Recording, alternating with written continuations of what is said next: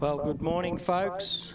Welcome to day 2 of the Teagle's Excavations ARB Pines Enduro 400 out here at Mount Gambier with Brad Hutchison and myself, Sandy Bowman. Good morning, Brad. Good morning, Sandy. How are you? Top of the world. I'm out here in a T-shirt. I came out here in 2 jumpers thinking I'm going to be frozen. I'm out here in a T-shirt. Yeah, but just remember, you have come from, where'd you go? Cape York. Yeah. So, you haven't recovered yet. You're still getting over that, what do we call it? We can't call it jet lag, holiday lag. Yeah. Now, we're well underway. We've just had the first of our Class 7s. The Bogan boys leave the start line, car 729. We've got the Gills on the start line in car 760. We've got 60, just over 60 cars, I believe, or just under 60 cars this year. 56 is what it's on my list. 56 starters this weekend out here in Millicent, South Australia. And it's not the Bogan boys, it's the Bogan boy. Because, the normal navigator's sitting out this weekend. He's actually sitting on the sidelines this weekend. So there is someone actually, so Ryland's in there this weekend. So Ryland's got the lucky seat for today for the Bogan team. That second car off the line there is the Gill and Gill entry. I'll tell you what, it looks kind of sloppy out there in that shot, just out there in the top of the quarry over on our right-hand side. Yeah, so you actually, track has changed compared to what it was last year. For those people that were here last year, they have changed that track a little bit now. It's got a bit of a NASCAR feel to it. You get up on that bank, up high you fly. Yeah. With a little bit of rain overnight, a little bit. It doesn't look like there's too much. It only says there's sort of 1 or 2 mil of rain throughout the day here today. So hopefully we've got a nice clean. The sun's out. Grandstand is full. It is, and the trailers are full too. Probably bring a seat if you're coming out. But it's only $20 to get in the gate for adults. 15, I think it's kids under 15 are free, so it's a good day out. And tomorrow, if you get a 2-day pass, it's $30. It's $55. There you go. So bring the family, come along and have a good look. As I said, the Bogan boys first away, and Ross Newman was the third one. Only car in class 66. Yep. Currently sitting on the start line, our only car in class 2 this weekend. Yeah, normally the Forsmans, they normally have 4 or 5 cars this weekend. They've only got 5 1 last year. I know there's been a couple of injuries in the camp, so a couple of guys recovering before they hopefully hit it hard again next year. Yeah, I was talking to Jason Forsman last night and a scrutineering, and Jason's on the sidelines. He's be back bigger and better in 2025. There he goes, car 202, Brendan Forsman. It'll take a little bit to wind up some of these cars, depending on the gearing actually, and I reckon gearing would be a little bit of a hard one here because you've got a lot of high-speed stuff on the way out to the plantation.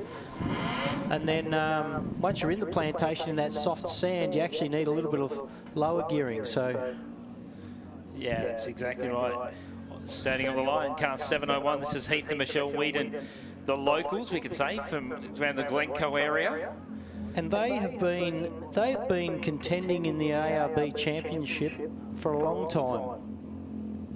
Husband and wife, eh? Yeah. We've got a few husband and wives here this weekend, Sibbos. Yep. Who are camped just outside our commentary box here. 4 generations, Dee tells me this morning. So there they go. Heath Whedon and Michelle Whedon off the line. Last year's Class 7 champion. Sitting on the start chute. Car 468. Roland Polchow, interesting little car this, isn't it? It's a rotary. A little supercharged rotary. This thing sounds amazing when it's on song. He's had a little bit of bad luck with his first couple of... He's only just recently bought this car. A little bit of bad luck with his first couple of starts. I think he had a fuel problem at one race down in the sand dunes. But hopefully he has a clean run this weekend. I think he's kind of looking forward to having a clean run. So up the west end of the complex, 729. So they just head up to that berm and just rub off it. There is the gill entry. I'm not sure. I went round it yesterday in one of those in my GQ. Yeah. And I don't think we'd get enough speed up to run the berm. You're confessing already. If I was them, I'd be doing exactly what Darren Gill's doing and cutting short. You may notice on Richard's car it's a left-hand drive. So you can run... On the Polchow car. Yeah. Roland Polchow. It's a little Bennett truck, isn't it? Yeah. It used to, I remember it from back in the day over here, and it used to do quite well. I'm pretty sure it's the same car. It'll be all steering from the back end, that thing, won't it?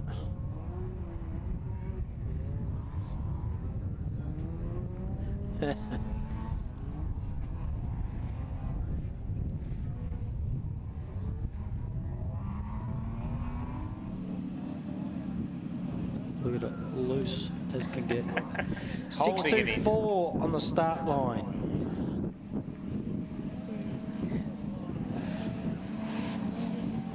They are first of our cars to complete this year's Prologue, and currently in first position, the Bogan Boy +1. Yeah, you got to put the Bogan Boy +1 this weekend. Skills across the line. And I'll tell you what, I think Gilly's rounded him up there, mate, because that's a very tight gap between him and Gilly, wasn't it? Yeah, were they a minute apart? They're a minute apart start. So he's made up a fair bit of ground on him.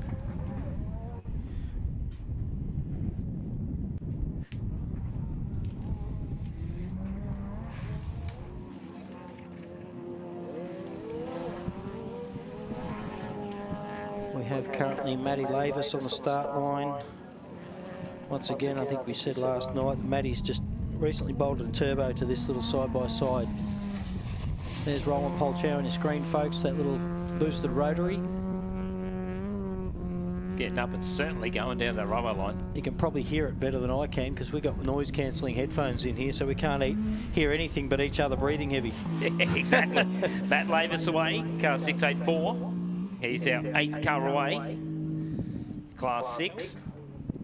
Now, Jake and Stephen in that Yamaha, in that 624, I don't know too much about those guys, but we'll find out a bit more about them throughout the weekend, I'm sure. I think that's them on our screen.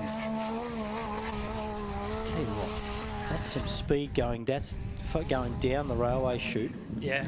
That's a fair bit of speed going down there for such a short wheelbase.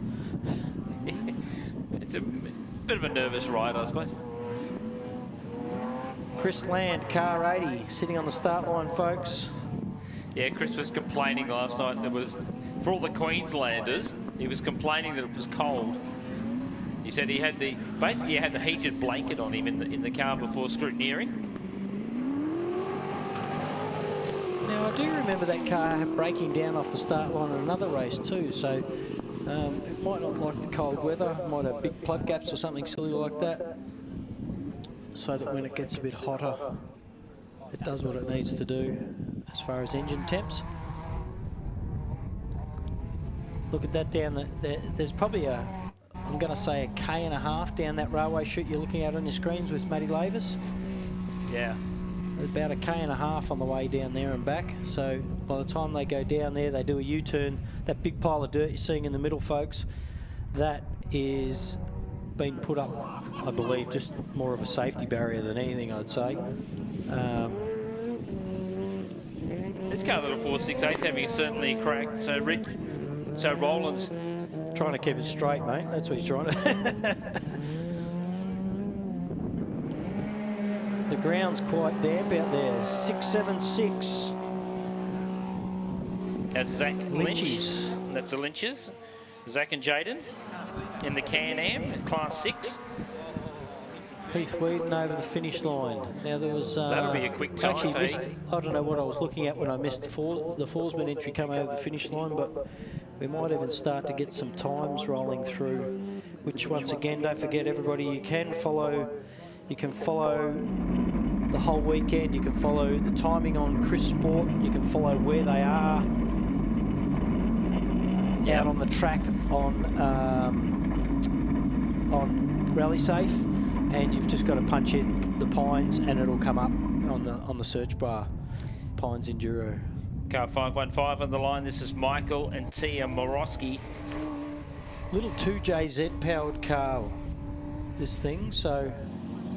Certainly sounds nice.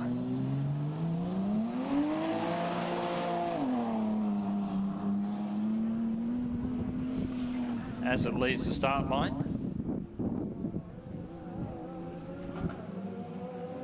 It's a lot of different combinations there. Here's here. Roland.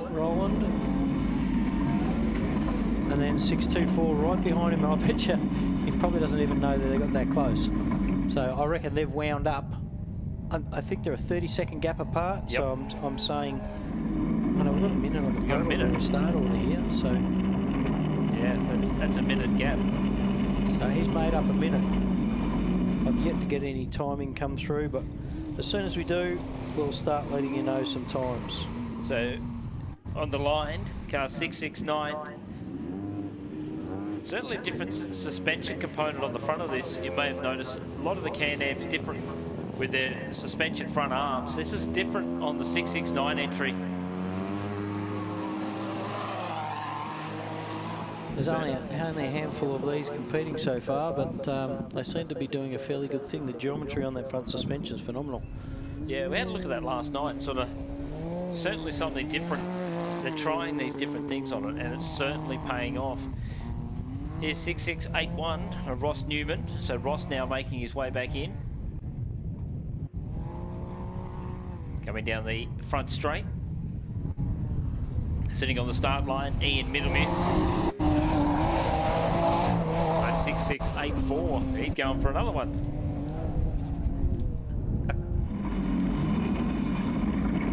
It's Ross Newman. That's 684 from Warwick. Yeah, so 684 that was. Oh, Matty Lavis. Yeah. And, Matty wanted to go for another one. I think he was that enthused. He's an excitable type of guy. He is. 10:17 off to a start.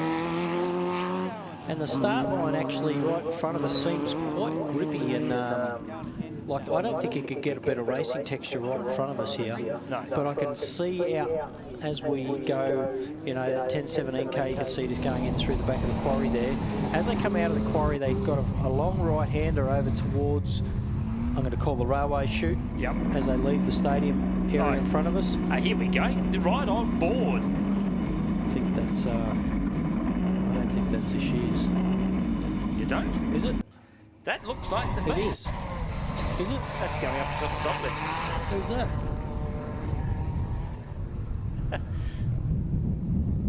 I reckon it's our car that's just turned right now, heading back towards the west end of the complex. I'm trying to figure out who that was with. Motty off the line, Darren Mott. Well underway. Onto the start chute. Car 445 of John Smith. Smith and Sons Racing. So we're right on board. Chris Land over the finish line, folks. Another one safely home.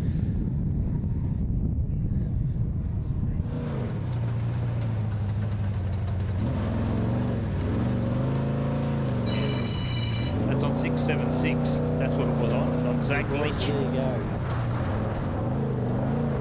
So Zach should turn left. There's another camera on there too. That'll be on the... We don't actually know what cars these are on. I would say that's on the lot entry if I'm not mistaken. That's heading out towards the crossover. Yeah, you're right. That'll be 435. Way out the chute. Doc is off the line, folks. Car 445. And we have rolling up to the start line, I believe, is Kurt Stefan. Yeah. Mark Gray sitting alongside the Martin Racing frame. Kurt's done a lot of work out here. A lot of his team from Teagle Excavations have done that work. Put on a phenomenal effort. Oh. Now, they jumped on board with the Pines Enduro as a major sponsor in 1999, so that's how long they've been backing the sport, 25 years. They're backing the race. Yeah. Not only have they been a big part of it, but they've been on board as a major sponsor since 1999, so... Always been involved somewhere along the line, Sandy. Always been involved.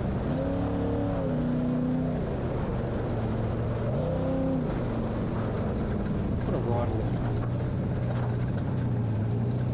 Well, I tell you what, a bit of onboard footage doesn't hurt, does it? It looks like we're... Oh, there you go. You see how wet it is or isn't down at the end of the chute. End of the chute there. That is Darren Mott. A couple of cautions. You see those triangles in the shot. That'll just show you probably a couple of big kickers. Yeah, that's to the right of the tree as they come back in. Yeah, I'm going to say we're on board with Moddy there. You're right.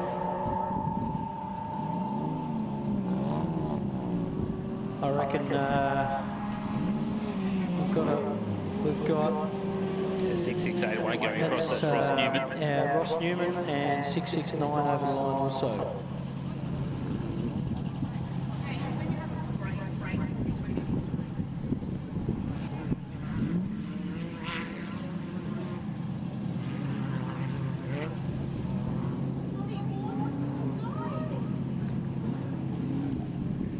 So there is Darren Mott, 435. Behind ideal now, Mitch, if you can flick back to that camera as he turns in. Well, I haven't seen many go up the burn this morning. They're not game enough to, would you?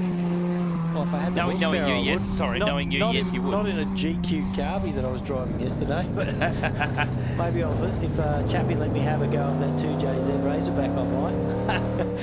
He's not saying no either. Is that 10:17 over the finish line. So he can drive? Done. All right, Kurt, Stefan, car 133, our Teagle Excavations entry.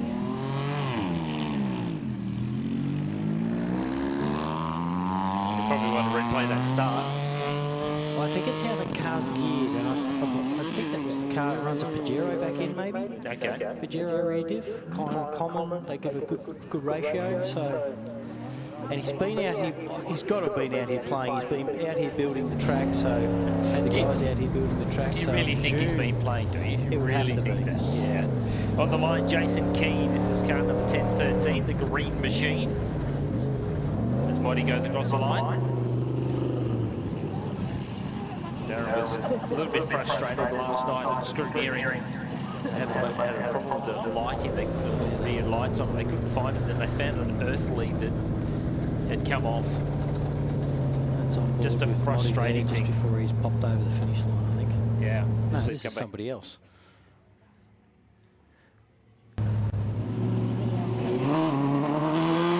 Single seater, 1013. Jason Keane. Actually did quite well up at Hillston, I think it was. Jason Keane. Another single seater. I reckon Sean Ratcliffe. We sent about 4 or 5 single seat competitors this weekend in this event. So 10:07 on the line. This is Sean Ratcliffe. Very nice presented single seat. Just while break before when Doc comes over here.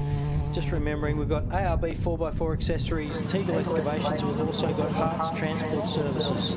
3 of the major sponsors this weekend down here in Millicent, sunny Millicent, South Australia. Sean Ratcliffe away.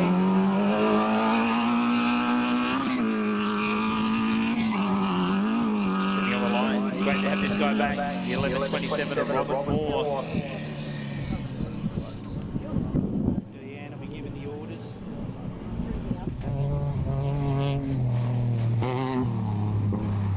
It's on the line.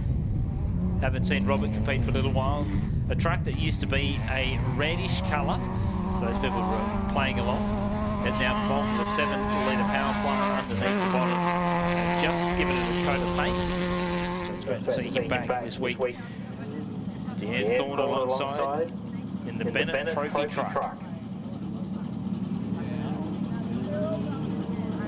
So this is the 11.27. As we look down towards the back straight. As they disappearing.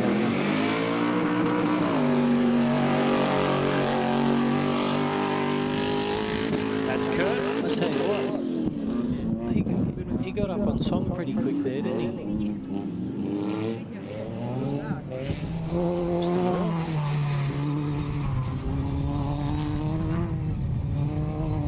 Kurt now to the top of the circuit.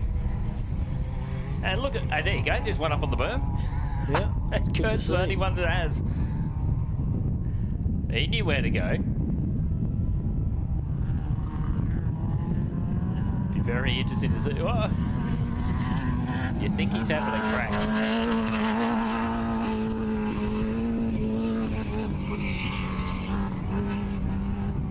Interesting to watch those a bit, isn't it? Like the guys that cut in earlier, you're going to cut in. This will be good to see on the short course, but yeah, it will be very. Start line. This is Robert Knight,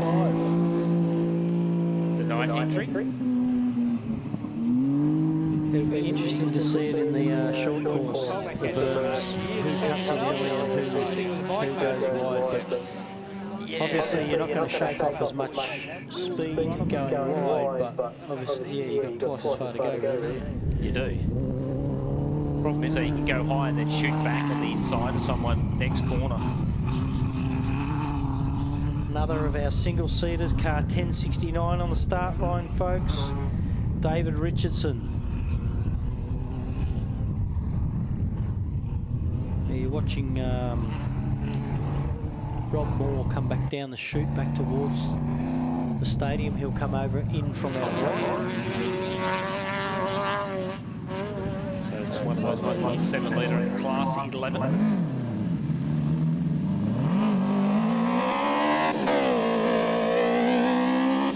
David Richardson. Third of our single-seaters this morning away. Fourth. Yep. Fourth car away. Yeah, I don't know where Matty Hummer is. Yeah, I haven't seen that come back yet. Matty Hummer's meant to be, from what I can tell, next on the list. He's out of order. He was meant to be straight after Robbie Moore, or in that area. In fact, he was after the 1069. It was meant to be between that and Kurt. There's a little bit of a switch up there. Not too sure where Matty is. Righto. Darren Steve car 1015 away.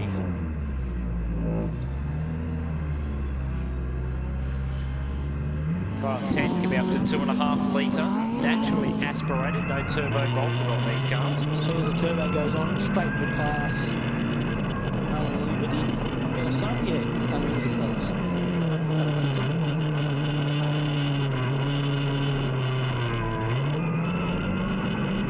So we're right on board.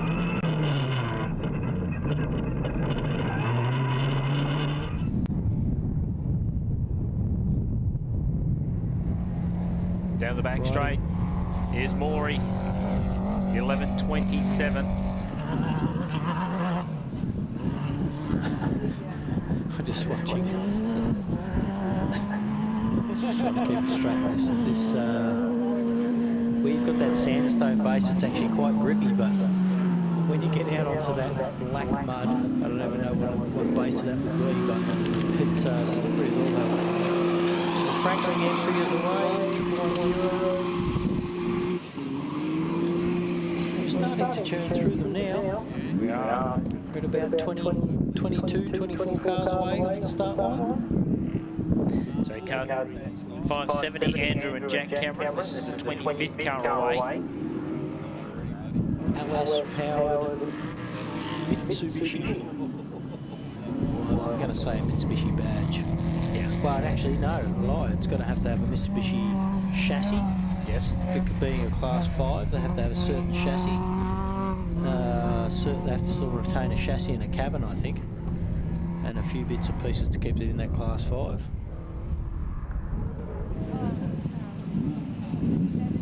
And this car has been competing for a long time. Old Bernie Cole, yes, Bossy car. This car and super competitive in its class as well. So this car had competitive and consistency written all over it. I was not even going to ask. And Vandy. So Vandy's obviously taking the panels off because of the weight. I've seen this before. A lot of people take the rear panels off because they just choke up with mud.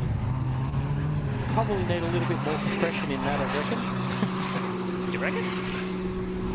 That looked good.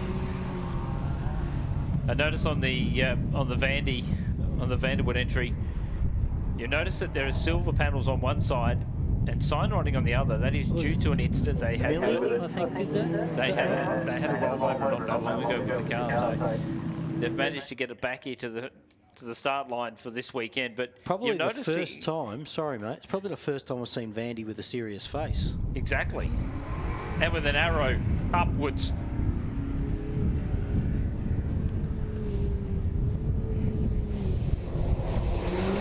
Just as we say that Mother Nature decides to throw the cap in. A little shower of rain coming over. It'll disappear in 2 seconds. Sitting on the start line, Paul Tinger in car 1010, Angus Wood in the Southern Cross. Thanks for bringing the rain, chappie. Do appreciate it. Farmers are going to love you. No? Now it's another car on Tinger's car. I know it's a Southern Cross, that's about all I know about it. And obviously I'm tipping something like a K24 like every other Class 10. They seem to be quite a popular choice.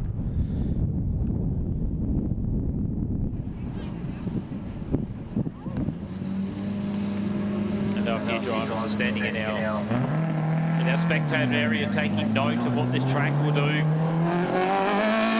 For the first cars, 655 comes back in. Over the finish line. It was the 22nd car away. It was Robert Knight. Right, finally I've got some times up here. I can start with you. I'll tell you who is on top of the list. 6:24. Yeah. 6:24 with a 4 minutes 20.7. Motti came in second so far with a 4:32. The Jeep, the blue 2JZ powered Jeep, sitting in car 515 in third with 4:33. The Keens 10:13 entry, single seater 4:34. Kurt Steffen in fifth with a 4:38. So maybe those berms do work. Yeah. We've got Lynchy in 6:76 with a 4:39. The Doc in 4:45 with a 4:42. I'll just run through these while I'm on a roll here. Ian Middlemas with a 4:42. 6.6 Dime with a 4:50. 10:07, which is Sean Radcliffe with a 4:54. Forsman's a 5:03. The Gills in the patrol entry with a 5:10, and Heath Wheat with a 5:14. So there you go. A slightly lesser powered Class 7 comes in 4 seconds ahead of Heath. Roland Polchow in that little supercharged rotary that we saw, 5:19. The Moore trophy truck, which looked super impressive and super fast, actually a 5:25. Wow. Chris Land with a 5:28. 90 in his 6:55 car with a 5:28.7. The Cooper Bogan car, 5:56, and Ross Newman, 13 minutes. So yeah, I don't know what happened to him, but yeah. Anyway, they're coming in thick and fast now. That's 19 scores I've got on the board. 10:41 off the start line. Young Jake Douglas. In the, so Brent Turner sitting alongside in the Jimco. Now I've got to just call it up, everybody that's here. We're going to say a big happy birthday to Graham Robertson in car 44, sitting on the start line. Happy 80th, mate.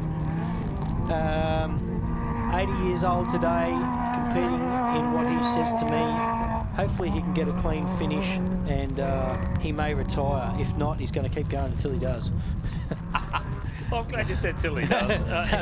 That's not what he said. That's what I'm telling you. But 80 years old, folks, and still out here enjoying his passion from 1976, his first race, where they used to drive the car to the event and home. Could you just imagine that on the road? Could you just imagine? Yep, be fun. There he goes, 80 years old, folks, car 44, Graham Robertson. That'd be a handful. What a way to spend your birthday.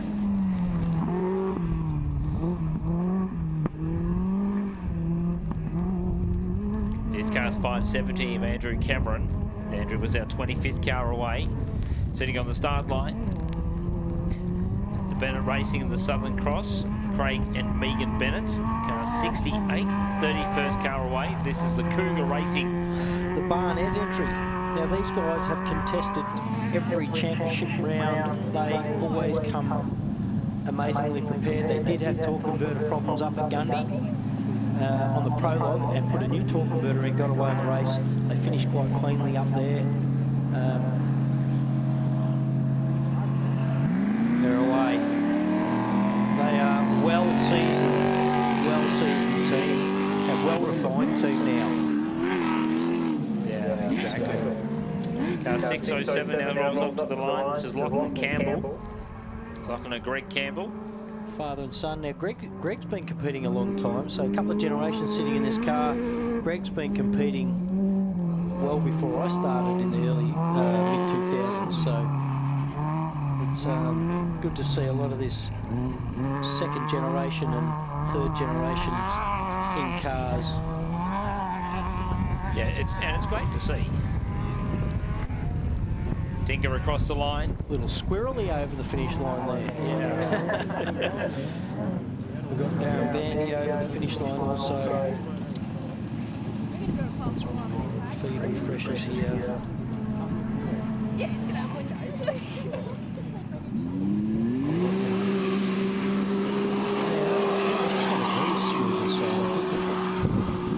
Just a sleek little exit. Yeah. Leave the scene of the crime. They've done reasonably well too in their first couple, and Lachlan, I think it's his second or third event maybe. Yeah. Another father and son. I think we've got. Yeah, Chris West Chris sitting was in the driving. Was it Chris driving today? Cooper's driving it today. Cooper's driving today. Chris is driving the first 2 laps tomorrow. Yeah, that's right. So another father and son team in Westerns. They're well-seasoned team as well. Been around a long time.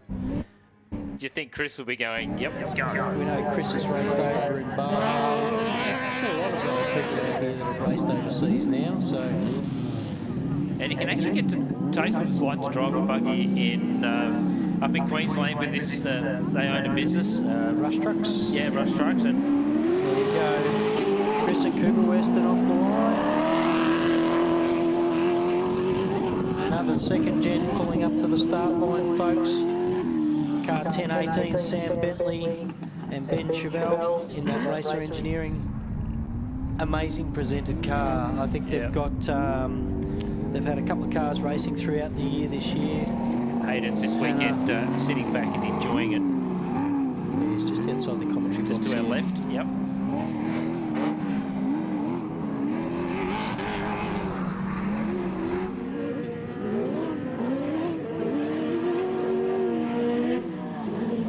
Across the line goes the 1041 of Jake Douglas.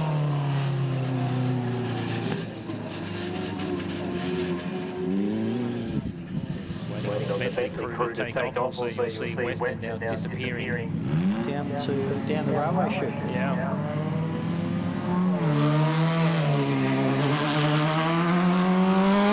Reasonably clean start for Sam. Looks very heavy in the back end at the moment. That thing's got a bit of weight maybe.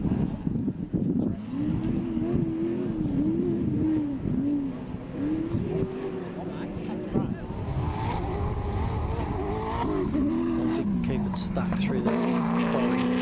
And as they exit the quarry, you'll see over on our right, Sam, about to come back drop down into that black mud on the way over towards the railway chute. There is the Robinson car coming into the arena. Not going under full power either. The car 44. Or is it? It's a bit sloppy in a couple of areas out here, so traction might be a little bit of an issue for some of these guys. Sibbo, Pete Simpson and Dean Simpson on their way. Car 412. That's again.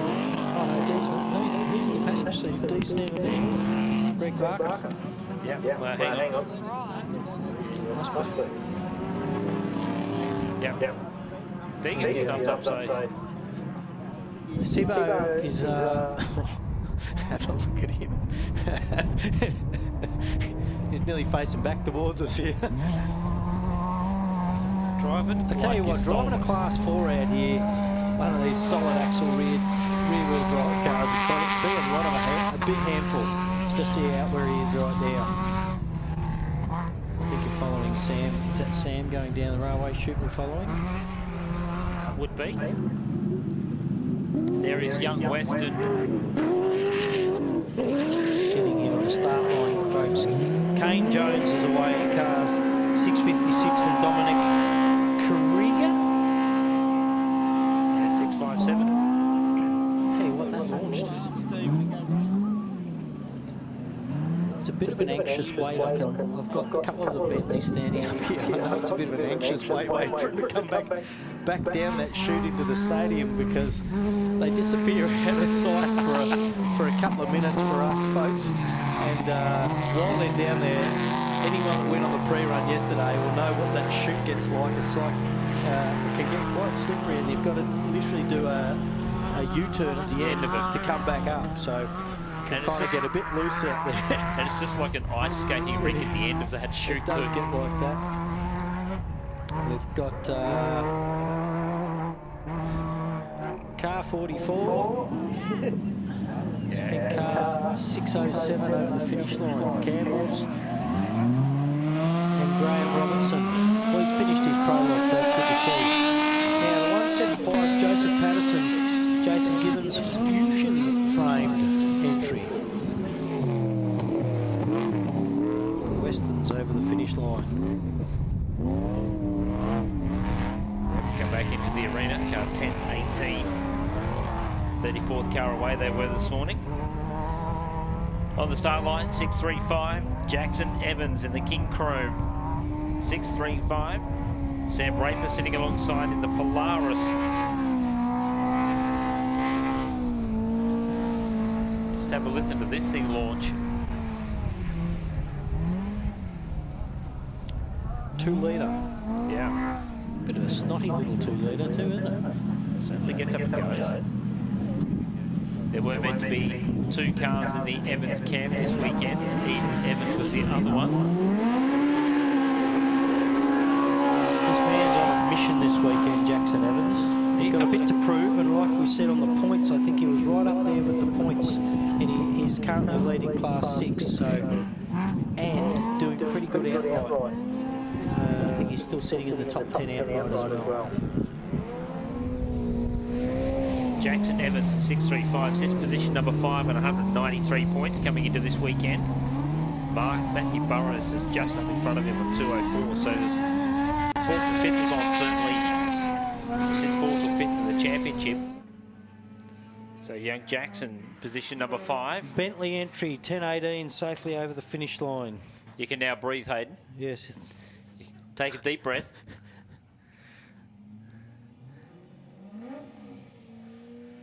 Tell you what, so far, we still have our top 3 of the 624 entry. Local boy Jake England in the 1032 car sitting in second with 423, and the Franklin 1110 car 423.6. Wow. Lachlan Campbell, another side-by-side and with a 425. So I'm going to say that the two-wheel drive, like Sibbo's just come over the finish line safely, but some of those two-wheel drives, this is where the side-by-sides are probably actually going to do quite well. They're quite small, quite light, four-wheel drives, so they're going to hook up in these very slippery corners at the moment.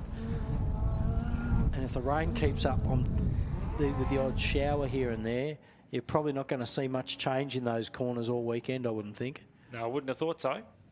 Just have a look at the Payne entry leaving the arena. Trying to find a bit of that dry ground. Who's down on the start line and about to launch? Matty Burrows. There you go, last year's third place getter in the ARB Australian Off-Road Racing Championship.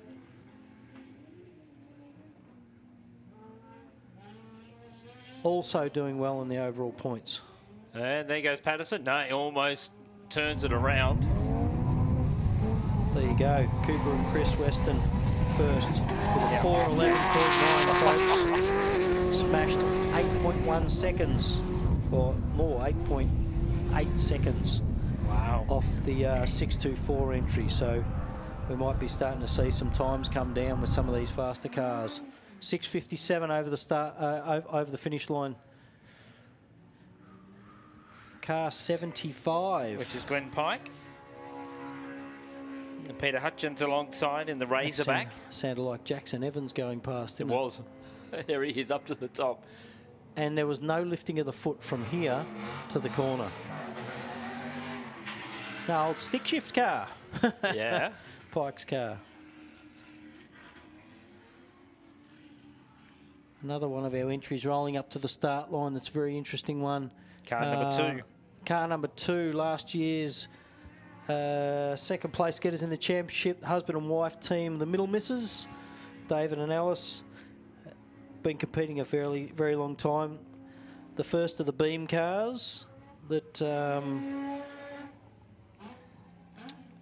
have done well. And it just goes to show you don't need the latest and greatest to do the job. No, you don't. Exactly right. So, crew down on the start line telling him to watch the lights.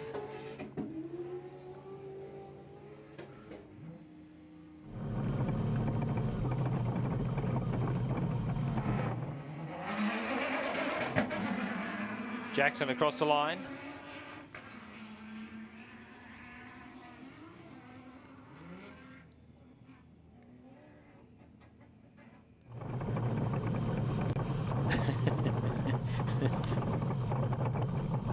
Brendan Payne on the rev limiter. Joseph Patterson comes in 175.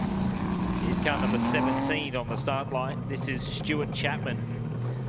Like you said last night, mate, bolted a turbo back on this car. They did nothing else but bolt a turbo back on it and give it another tune. Yep. So he went back to a class 10 for the Gundy race and said it just didn't have enough power. Yeah. How can you say that the car doesn't have enough power? How can you say that?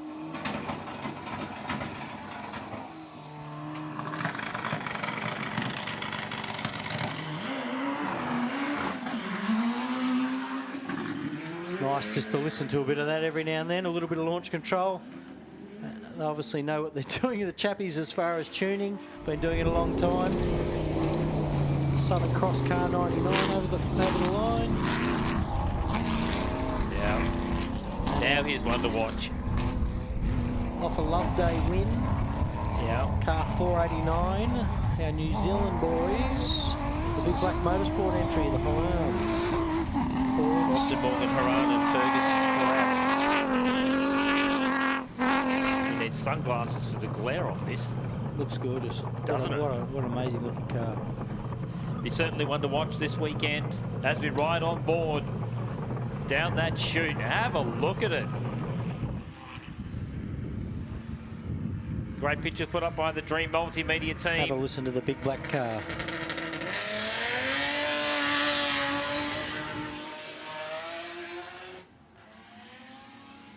Doesn't sound Quite like impressive. A truck. Doesn't sound like a truck though. Doesn't have that get up and rumble. Well, I reckon we're going to see the results. They'll speak for themselves. I think so. That will speak for themselves. On the start chute, 1181, it's Trevor Chandler. Connor Corrigan sits alongside in Everything Engineering. Class 11. Matty Burrows over the finish line. Well, we've just got a minute before the Chandler entry leaves the line, car 1181. Just sitting outright in championship points, we've got Clayton Chapman, Bo Robertson, Simon Tucker, Matthew Burrows, and Jackson Evans. So Lachlan Campbell, Craig Bonet. The top 10 or the top 9 that I can see are all, they're not all in contention, but there's not much in it. Although they're in different classes, there's a point structure in this championship that allows even the smallest of class to get up and get some good points. Tucker's on the start line next, also in contention.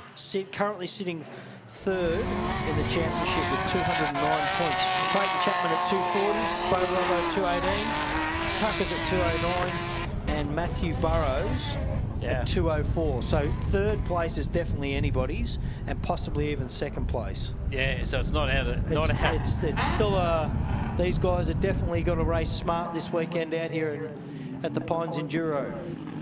Yeah, absolutely correct. Stewie Chapman, you can hear in the background, folks, and probably see him in the top right of your screen behind Tucker. Just before he went into that top bend, did you see Stewie off the ground? And off the top of the berm. Yeah. Tell you what, he's given it a red hot go, that little Chenoweth. He's given it a crack, isn't he? He's running, using he had the berm to a little bit think to his about it then. advantage. He had to reset. Well, I think it's the first car we've seen use the berms to their full potential, apart from Kurt. Middlemas is over the finish line. You see, I think, in the distance there, King Chrome entry of Chandler. That would be the 1181. We're watching, I think, the Big Black Motorsport entry come back into the stadium. Yeah. Do you about to jump towards us? No slouch, that's for sure.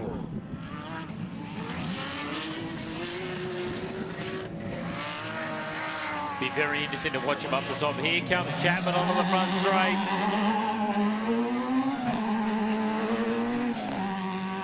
I tell you what, your boy Jackson Evans, folks, a 401.7 and currently first in this year's Pines Enduro Prologue. A 401. Can we see someone go into the threes? Chapman would have to go close to it. As we look on the start line, great to see him back competing, car number 85. This is Todd Lehman. Tanner James sitting alongside in the Jimco. And I tell you what, this was my pick of the cars last night. There's something about this car that excites me. Yeah.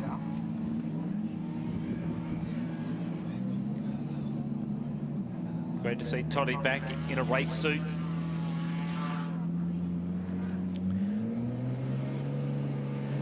Now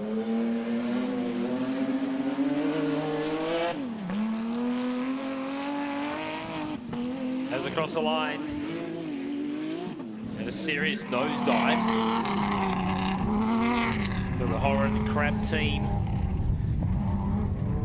Be interesting to see where this truck pops up. Chapman, of course, before him. As we look up to the King Chrome Chandler entry. As we look for the start line, car number 21. Tom Burrows sitting alongside Mark Burrows Monk Fab, number 21. Max Burrows, bulk haulage, number 21, sits on the line. Now, a little interesting fact about this fella. Yeah, he has an interesting fact. He has won this event twice before, back in 2004 and 2005. Mark Burrows, car 21. Like he said last night, they've finally got this car sorted at Gundy. We saw it absolutely hauling, so obviously got him on the podium at Gundy. So I'm tipping he'll be chasing top spot this weekend. We've got a number of guys that we know are super fast. You got a number of guys chasing it as well. Yeah. Onto the front straight, car 85. No, it's the Chandler entry. 1181. There was 7 litre bolted in that, up to 7 litre class 11. Simon Tucker disappears over the top of the crest. Who have we got coming back in at us? Look at that shot. The drone sitting above it. That's Bowie. That's Bowie, 1065. Now just remember that drone's sitting about 110k, so if that's getting away from the drone. Well, Bowie and Ella, very fast team. Matty Hansen. And Matty Hansen off the start line, folks. Another guy that's been a contender here. 3 wins here at the Pines previously. His last one most recently in 2018. So Tucker's over the finish line. I'm going to refresh some times for you all. Yeah, just get it up on the. Here's Dale Martin on the Stu start. Chapman came in with a second place in 404, still sitting behind Jackson Evans. 489, the Horans with a 406, so 5 seconds off the pace for the big black motorsport entry, which puts Chris Weston and Cooper Weston. I've just got C Weston on here, so I actually don't know who's driving, but the Westons puts them back into 4th place. Payne's car 99, the Southern Cross entry frame 413. And then Sibbo in 6th in car 418.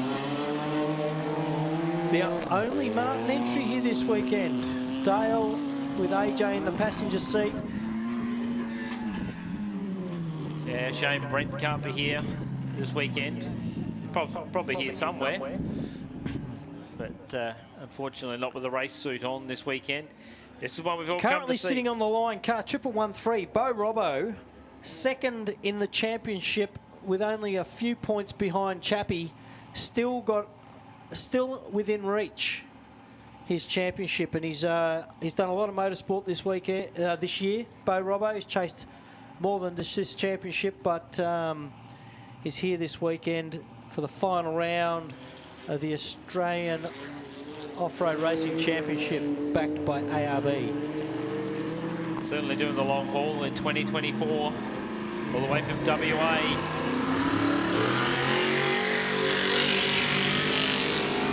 Feel the ground shake. That's what a truck's all about, isn't it? That's what a truck should sound like. All the way from WA. They've certainly done the hard yards in 2024, and it's a big credit to the Out of Bounds Racing to come from Western Australia across to this side of the country to play and to put on a show.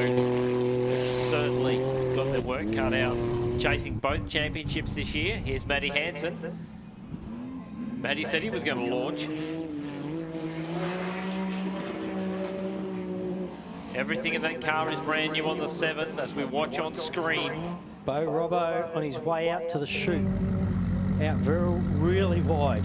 It might even be a smart move going out wide, not shaking off too much speed.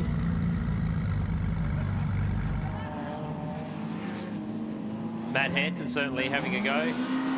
Danny Brown. Oh, Andy Brown? Danny Brown. Andy That's Brown. Andy. Off the start line. Car 1145. Now that's a 4-wheel drive. For those that didn't know, we've got Danny Brown lining up next. Is that the 4-wheel drive one or the 2-wheel drive? That's the 4-wheel drive one, the Class 11. And out for its 3rd or 4th race this year. Yeah, I've And lost then count. Danny Brown's in the start line. Bo Robbo on his way down. Certainly got the race face on, hadn't he?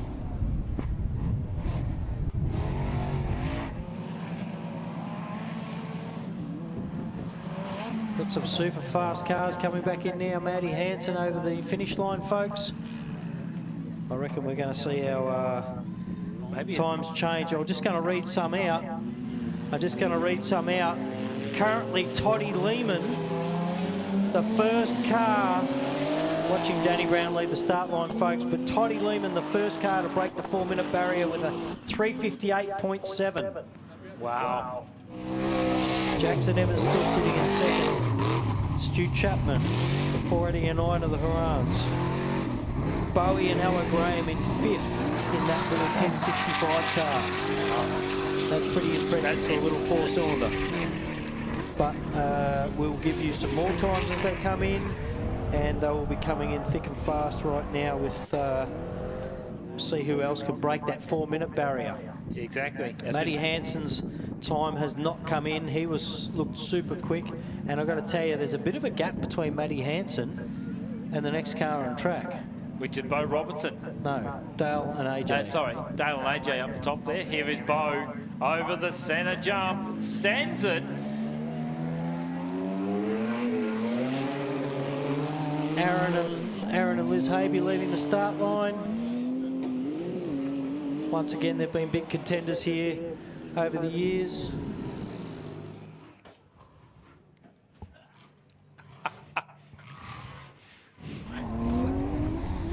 Don't ask. I don't know, but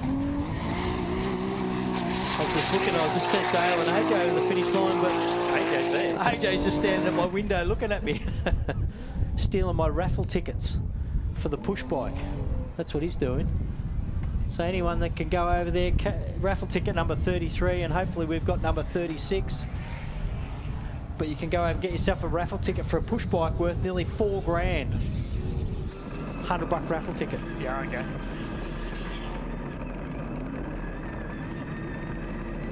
Righto, he's done it. Matty Hansen's popped it. He is 3:46 flat, folks. Away with your current championship leader, Clayton Chapman. Last car away. Car 15, 2JZ powered Razorback frame. Here comes On Robertson. board with Clayton Chapman, folks.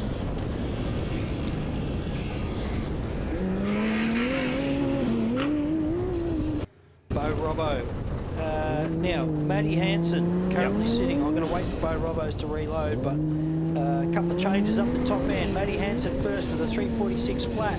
Toddy Lehman in car 85, the local boy, 3:58.7. The Mark Burrows entry in third with a 4:01.6.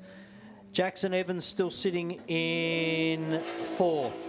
And I see Dale Martin, they've come in about 8th position with a 4:09.8. So it'll be interesting to see. Actually how Andy Brown's that 11:45 car, being a four-wheel drive, has tackled this Prologue. So I'm going to do another refresh. We should have in the next minute or two. Oh, actually, Andy is in the old two-wheel drive. I was going to say, that's definitely two-wheel drive. Yeah. There we go. Ando's just corrected me at home. So if there's any corrections, quite happily to have them sent through.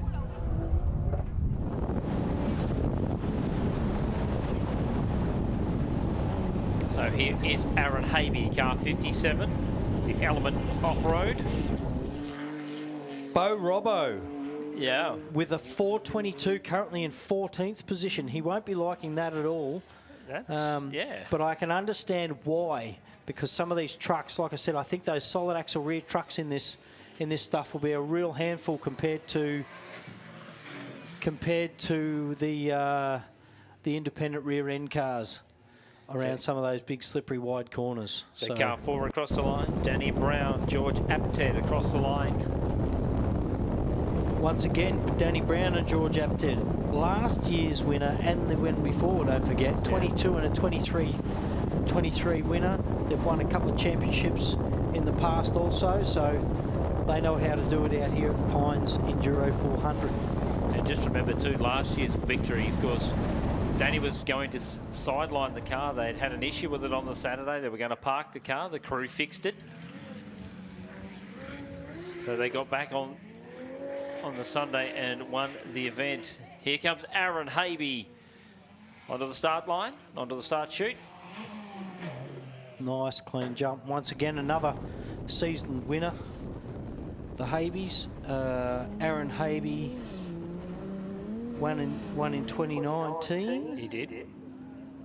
So in the last 4 years, we've had winners that are all competing here today. Yeah, and just think, out of that top 3 last year, only one of those cars is competing for this year's event. Yeah, correct. As Habe comes in, car 57. We're currently riding on board with Clayton Chapman, folks, which is your current championship leader as he rounds the second last corner before coming onto the finish straight. Last car on the track. I think he's got about 98 pound of boost going into this 2J right now. There he is, Clayton Chapman over the finish line. Where's he going to line? Where's he going to end up? Well, I'm just going to read out, before I mention him, I'm going to read out. First is Matty Hansen, second Andy Brown, 7.8 seconds behind. Toddy Lehman in third, Danny Brown in fourth, Mark Burrows in fifth, Jackson Evans sixth, and the second of the, or the first of the other Chapman entry, Stewie Chapman seventh, bloody hell, eighth. The Horan entry of the 489 ninth, and Bowie in the 1065 car in 10th. And I'm tipping car 1069 will either miss their start or get or rerun. Looks like he might be having a little bit of dramas there anyway. They might be able to seed him. I'm just madly doing a refresh here to give you where Clayton Chapman has finished. And what will happen next, folks, we'll have just a little short intermission as far as racing goes before we get on to our short course. That will be about 12 o'clock is what they're telling us. So just a reminder too, Sandy, the official program. Check your programs, folks. If you got a program, and I got one, but I think you gave it to me. Mine might not have a dot on it. No, I gave that to you last night, so no, it might not. Check your programs. If you have a yellow dot in your program, the official program, if you've got a yellow dot, you are going for the ride of your life. If that is not claimed, we have 4 dots out there. We have a yellow dot for first. You're in the hot seat. If you don't claim it, the green dot comes forward. If you don't claim it, the blue dot comes forward. And if they don't claim, the red dot comes forward. So gets tricky. But if you have a dot on your program, it's inside it somewhere. It'll be a yellow sticker. Yep. Green sticker, blue sticker, or red sticker. Come up and see us, and we'll put you in the queue for a hot seat ride later on this afternoon. And it certainly will be the ride of your life. We're going to take a break. 2024 Teagle Excavations ARB 400. We'll get some times before we get set. I'll run you through them as soon as there you go. I've just got Clayton Chapman's time up, so I'll run through a few times for everybody. Matty Hansen has taken out this weekend's Prologue, sponsored by Raceline Wheels. Matty Hansen with a 346 flat, folks. 5.6 seconds behind was the car 57, the Habe entry. Clayton Chapman with a 351.8. So 0.2 of a second behind the Habe entry. That's a sneezing point, that Well, it's not a bad position to start in, really. I mean, obviously first is best, but it won't be a bad start for him. Andy Brown in 11.45 in fourth with a 353.8. Toddy Lehman, our local guy, 358.7. Danny Brown with a 4 minutes, 0.3. Mark Burrows, 401.6. Jackson Evans with a 401.7. He'll be stoked about that. Stu Chapman, the second of the Chapman entries, a 404.1. The Horan entry of the Big Black Motorsport car truck, the beautiful black and gold thing, they came in with a 406.4, which knocked the Bowie and out of the top 10 in car 65 with a 409.6. Dale Martin, 12th, 409.8. The Westerns, 1161. They came in with a 411.9. I may as well keep running through some times for those people at home that want to see where people are placed. We have 1 million followers out there watching at the moment, I believe. Correct me if I'm wrong, but I'm pretty 99. sure it's a million. 1,000. In 14th position, the Payne entry car 99, that local built frame, the Southern Cross car which was a 413 flat. The Tucker entry in 15th with a 413.7. The Cibbo trophy truck 418 flat. Car 624 with a 420.7. Bo Robbo in 18th with the 1113 truck with a 422.2. And like I said, he's currently second in the championship, so he won't be liking that starting order, but it may give him a bit of inspiration to wind it up for the, for the next thing. And I can understand what energy it would be to throw one of those big trucks around here. Jake England, which is another local fella in car 19, 423 flat. The Pike entry car 75, 423.3. That was in 20th position. The Franklin in 21st position is Darren Franklin, 1110, 423.6. The Campbell father and son team, 607, 425.1. I tell you what, there's not much between there's them when you not look at much this, between all these guys. Once again, folks, you can follow this at home on chrissport.nz and punch in Pines up the top. It'll come up in your search bar, and you can see all of this at home. For those that have 62 screens in front of them at home, obviously got the TV going in front with the live feed on. They can have Chris Sport up for their timing, and you can also have Rally Safe up to see where the cars are out on track, which hopefully there's none left out there right now. I think we had a number of finishes out there. I don't think we saw anyone broken down out there today. The only one that sort of really broke down was the 6681 car that was about Warwick 13 Vet. minutes. Yeah, which we're not too sure what happened there, but he seemed to get a time. That's one of the darkest things. You go out there and unfortunately you have an issue that can't be resolved. They get it going again and have got it back to the finish line, but the time reflects. So don't forget, raffle tickets. Purchase a raffle ticket to go in for that magnificent bike. They will be drawn tomorrow just before presentations, or after presentations tomorrow for the Pines Enduro. So if you are thinking about buying a ticket for it, get in before someone else does. Yeah, just do it, exactly. Get in before AJ gets ticket number 33 again. Well, too late because he's already got it. So we got my boy's number 36. So, well, hopefully we did. Hopefully. You sent someone to do your dirty work? While we've got a minute, and just seeing Craig Barnett's car on the screen there, it's unusual that Craig Barnett's down so far. So he's obviously had a few issues as well. He's down at 31st spot. I was just going to run through a few of our sponsors, mate. Yeah, mate. Through the weekend, and we've got Marson Race Transmissions. Mick Marson, who's not racing this weekend, is usually a big contender for the championship. They're on board. Mills Media Productions, Clutch Life Media, doing some photos for us this weekend. Millicent Tyre Centre. We've got the Heemskirk Security, which the big boys were rolling around in their golf cart here last night, protecting the site. Merv's on the gate duty today. We've got Open Road Caravan Sales and Repairs. Give them a holler to get there back in Melbourne. Mundoolan Dairying in Mount Shank, South Australia. 141 Forestry and Forestry SA. They've put in a huge amount of energy into letting us use this forest this weekend.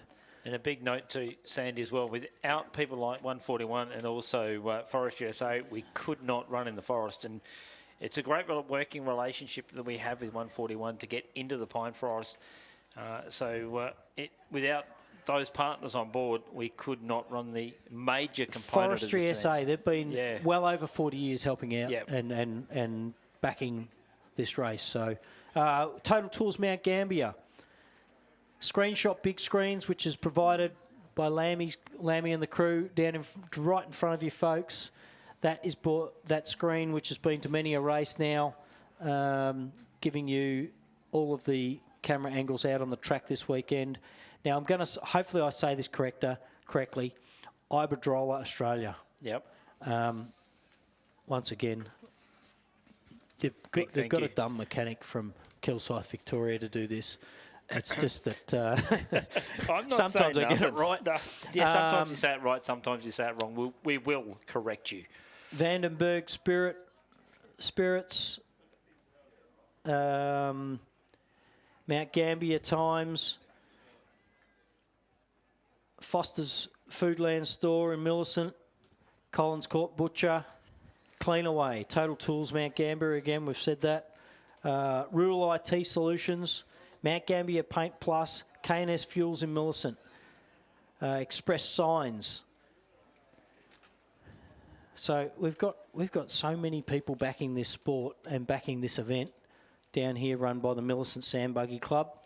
Once again, they run 3 events, this being their biggest and their championship event. Art Sign Outdoors.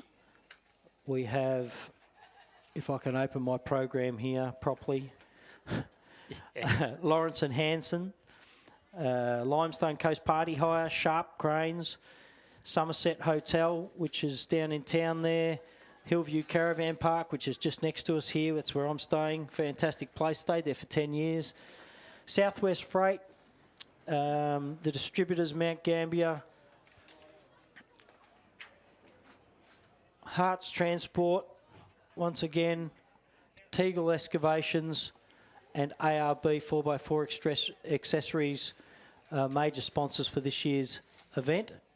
And once again, for our championship, don't forget, for our championship, we've got ARB 4x4 Accessories, Mickey Thompson Tyres, and Raceline Wheels. A really good package of 3 amazing companies backing the championship for the last couple of years, or long time actually. Long time. They've been on there.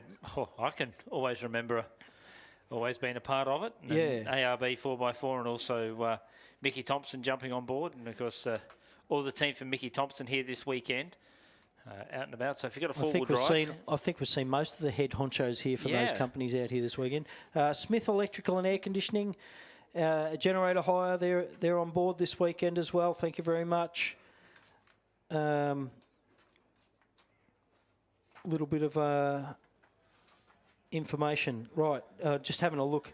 Crater Lake Cycles that have put on that raffle. Yep. There's 100 tickets, $100. Now's the time to go and grab one. Before you get there. Well, hopefully I didn't get there last night when I was meant to, but hopefully the fam got there this morning and got our ticket 36 for us. So that bike is a recommended retail of $3,800, and you could own it for $100. Sounds good, and doesn't it? Let's be honest, the size of my belly, I probably need that bike for a little while. Get you back in race fitness, you reckon? 2025 Meridia won a 60-500 medium. Meridia 160 500 medium. Drawn at the event when all tickets are sold. So that should be a cracker thing. And that's just behind us too in that... Yep, over at the bar. At the bar. Folks, halfway along the food stall. And the bike is there too. The bike is there to have a look at. Beautiful gold-looking bike. Was it gold or green? Oh, well, yeah, it was kind of a bit of a... I know what you're saying. It's a bit of both, really, isn't it? Mind you, it was dark when I saw it. So. Now, right behind us, folks, you can go and get yourself an ice cream on this beautiful sunny Millicent day. And I know it's sunny because I'm in a T-shirt. And for anyone that knows me, on a day, if it's cold, you'll know that I'll be in three jumpers and a jacket. We've got the sand pit going over there for the kids in the back of the Scania, the Teagle's excavations. So the kids can go and I reckon we should have a covered in sand. Sandcastle competition later, I reckon. We can get coffee over there. They've got drinks on board. The Millicent Lions Club are doing a feed. They're doing chips and hamburgers, etc. They're also doing donuts in the donut van next door. So you can get yourself a feed. There is literally no queue right now for the Lions Club feed. That's the ideal time, isn't it? I've got to tell you, it's a lie. The queue, it's obviously a good feed because the queue is 40 foot long. Literally. Yeah, literally, yeah. I would agree on that. That's just behind us. Nearly goes back to the grandstand. Well, that's interesting, mate. Yep. I think our, Clayton Chapman's put himself in a reasonably good position this weekend on that when he's contending for his championship points. Obviously, we know we've still got our short course. Yeah, and I'm not sure how they're scoring. That Bernie said. Bernie Webb, who's doing the scoring this weekend, has said they're doing a percentages. So as far as the round, as far as the scoring goes for how the short course and the long course is going to work, because the short course typically wasn't part of your point score. So they've made that part of your point score now, so you still have to finish the short course to get points. I did so hear they've done a percentage. He's worked out a breakdown for it, and they'll be able to work out if you only finish 2 laps out of your 4 or 3 laps out of your 4 for your short course, that will be a percentage score towards your overall finish time. So yeah, I did hear him talking about that last night, how they were going to structure that. Cause there's a pretty good way he's done it, but it's just to make sure that everybody gets a finish and you get the correct placement for your time or wherever you may finish. Exactly right. And Chapman will now sort of look at that and go, okay, Bo's down the list, but well, is there a gamesmanship to it? And a lot of people now that he's down the list, but obviously he's struggling with the short course, big truck, big power, and trying to throw it through some of those tighter corners down here is possibly what he's struggling with, quite simply.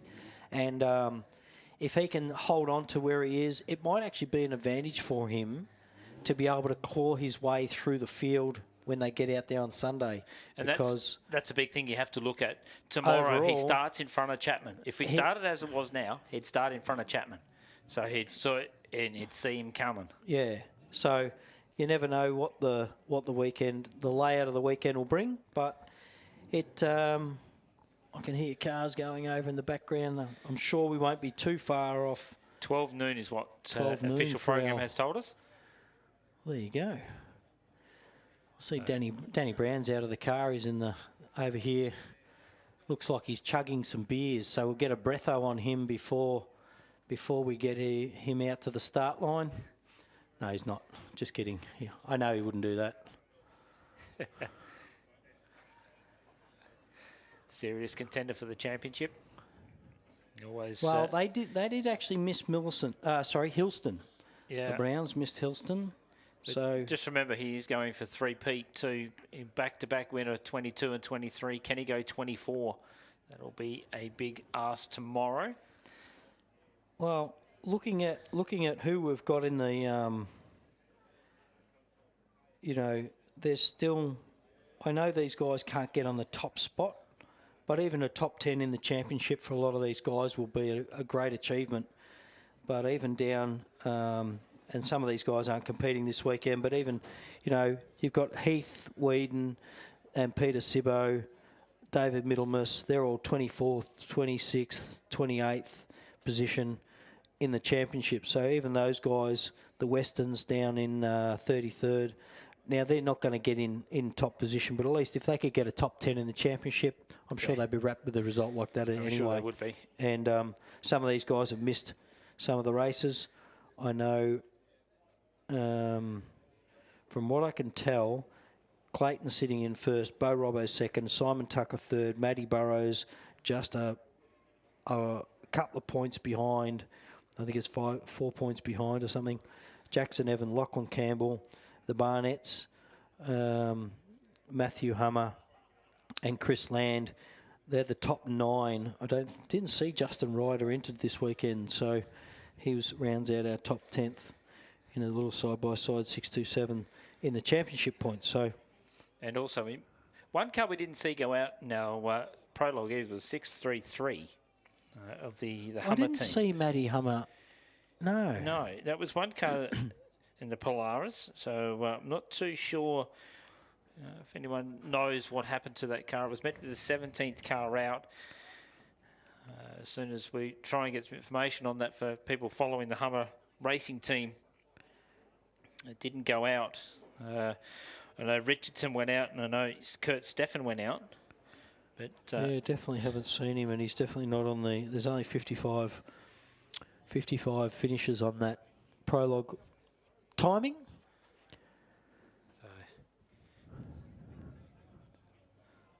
Well, mate, I reckon we could probably have a short intermission. I reckon we can. We've been through everything we need to go through for the short term. I reckon we can go on. We might have a short intermission while we play some sponsors and bits and pieces through on the screen, and we'll come back to you very shortly, folks. You can rest your ears from our dulcet tones. Back soon with the short course for this year's ARB Teagle's Excavations Pines Enduro 400.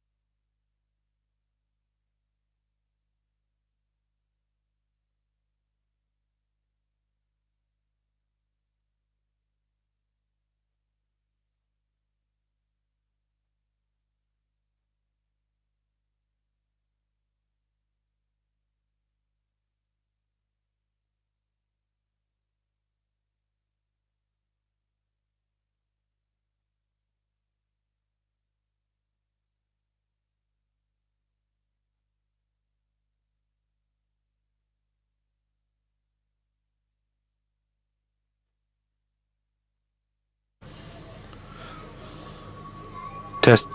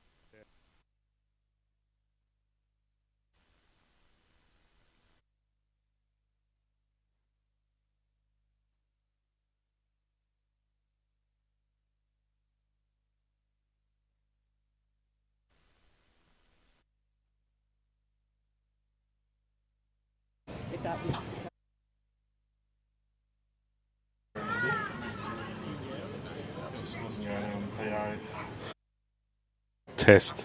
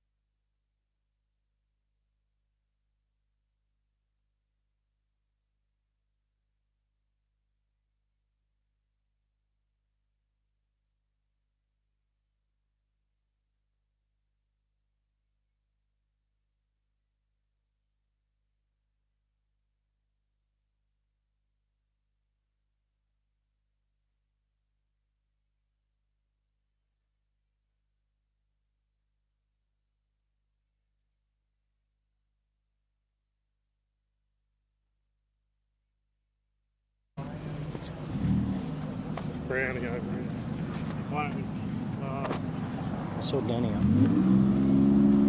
or do you want to go to Hanson? Yeah, probably will.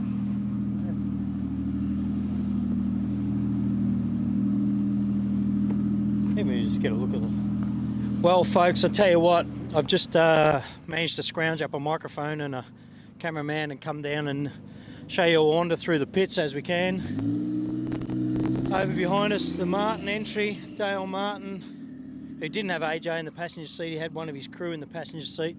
We're just going to go over with the current. We'll see what they're doing. I know they're busy, but we'll be able to scrounge up Matty Hansen, I reckon, for a quick chat. Hey, mate. How are you? Welcome to the Pines 2024. Thanks, mate. How And are what you? a welcome, what an entry. Yeah. 346 flat, that was a good time. Yeah, it was really good. Happy with it. It was yeah, pretty skatey out there. It was a lot going on. Car seems strong, that's for sure. I know, sorry, we got you in the middle of your muesli bar and your workout and you're doing your chi, you know. No, look, it's we've put a lot of work into this car over the last 2 years. Like, just knew everything, and we just haven't been able to get a bit of a run at it, and think we just had silly things go wrong with it. The silliest being driver error, hitting a tree there in the main race, but you know, boost pipes coming off. So we knew when it's going fast. So we're really looking forward to coming here. You've turned on the weather for us, but yeah. Oh, look, I think the weather, I know there'll be the odd shower throughout the weekend. It's only forecast a couple of mil of rain here and there, and they seem to be passing showers. So good thing, keep some of the dust out of it. Obviously, those muddy sections, especially in this arena, and we know when you get out alongside those white metal roads where you drop off the road and you race alongside the road into some of those, they will turn to poo or pus or whatever anyway. But if you can keep a bit clearer of those, I think the track should hold up reasonably well. I think the track's going to be fantastic, like, to be honest. Like, and you look at the amount of water they've had sort of last night, it's still pretty good, and you can even see when there's a bit of wind, and look, the sun's out now. Yeah, I think it's going to be a great weekend. I think tomorrow will be sensational through that forest. So tell us, while we've got you, and I know it's, especially now it's all right, there's a little bit of downtime, but during the actual race it's a bit hard to get hold of you guys with things going on, especially if you have a problem. But tell us a little bit about the car, so those that know what the current Pines Enduro Prologue winner's driving. Yeah, no, it's look, and it's a bit of an older car now. It's a 2012 Aussie Jimco, but I suppose, like, in terms of frames and stuff like that, they probably haven't gone a long way. So we're still pretty happy with the way that it goes. Running 37-inch tyres now. It used to be 35s, bigger brakes. You know, run about 240 litres of fuel on board. We've got a twin turbo Ford EcoBoost in it with an Albans box. Run the Mickey Thompson tyres. So yeah, it's a solid combination. It's a real solid combination, you know, and it's sort of. And that EcoBoost, they're starting to become a bit more popular too. They are, yeah. Dale Martin's got one now, so, and obviously Aaron James, and sort of we had a big accident here in 15, and that was sort of where we chopped the back of the car off. So that was when we thought, okay, it's time now. Sort of Shane Wilson said, right, let's go and do the EcoBoost. So we got rid of the Nissan, and took a little while to develop, but I must say we've never had one go pop. So they come out, they're direct injection, they come out with turbos on them, big solid blocks. So they're a lot to get right, but once they go, they go. Yeah. All right, well, mate, congratulations on Thanks, the Prologue, and we'll see you out there. Short course next.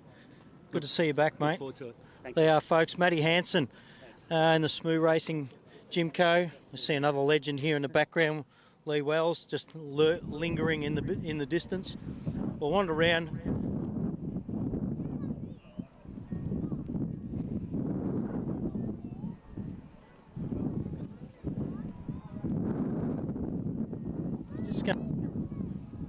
I'll see Stu Chappie over here. I don't know where Clayton and the others are.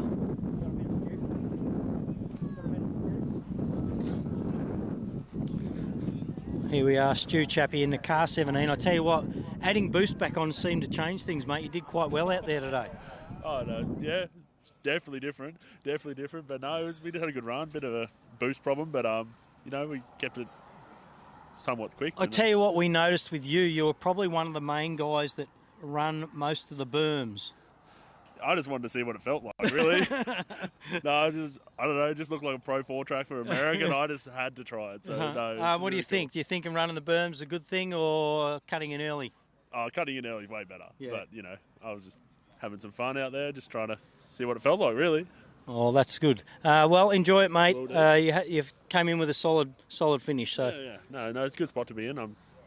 Get a race with Clayton in the heats and stuff, so it's going to be a bit fun. But have a go, anyways. Good luck there, Stu Chappie, and I can see Clayton in the distance, our current championship leader. Might as well holler him over here.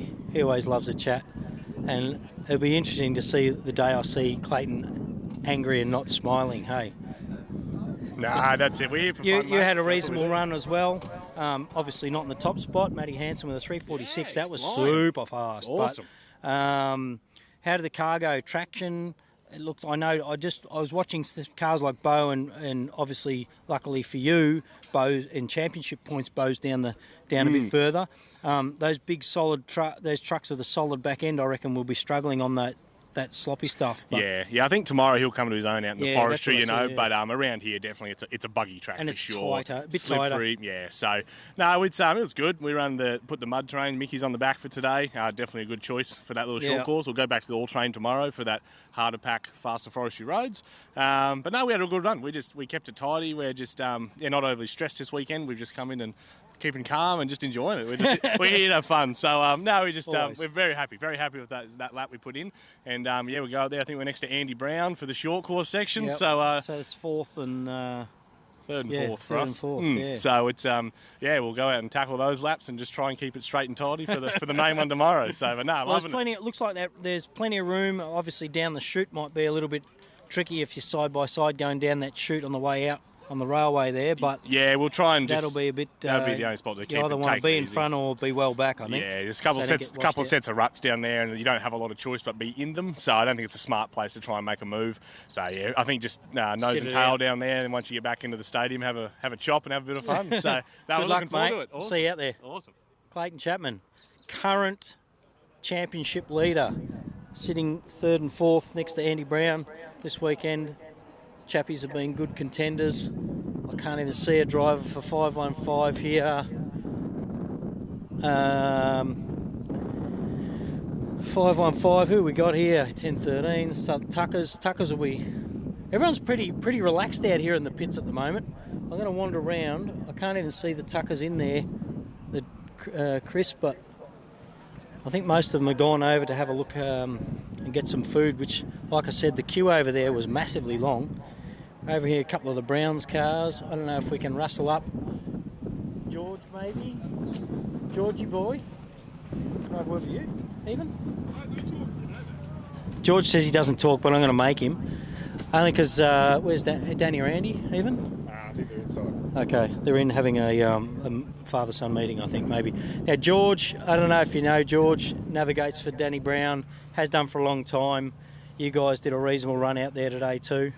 Yeah, it wasn't too bad. We decided not to go out and do recce today because Danny was a bit scared of the water.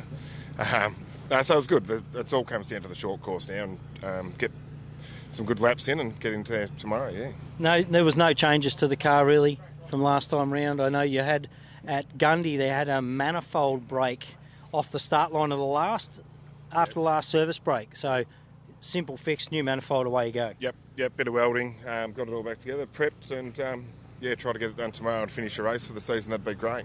Get it ready for next year. All right, well, good luck, mate. We'll see you out there. We'll try and catch up with Danny and Andy after if we can. There you are, folks. Quick word from George, navigator in... actually, I can get him. Andy was there. I reckon I'm going to get Andy out. If I'm going to come in there, Andy, and you're in your jocks, mate. Righto. This is what it looks like in the heart of the most professional team in the gig.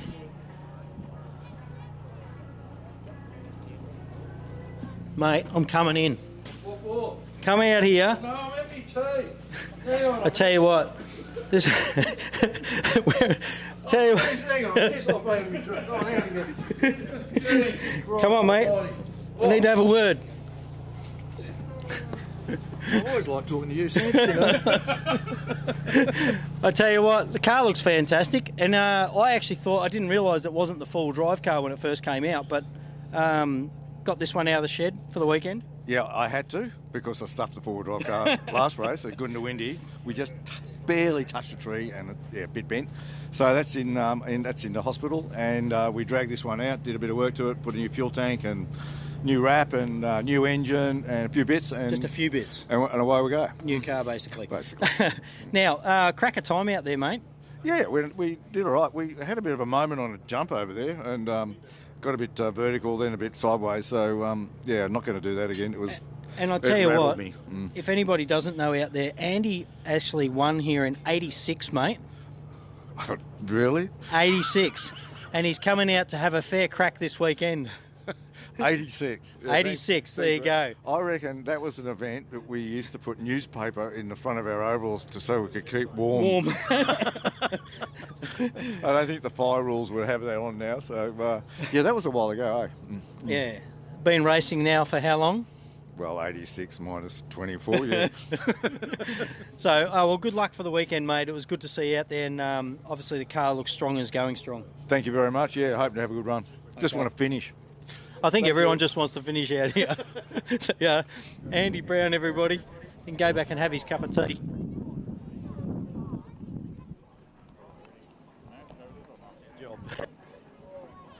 All right. Round down here, but if we can wander down the lower section of the pits, once again, this is a working quarry. So I remember the first time I came here, we were up at the level that these guys we've just spoken to, we were up at that level, and now there's about a 20-foot drop down to the second section of the pits. I'd like to go over and maybe have a word to Jackson Evans, who was doing a phenomenal amount of work out there this weekend and is currently sitting in 8th with a 4:01. So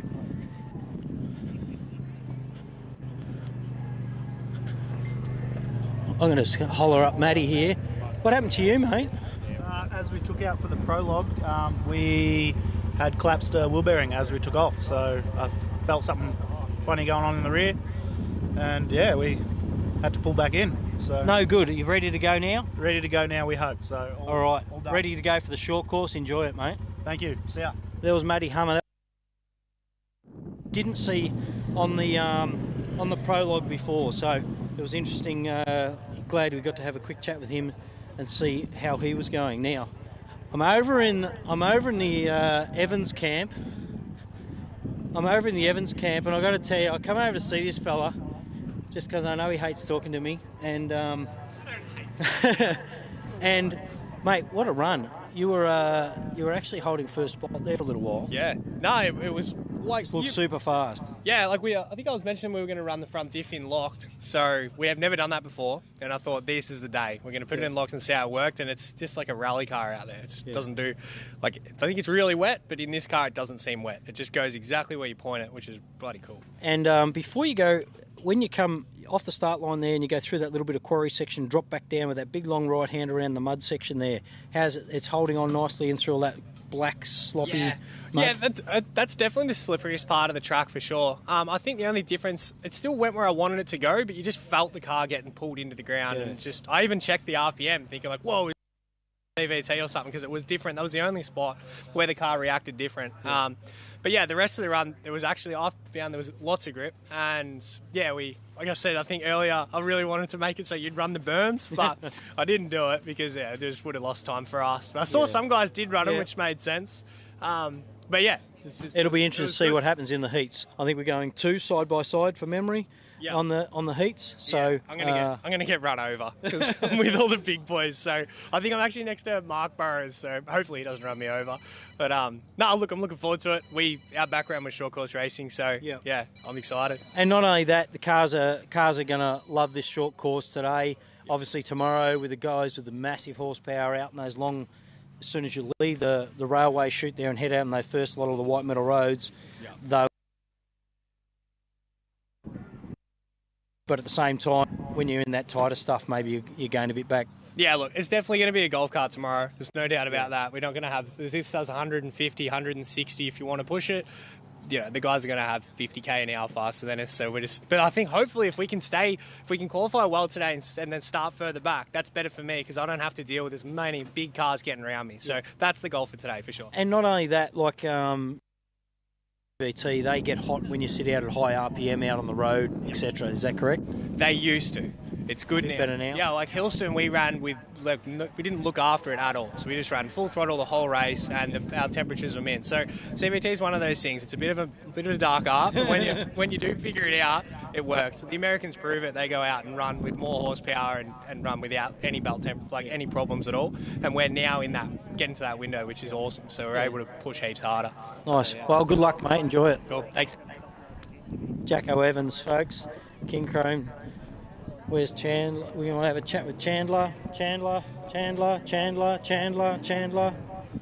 May as well come in and have a chat with you now. Mate, we know this thing used to have its Jag motor in it. We've done a few changes since then. I think it was a stock 7 litre last time, or 6.2. 6.2? Yeah. Is it still the same motor? No, it's a stroker now. Yeah. Righto. What have we done? Got a 6.8 stroker, Caro built. Yeah, we kind of did Rainbow, had a few issues. We went to Fink and the car nearly burnt to the ground. So it was a full rebuild to get back here and kind of chasing a torque converter issue that's still kind of maybe rearing its head. So there's a lot of development goes in these cars, folks. I know if you're building something fairly basic, or even the side-by-sides that are off the shelf, they're an off-the-shelf car, but then you start modifying to try and push that extra bit out of them. So obviously you're still in development with the engines change side of things. Yeah, so we're still in development, just getting the 1%ers right. So it's annoying. And the 1% is what makes or breaks it. Yeah, you either finish or you don't. So it's frustrating because you go testing and I put a lot of time and effort in and it's all good, and you come out and race day and you find one little issue that can... We did exactly the same here last year with our own car. Yeah. All the testing in the world, we didn't get out of the pits for the Prologue. Yeah, that's exactly off-road racing in a nutshell, isn't it? Yeah. Oh, good luck, mate. Have fun for the weekend. Thank you. There you go, Trevor Chandler, car 1181, folks. I'm gonna say I can see the Haby car, but I can't see the Habys over behind us here. We'll go and have a look. I don't know where they are.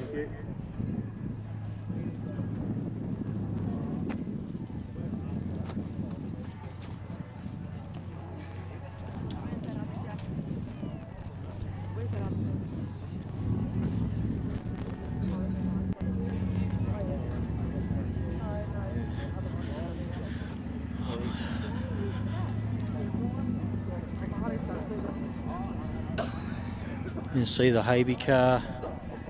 They're all looking quite relaxed, the crew around that, so they've obviously done their job, and that's about all we can't really reach much further down here in the pits. We dropped down a fair distance in height, so we might cut it back to you guys. We'll have another little short break now that we've done our wander around the pits, and once we get back, we'll be into our short course for this year's Pines Enduro 400, folks, out here in Millicent, South Australia. The sun is shining.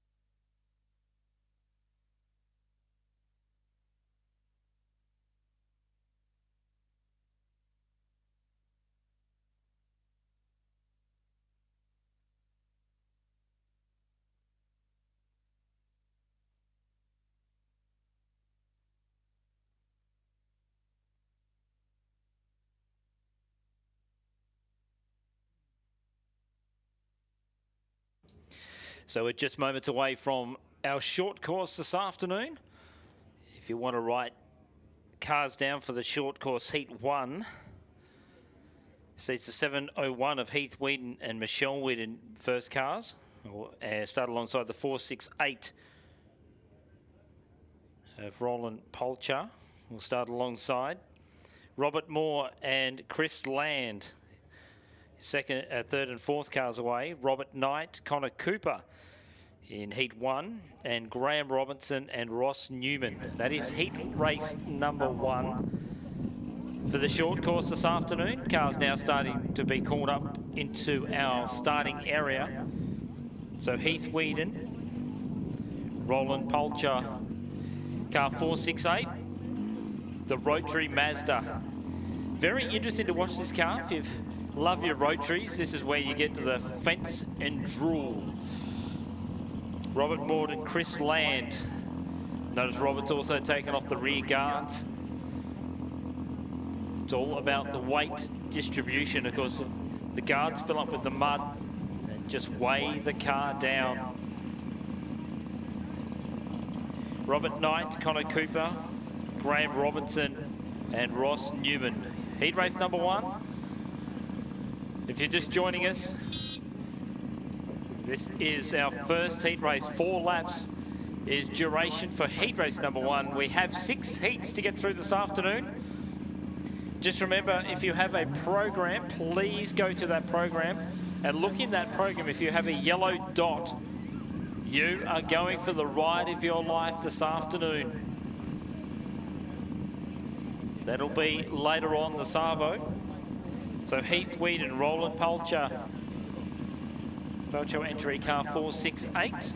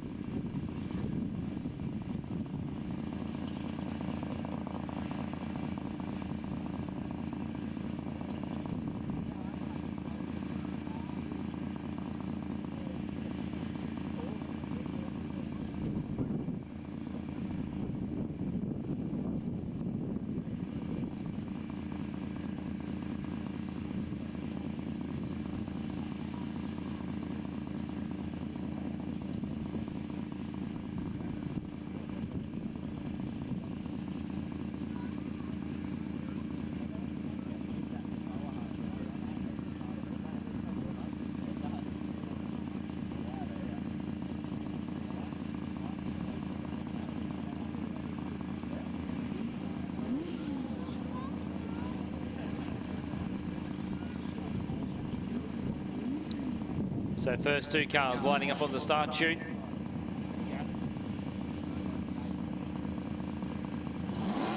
Heath Whedon, a little bit under the weather this weekend. He was contemplating not even racing this weekend. Hasn't been feeling the best this all weekend. So he will line up alongside Roland.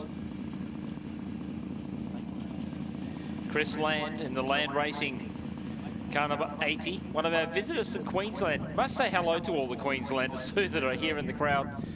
You could have brought some of that fine Queensland weather with you. Could have packed it in the suitcase. Packed it in the truck when you left. And shared it with us. Starts alongside Robbie Moore in the 1127. Connor Cooper's also in this one. Robinson and Newman. So the birthday boy makes the show. We're away. First heat this afternoon. It'll be a 4-lap sprint. Just remember that today, now this all hinges on it. To be deemed a finisher, you must complete today. That is how it works. You can complete tomorrow, but you must complete today to be deemed a finisher of the Teagle Excavations ARB 400. Thank you, mate. Moore away. Left him in his dust. Welcome back. Oh, mate. the fat man just had to run for some results, so... Yep. I'll try not to puff in the microphone. So Robbie Moore, Chris Land away. Robert Knight, Connor Cooper, your next two away. Car 655 and 729. The Bogan boy +1.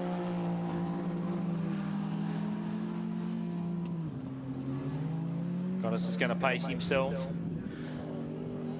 So Heath running away. Chris Land spins. Won't be the first one that does that today. I'll tell you who's not at the start line next to our vet is car 44, Graham. No. He still has Which time to might get be in. an advantage for Ross, having a nice clean run. With no one around him. Yeah, I'm not so sure how this operates.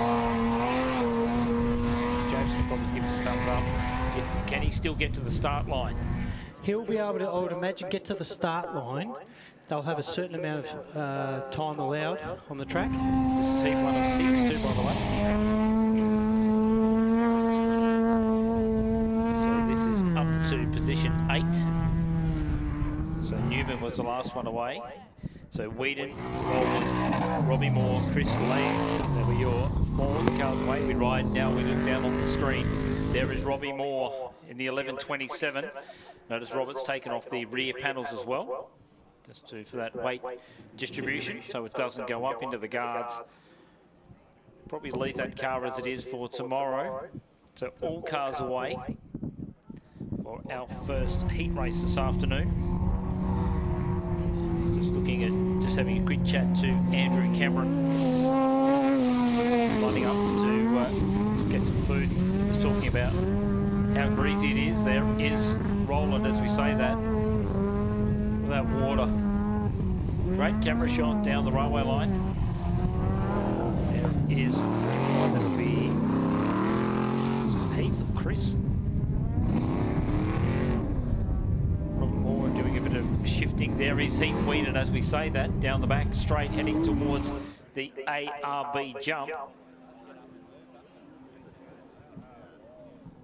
Another one close. That'll be Roland close behind. Bit of a good example of the four-wheel drive in that slippery section, and Roland, you know, making that gap up. Yeah. Heath's opened up that gap.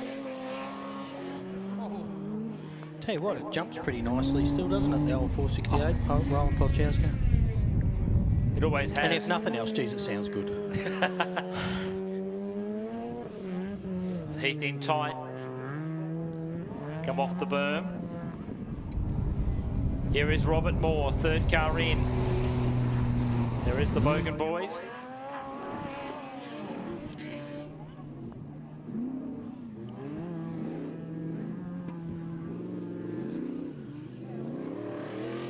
There is Chris. That Moore entry's got a lot of pickup off out of the corners, doesn't it? It does. Especially for a 2-wheel drive. There is Chris Land in the 80 machine. 90 coming in towards us. Yep.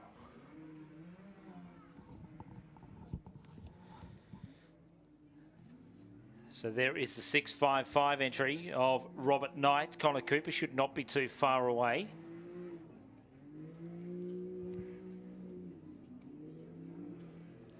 There they are, being overtaken by Ross.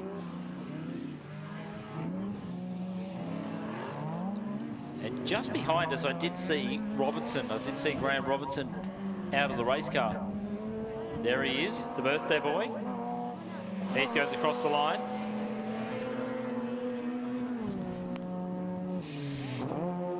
Roland's giving chase. He'll have him in an arm shot. Do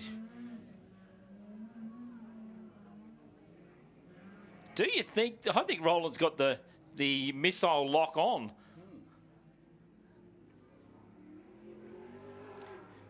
Here comes Robbie Moore.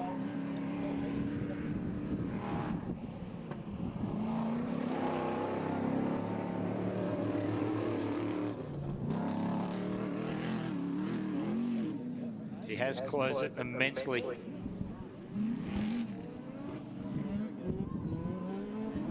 Here goes Chris Land in the land racing team from Queensland. So he's currently 4th on the road. Then we look back down the chute for the Robert Knight entry.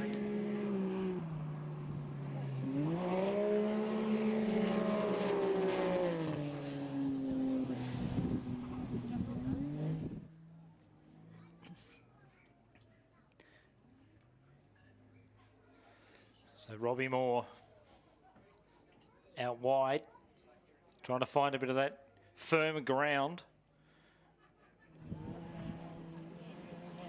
Just in front of Chris Land, Robert Knight, Connor Cooper. Coming out on the front straight is the Newman entry. Did not lift.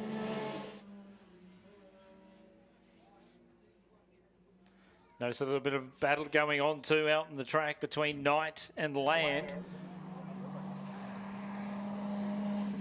There goes Connor.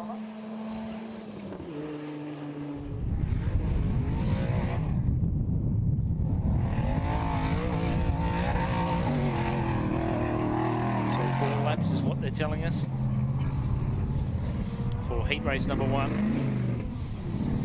So it'll be very interesting to see if Roland's actually narrowed that gap a little more when he comes back in. Certainly quicker in a straight line, but Heath will be no slouch.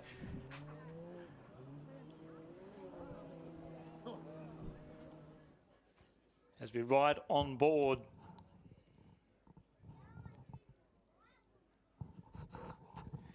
Not too sure. Right. There I'm goes back, the drone mate. past. I've had my quick little hamburger. Yep. And I've caught my breath back, so that's a bonus for me anyway. I don't know about you guys, but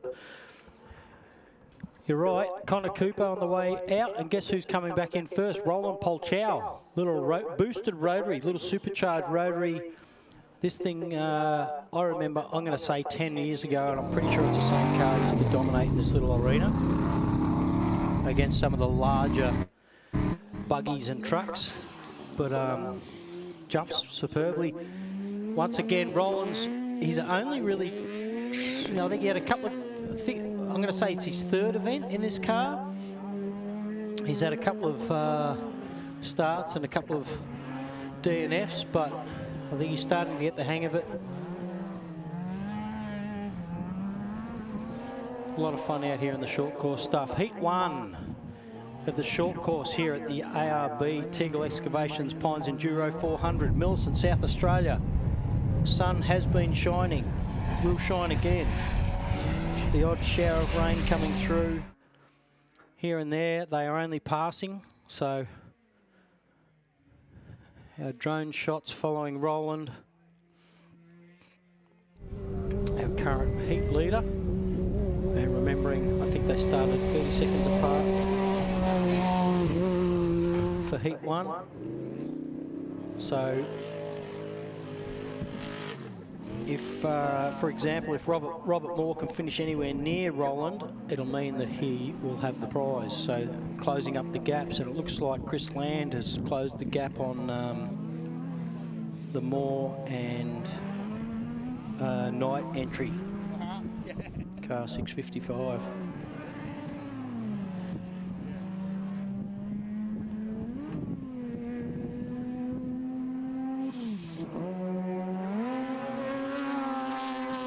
How bloody good does that car sound, hey?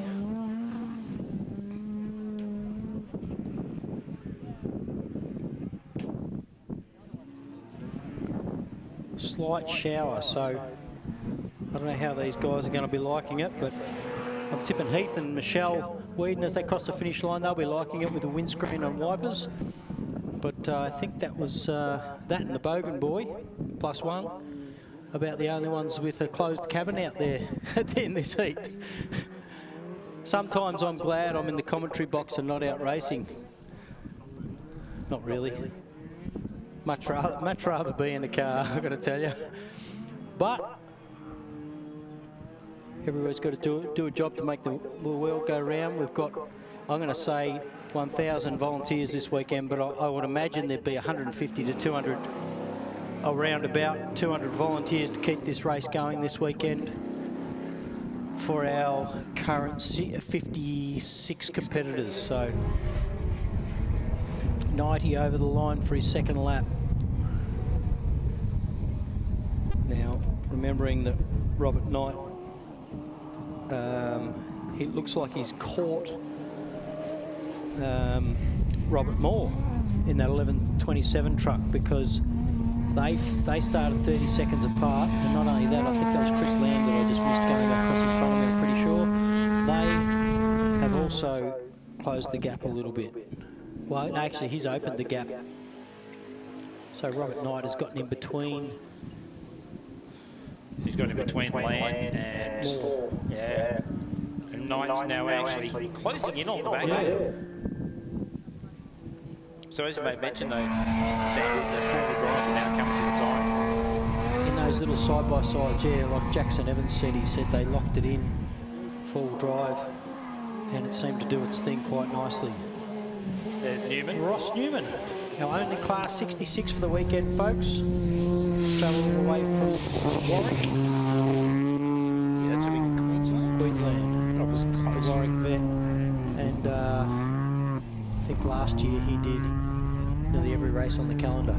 Yeah, that's a good effort, isn't it? You can see Robert Knight chasing up behind Mr. Moore. You'll Seems catch to, him. You'll they catch seem him to be if it's quite, okay. well, it's a tight track out here. You know, once they get out in those big open roads where some of those cars like that Class 11 can stretch its legs a bit, once they get out onto those roads, they might open up those gaps or swap those gaps back again. But in the short course racing, as we saw with cars like Bo Robbo's, a bit bigger car, sort of struggle to get a bit of traction out in that sloppy stuff. But here he comes, Roland Polchow. Doesn't jump nicely. Yeah, it does great. I think it used to be a little stadium truck from the States. Yeah. Something this thing, isn't it?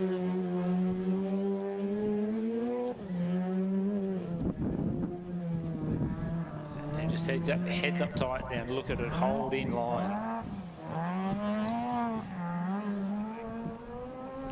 He'll be wrapped. He started building a Class 8 and this thing came up for sale, so I'll go for this instead. You still might be with the Class 8 though, you do realise that, don't you? No, the Class 8's for sale, so. Oh, well.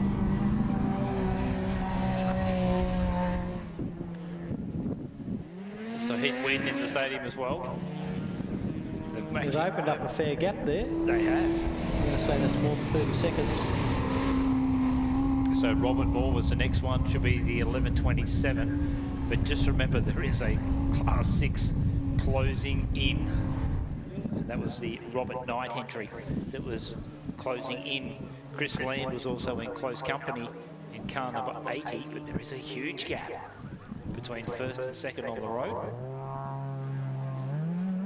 And there he is, there's Knight, the 6:55 entry, and Moore behind. You are looking at Roland Polchow on your screen, folks. One more lap to go. Of 4 laps. That's 4 laps, yep. That's his third. That'll be third lap. Fourth.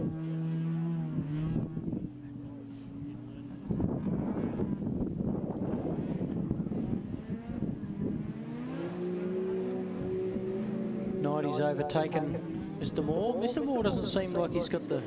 Oh, he's playing it safe. I know what he's doing. A couple of cars hooked up there last year. I think we had a truck. We did. Land on its lid right there where Chris Land is at the moment. So he's probably just playing it safe.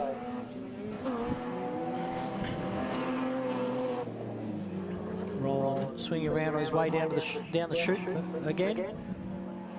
I tell you what, I don't know if I'd want to be one of these top guys running at the end of this run of heats, because that track's getting quite chopped up out there. It is. Remembering that part, this part of the track will have 5 laps today. Yep. 6 laps tomorrow. Yeah, so 11 laps on this section of track in front of you for the weekend. times 56 cars. Yeah, exactly. So that's a lot of horsepower travelling over that terrain. It is. Heath Whedon, Michelle Whedon. There he is, Roland. Yeah, so Roland's heading out the railway line. Tell you what, does jump on that little car. It's quite a small car, actually. Running a Jatco transmission. Coming onto the front straight, car 655. This is Robert Knight. Moore still in hot pursuit.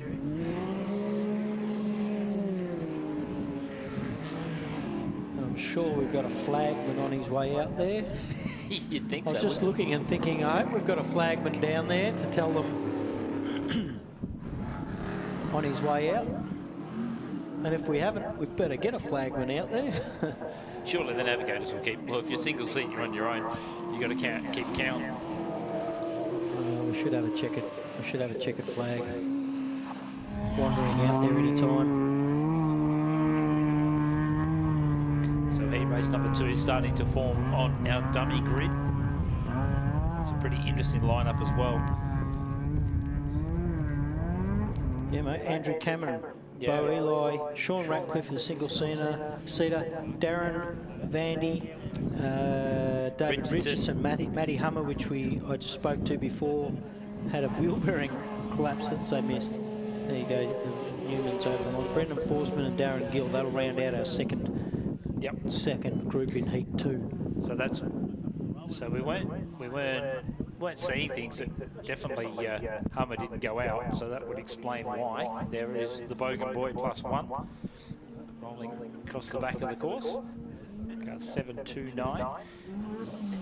And we say that he's going to clean up that tyre on the inside as he comes over that jump. Well, he's probably got to, because he's steering the car with the rear end, I would imagine, with this little thing.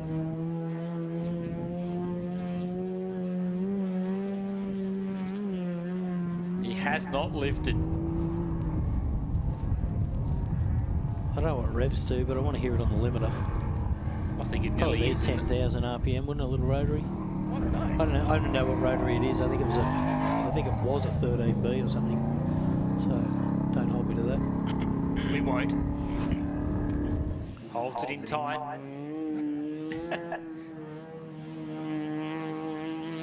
Spins on a 5-cent dime, that's what it does. Yeah, it's very, very nimble for a little car. We do have Connor Cooper coming down to the finish line. Down the track, down the chute. You've got 90 down the chute on your screen, folks. That's the night entry. Going to the right of the tree. And Ross Newman in the background. Connor Cooper, 729 over the finish line onto his last lap. Should be one to go. This should be the last lap for Roland Polchow, folks. There's our checker. A checkered flag is up in the start-finish box. Roland Polchow currently, and it looks like a big lead in this heat, so he'll be wrapped. I think that'll be his first little successful round in that car, so always gives you a bit of confidence for the main race, I think. It does. And he's got a flat tyre, so his left rear is flat, as you can see, rolling around into the pits there, folks. Well, looks it to me anyway. Definitely, yeah. Yeah, it's flat. Yeah, it's flat. So he might have battled that, which gives you a bit more confidence to know that he's probably even faster than we saw. Yeah, that's certainly, it's only on the bottom. Yeah, I suppose he could run on the top bit. Yep. 655 now comes in Robert Knight.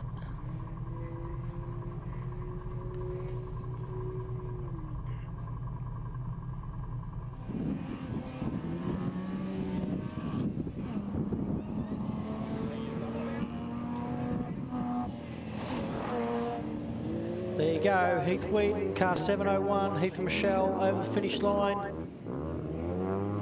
for their heat. I nearly reckon Roland wouldn't have known he had a flat tyre out there, but we're going to see if we can bring up some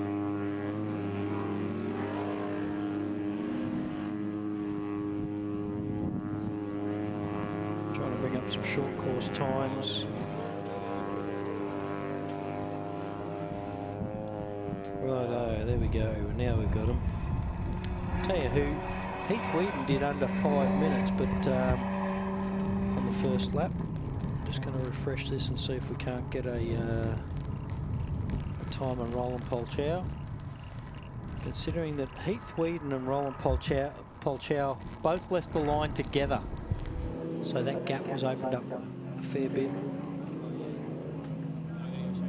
And so first two cars in, 4.68.701. 6.55 will take third. So they'll be ecstatic with that. Righto. Overall for this heat, we have Roland Polchow breaking the 20-minute barrier. Righto. At a 19:07.3. We have Heath Wheaton with a 20.01.5. Ross Newman with 15.39. Oh, still competing, sorry, so we'll just wait a minute. I'll wait a minute until I get it right. Shall we? Chris Land over the finish line. Well, I think we've only really got Ross Newman to come in, and then we'll be lining up Heat 2. This year's short course out here at the ARB Teagle Excavations Pines Enduro 400, Millicent, South Australia. The sun is beaming down. Absolutely beaming down on us here. Still got the Bogan boys to come in, and also... As much as that grey sky doesn't look like it. So the Bogan boys are the only ones that are out there at the moment. Cars 729, they're in the back straight. Oh, yes. A little bit slow. That means...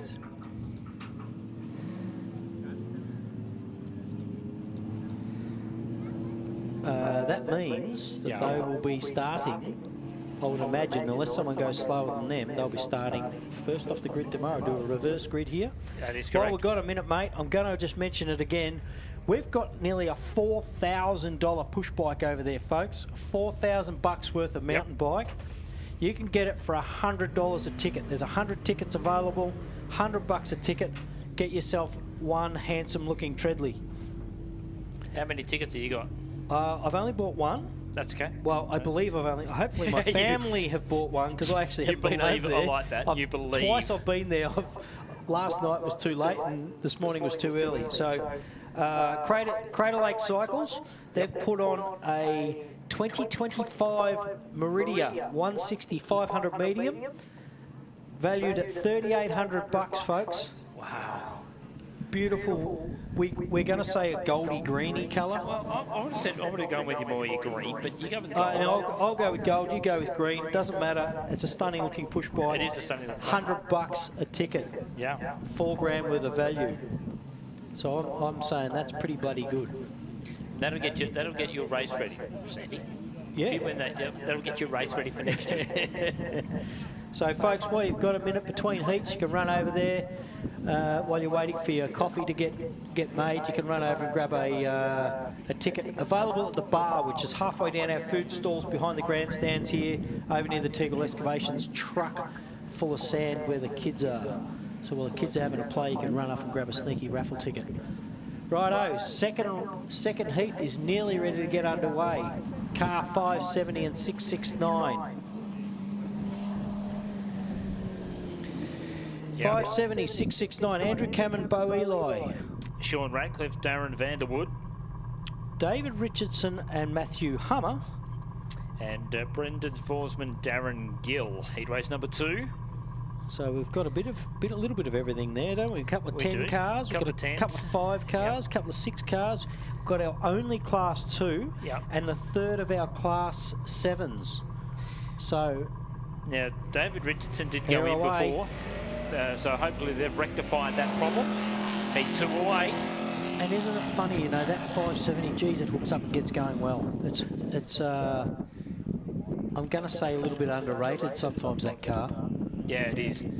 Andrew Cameron said I've raced next to it in our Class 8s, and I remember being out in these pine breaks, literally side by side, swapping positions basically the whole, for a couple of laps until one of us slowly pulled away. But them, even Vandy in this 554 car, fairly fast car, folks, for a Class 5. The Vanderwoods. And the problem, as you will see as they go into that quarry there on your screens, but as they go around, who are we on board with? I think I'm going to say we're on board with Matty Hummer there. We are with Matty Hummer. In that 663 Raceline Entries car. That is a blue race suit. So there you go, folks. You're on board. Your in-car will be on board with 663. Matty Hummer, who took the jump, got the whole shot quite nicely. He had a little wheel bearing failure on the prologue. Therefore, he would have seeded back into this after the prologue. Quite a capable driver, a little bit of a winch challenge background. Second gen racer as well. His father, Chris Hummer, who was also a racer in winch challenge back in the day. Brendan Forsman, couple of Darren Geelong cars. You've got a 202 with the Forsmans on board with, and then on the right hand side of your screen, folks, that's the Gill entry of husband and wife, Darren Gill, and come on, I forget her name. I'm gonna say straight up, I'm sorry. It'll come back to me. Kayleen, sound about right? Kayleen Gill, does that sound about right? I'll believe because I actually can't remember. And look, Forsman's little 1650. Like I said, the only 1650 here this weekend, but they're about to go through this sloppy corner. One corner that you really want to stay in control of, because otherwise you'll end up right out wide. Gilly's doing a good job there. On board, Matty Hummer down the railway line, folks. He's on his way out, and he'll do a left-hand U-turn at the other end, and you can see in the top corner of his screen a little bit of grey soil, and that's dividing that railway line track all the way down. It's a bit of a safety feature. Jump on board with the Forsmans, car 202.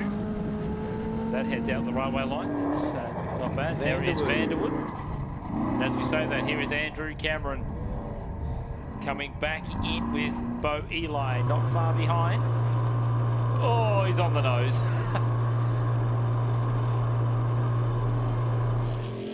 Andrew would have seen nothing but ground then.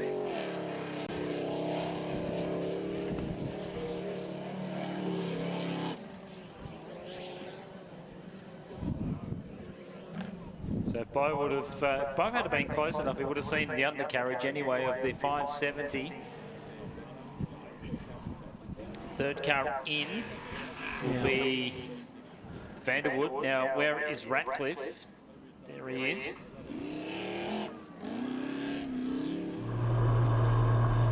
Vanderwood's over the ARB jump in front of us.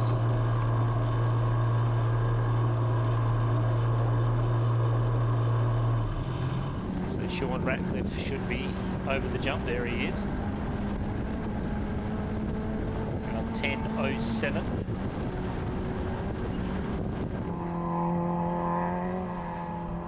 Matty Hummer right on board with the 202 of Brendan Forsman.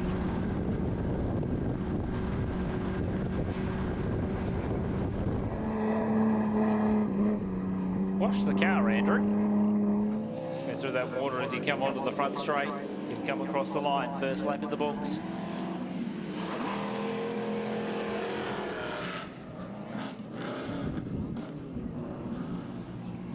Goes across the line.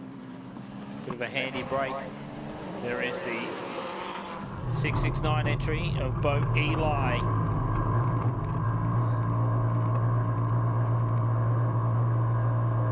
Brendan Forsman goes across the centre jump, car 202, the part of the Forsman Motorsport team.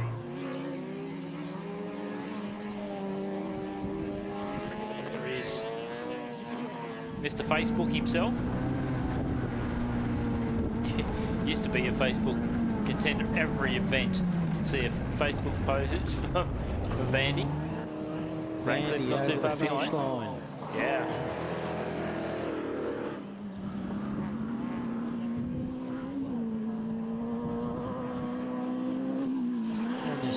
there's Sean Ratcliffe, 10:07.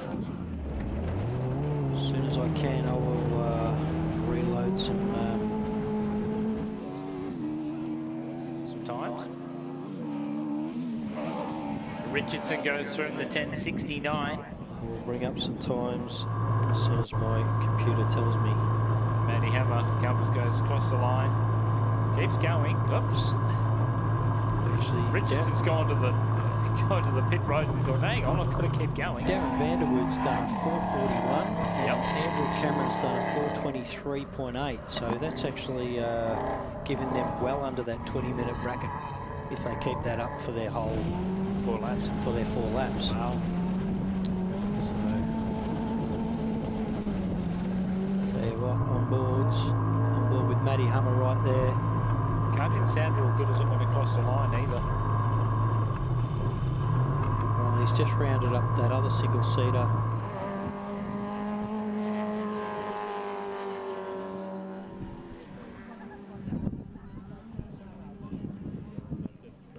Yeah, so they'll have a bit of a drag race out the chute.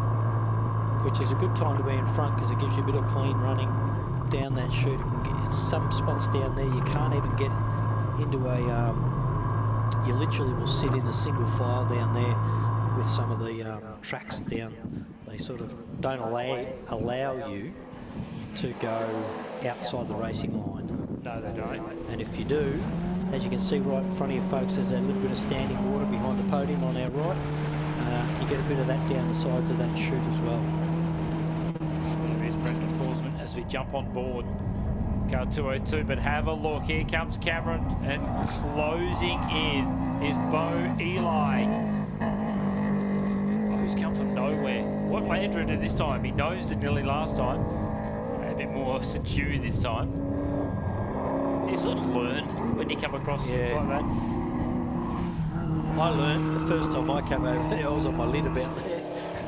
Yeah, that was back in the day you went back up the hill. Yeah. You're never going to let that down, are you? Been more than once, and as we know, there's still some guys here that have been racing a long time, and I'm sure everybody's had an offer in their career, and if they haven't, guess what? They're not trying hard enough. You put that. You've said exactly that. If you haven't had a spill, you're not They're trying. kind of making their own smaller berm out here. They are. Inside. Because I think, you know, Stu Chapman said he ran the berm just to see what it was like. They're probably going to use a little bit of time, although they'll keep the speed up, they probably will use a little bit of time up because they'll do an extra 100 or so plus metres if they do run the berm. So I think everybody's got the same idea of sticking in tight. Vanderwood's certainly got the mirrors full now with Ratcliffe not too far behind. The 10:07 entry pulls it in tight. Cameron onto the front straight. You'll have Eli with missile lock.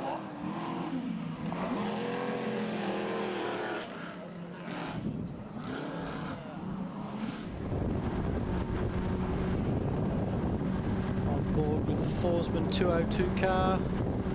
Even you can see going down that chute, even in a 1650, you can get the speed up quite good.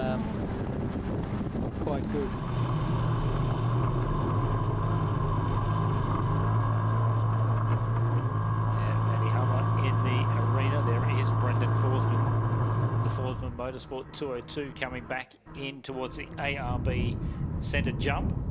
There's the Gill team, Darren and Kayleen Gill.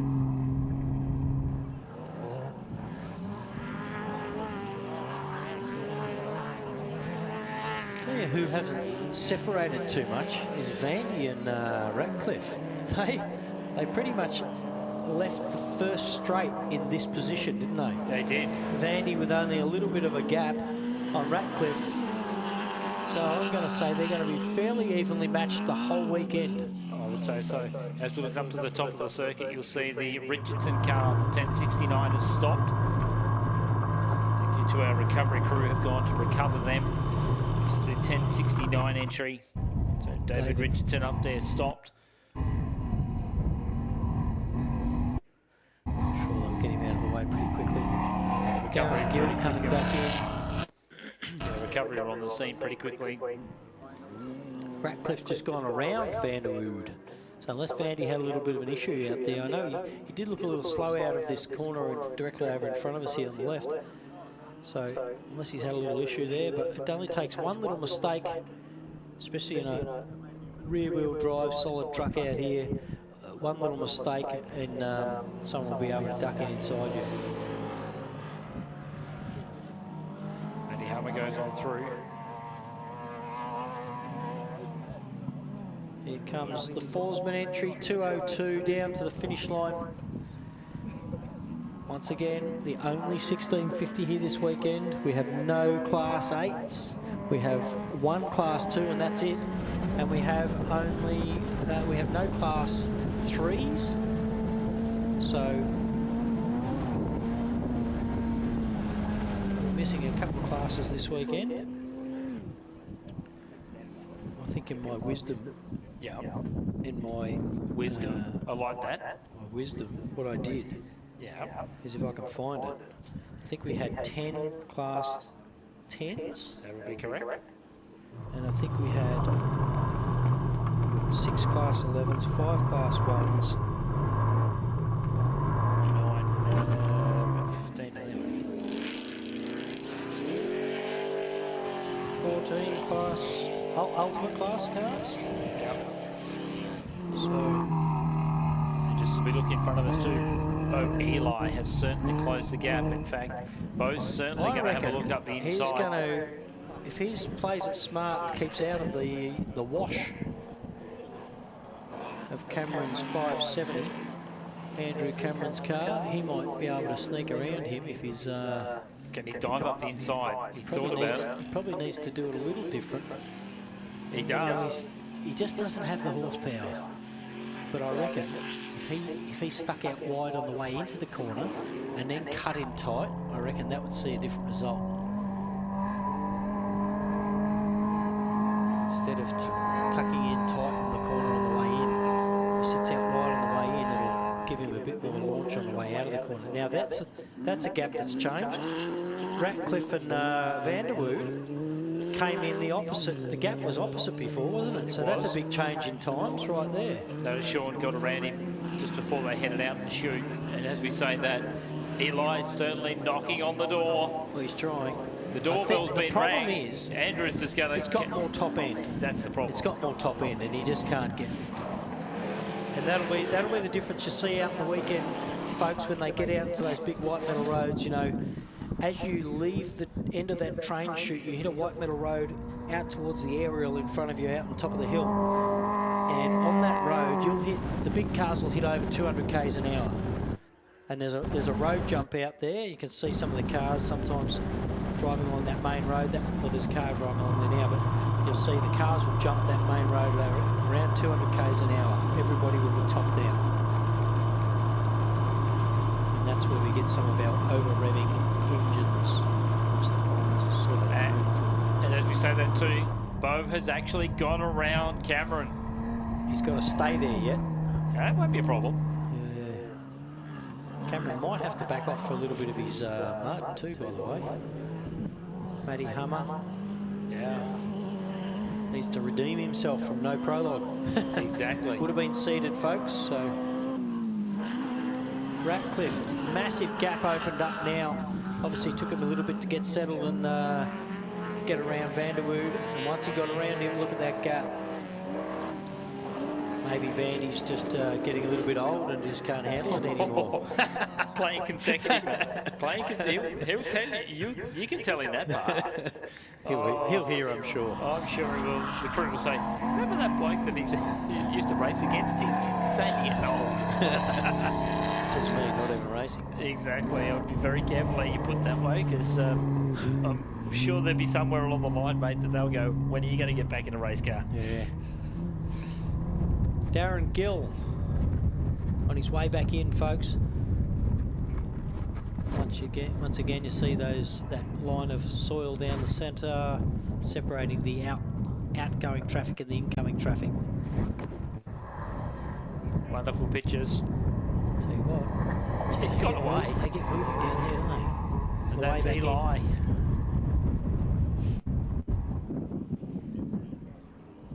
That's Eli that's got away. One of our Class 6s. This will be the Hummer. Matty entry. Hummer.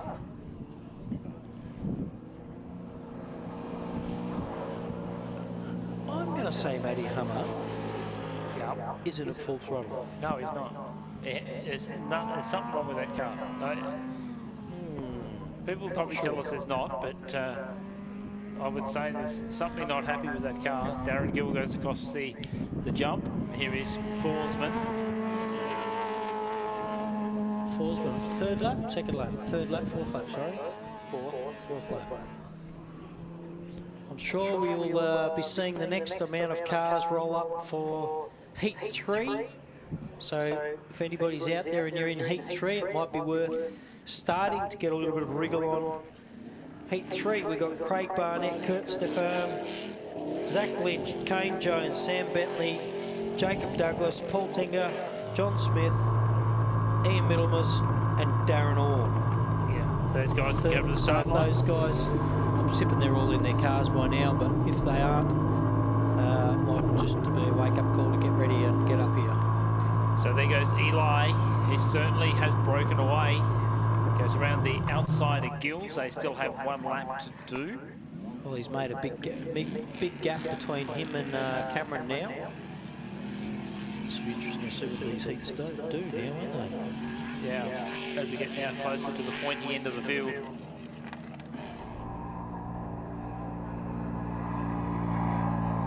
So there is Ratcliffe.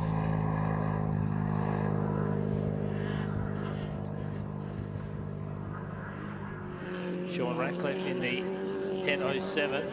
Here is Eli onto the front straight. Checkered flag in hand.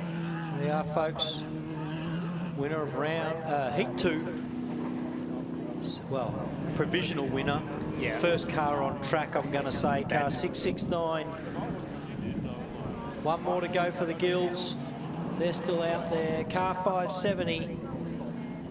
Andrew Cameron over the second car to finish Heat 2 here at the ARB Pines Enduro. Teagle Excavations Pines Enduro, sorry. Teagle Excavations, the quarry in which you stand, folks.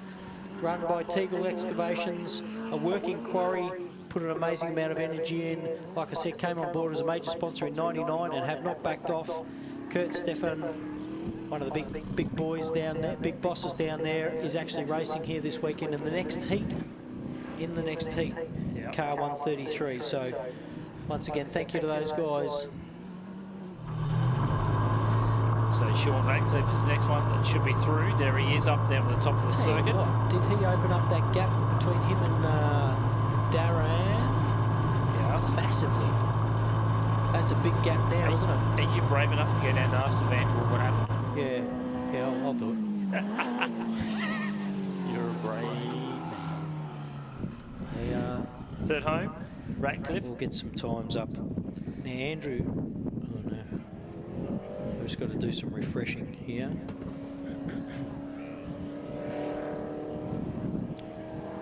Darren Vanderwood finishes fourth. Car 554. There is Brendan Forsman, car 202.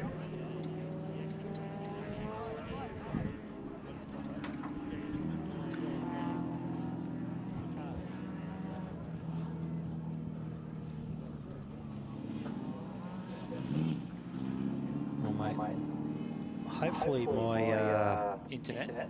Well, I've refreshed it, and it's telling me that the Cameron entry car 570 has done a total time of 17 minutes and 48 seconds. Darren Vanderwood, the car rolling in here to your pits on your left, folks, the Silver Colorado, with a time of 18:32 in second place. So Roland Pelchow earlier on in that little boosty boy rotary powered black stadium truck. He is currently sitting third with a 19.07 for his 4 laps in the short course today here at the Pines. So Richardson's just gone back out. because that's one of the big things that he can do. He can go back out. Still allowed enough time, and Yeah. you've got to also be a finisher for this short course. In previous years, I think the scoring's been a little different, but this year they've done the scoring in such a way that you need to finish this to be considered a finisher for the event. You need to finish a total, I think it's a 75% total race kilometres, and this is part of it. So you must, well, not you must. You have to. You kind of have to be able to get your points up. I see a few lined up down here. Car 68, Craig Barnett, the Cougar Racing team, amazing team, a lot of fun. They've brought a lot to the sport, so hopefully we can see them out here again next year. Also the Bentley's out the back there, Sam Bentley in the 10 car, Jake Douglas putting on a is also strong in this. show. Paul Tinga, John Smith is also in this one. John Smith's coming down the back of the lineup there. I'm not actually reading off the paper, I'm trying to see who's where down there, but I can't see the numbers properly. Good. Matty Hummer coming into the pits, folks, on your screen at the moment. That's him rolling back into the pits after a successful short course. Righto, still got, well, there you go, a little bit of a change up in that little 1650 right out in front of you folks, just rolling into the pits now. Currently third position here at the short course with a 19:07.1. 0.2 of a second in front of that little Mazda, that little rotary-powered car of Roland Polchow. So with a 19:07. Matty Hummer that came in just before with a 19:33 in fifth position. Heath Whedon in sixth, Ross Newman seventh. The Moore entry in eighth, Chris Land in ninth, Darren Gill still competing, I believe.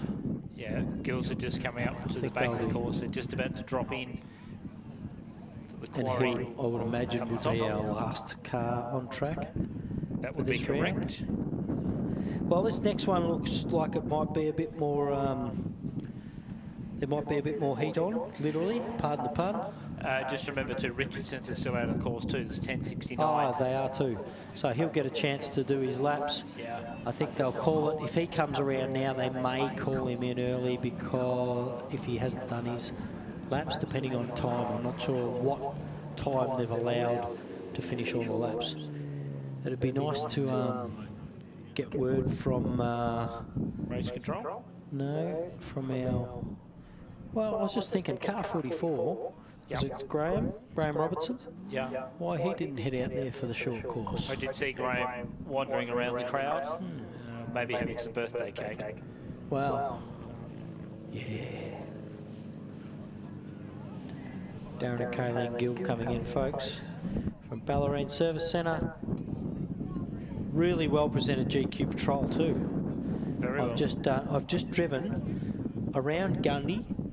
From Gundy to the tip, I came straight here, mate. I was so excited about off-road racing. I came from Gundy straight to Pines, via Cape York. Did you in a GQ Patrol. Loved every second of it. Did you apart go from the fishing day at the top overheated. end? No.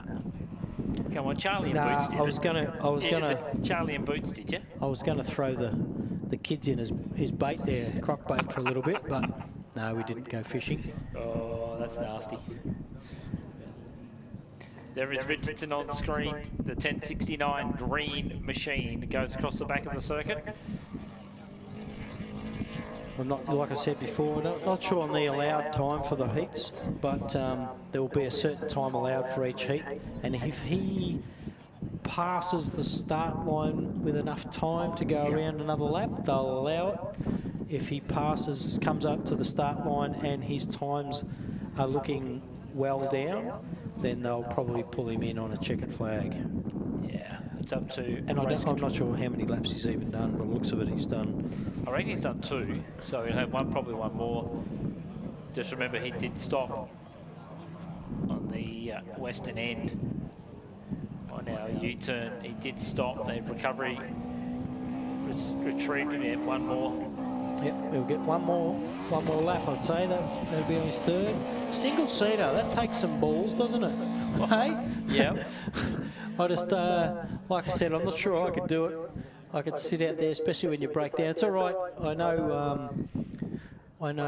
Plenty of recovery out there on race day. Yeah, look, we've got plenty of coverage. Just sitting out there on your own, bored to death, that's what to do my head in. But at the same time, you've got no one telling you what to do. There's no mistakes apart from your own. So it can actually be a good thing. Not only that, depending on the size of your navigator, mate, if they're a 120 kilo navigator and you don't have one, you're going to be 120 kilos lighter in a car, and a littler car like that, it could be quite the advantage. Yeah, it can be. The single-seaters, a lot of these coming out from the States too. So I know even Mick Marson, one of our sponsors here this weekend, Marson Race Transmissions. Yep. He ran a single-seater. He normally runs an ultimate car. He ran a single-seater up at Gundy at the last race, had a ball. You could not wipe the smile off his face. Yeah, well, he's a very happy gentleman. I call him a bit of a gentleman of off-road, isn't he? Happy-go-lucky man. Yeah, so... but he was very, very impressed with that Class 10 that he did race over that weekend. He was very impressed with it. And he was talking about that. He said that he hoped to get his car back going again for next year. For later on in the season. And I tell you what, folks, there's obviously coming to the end of the season, a few race teams are retiring, a few race teams are changing up cars, so there's always the odd car. If you've got a spare few $100,000 in the bank, you want to come out and have some fun, you can build these things. Anything from these, you know, the smaller cars, and I'm going to say the Patrol Class 7s out here just because they're a good base. We've run them myself. I've run them myself before. They're a good starter car to get into the sport and a stepping stone even to get into something bigger and better later on.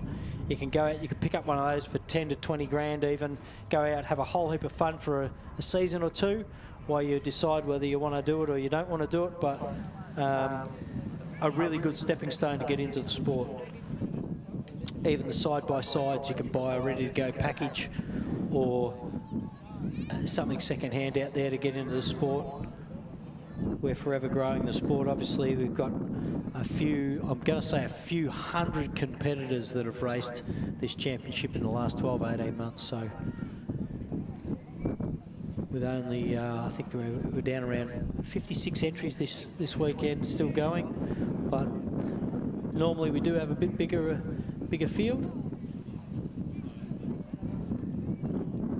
Tell you what, first two off the line, Craig Barnett, Kurt Steffen, the Teagle Excavations entry, Craig Barnett, the Cougar Racing entry on the infield side. Zach Lynch and Kane Jones will be your next two away, car 676 and 657. Sam Bentley, Jake Douglas. Next two away, car 1018 and 1041. A couple of Class 10s together. And an next two away, Paul Tinker and John Smith. John Smith being a very seasoned racer now, isn't he? Yeah. Ian Middlemiss and Darren Orr in the 1015. So a couple of Class 10s, 4 Class 10s in this one. Well, actually 5 Class 10 cars. Class 4. Couple of Class 6s, Class 1 and an ultimate car in this one as well, the Cougar Racing. Surprising to see them in the overalls down that little bit further, mate. They're actually usually a bit higher up, so once again it could be a minor issue. It could be missing one gear, it could be missing one corner. It doesn't take much in a short course to get knocked back 3 or 4 places, or in a prologue, should I say? Yeah, prologue. To get knocked back 3 or 4 places. We was having a quick chat to Craig earlier in our little lunch break, and yeah, it's all smiles in the Bennett Racing team, so that's good to see. All smiles. So Craig was having a bit of fun, but yeah, as I said, it's only early in the day. You can make up, you can't win it in the prologue, but you can certainly handicap yourself for the rest of the weekend. So this will be a little bit down the field for him, but the further back he goes, the more he ticks off everyone that he passes for tomorrow. So it's not necessarily a disadvantage to be down the field now, but coming up later on as we get out to tomorrow, it can be an advantage. Every car you pass is one more off the shopping list. Checker flag in hand for this time for the Richardson team. Car 10.69. He'll get the checkered flag. Which Well means done he'll to be the a crew. finisher. That's a good thing, yeah. important for his overall race points and score. And a big shout out to all the team, for the Richardson team. They've certainly thrashed to get him back out. Great result. You can now relax for the rest of the afternoon. You can wash it up, run over it with a fine-tooth comb for tomorrow, and line up at the start line for tomorrow morning. We'll send him out into the forest for a grueling 65k course.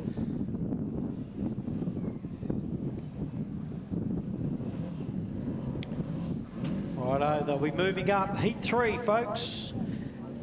Who's your money on? ARB, Teagle Excavations, Pines, Enduro. Who's your money on between these two, Bennett or Stefan? Barnett. I'm going Barnett. Now, I'm going to watch Kurt. I'm not taking away from Kurt, because No. Kurt actually, he had a little bit of a slow takeoff earlier. Yeah. But once he wound up, he was actually quicker. Yeah, a lot quicker. So than I expected him to wind up, you know. So I'm going to watch Barnett. I'm going to watch Stefan here. He'll go to the top of those berms. You watch. He will not leave an inch on the table on those berms. He will be either at the top or not far from the top. Kurt was saying that that's the fastest way around.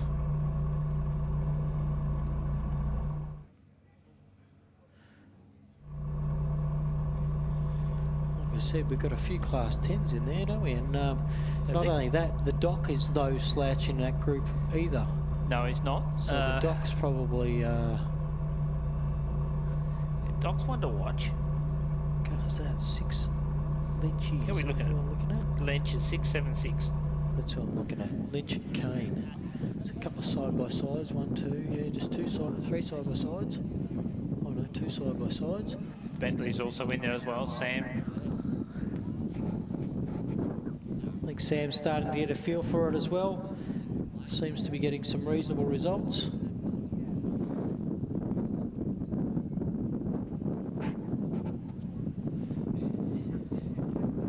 The time now is... The time for it is all now. Bennett rolls up. We're just seeing we've got 12, 57 and 45 seconds on our race clock, folks, which is directly in front of us, laying on an ankle at our Pines Enduro banner. Yeah. So we've got red lights are up, and then they'll go on green. They're holding them there.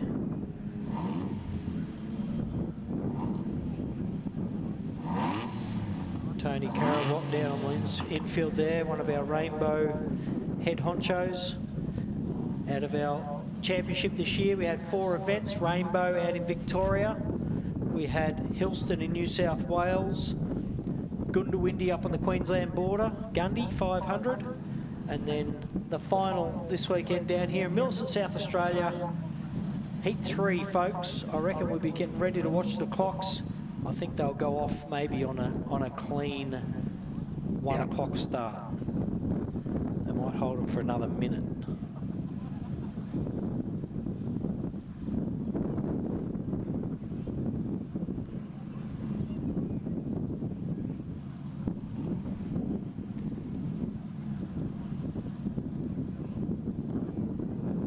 One minute. So you'll see, I know not many can see the race clock down there, but we're literally a minute away from this Heat 3 start.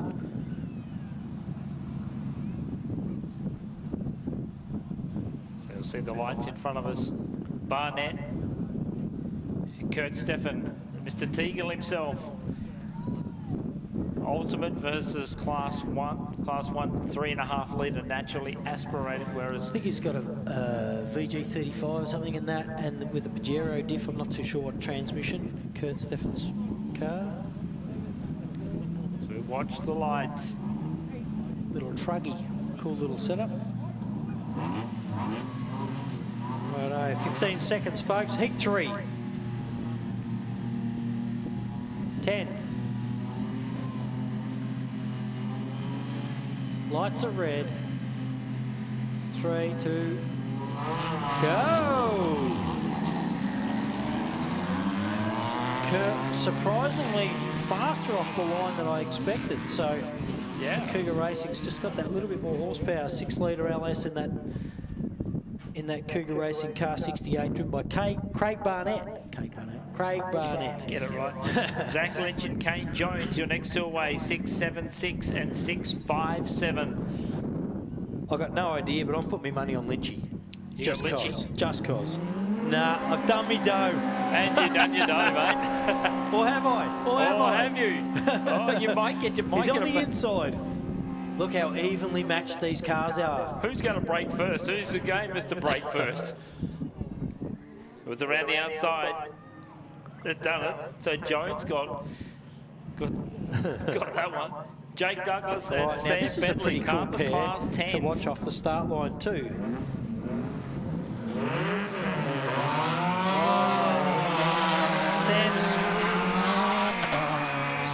Looked like Sam accidentally rolled on the start there. Jabbed the brakes. See, he's got a brake light issue on there. Bit of a shame because Sam's actually been doing quite well. So you never know. Ball ticket, John Smith next to away car 445 and 1010.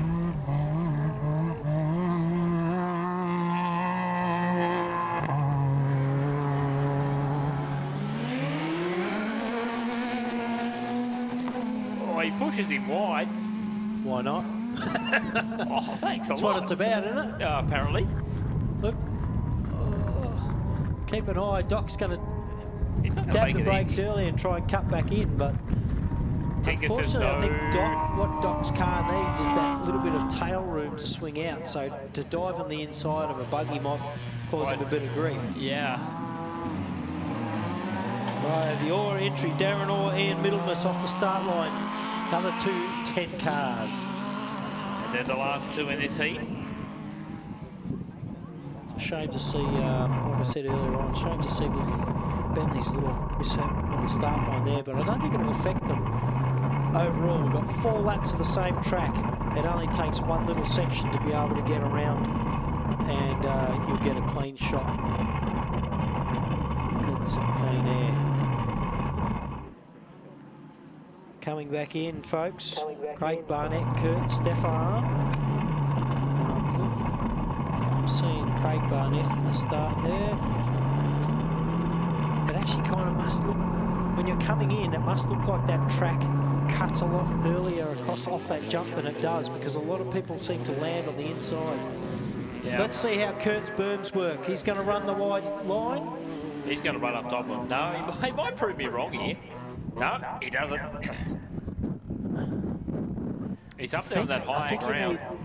I think you need more horsepower to do it. He's going to play. They've certainly broken away too.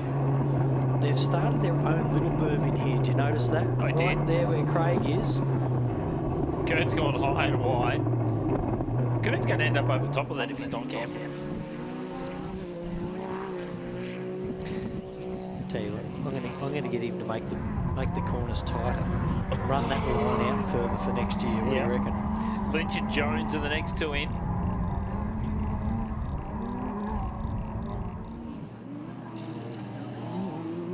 What do you got? We've just been reminded, folks, out there. Don't forget your programs. Everyone's got a program as they come in the gate. Check your program, folks, because there should be a program with a lucky yellow dot inside. If you have a yellow dot, come up and see us.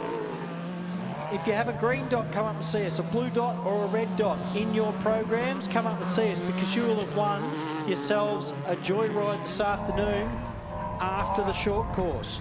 And the yellow dot will win the prize, but if they don't claim, the others get a chance. So we have to wait. The yellow dot in your program will win you a ride this afternoon.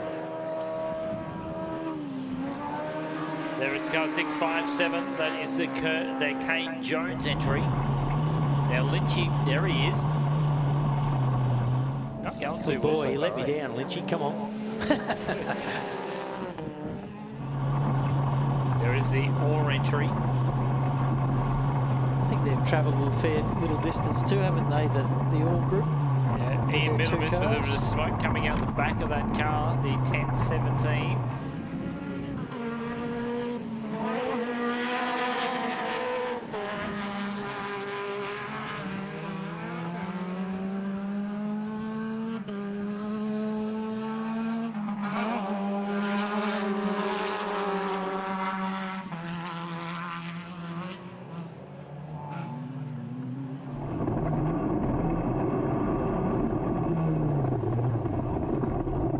So Bentley goes on through. Bentley, with his little misstart earlier, might have. I say it might have cost him, but it might not worry him in the long run. Just finishing this short course could be a little bit brutal at times if you're not careful. So just finishing the short course neatly might be another thing as well. So Ian Middlemas in the next one through, which shouldn't be too far away. There it is at the top. You can see the blue smoke behind it. Car 1017.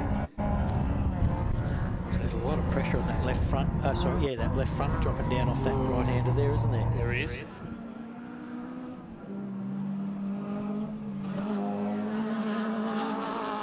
Craig Barnett through with a 409. The Doc Smith with a 418.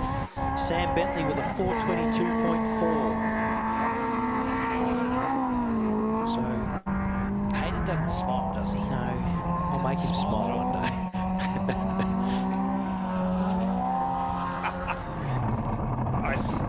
I think he did a 337. Hayden would be. That'd be good, wouldn't it? There is Craig. There is Barnett, the Cougar Racing. Stefan not too far behind him. The AARRA entry through. I tell you what, the AARRA entry through with a 322.2, 0.2 of a second quicker than the 10 car of Sam Bentley.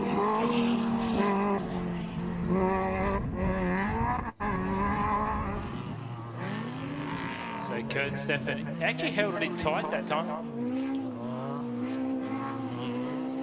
Well, under race conditions, he may now decide that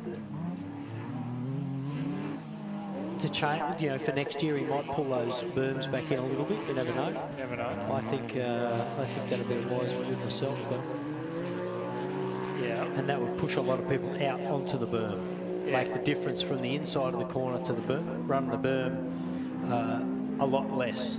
Yeah. So I just don't think we've got the pace. There is Jake Douglas, the GT He's another Bobcat. local fella. Yep. We've got a few locals out here. We've got Jake Douglas. We've got Jake England. Tony Lehman. There's a handful of locals out here this weekend competing. And there's also a lot of people like Lammy who's put the big screen up down here. Still got an element sitting in the shed he hasn't finished building that he tells me he's going to have ready for next year. He's not. He's a very busy man, but it'd be good to see a few more cars get finished and get back out on the track. There is Paul Tinker in the 1010 coming into the arena. 657 goes on through. There is the Dom.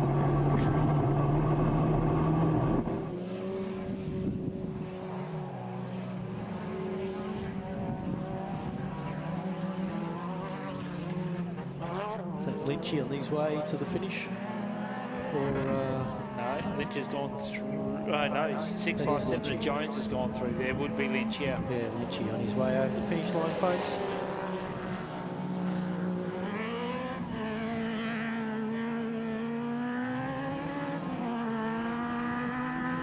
Paul Tinker. Douglas on it.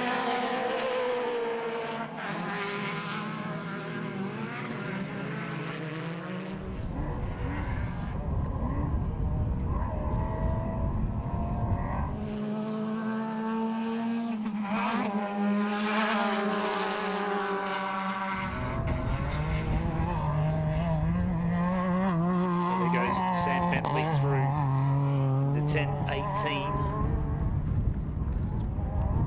Just trying to get some more fresh times up.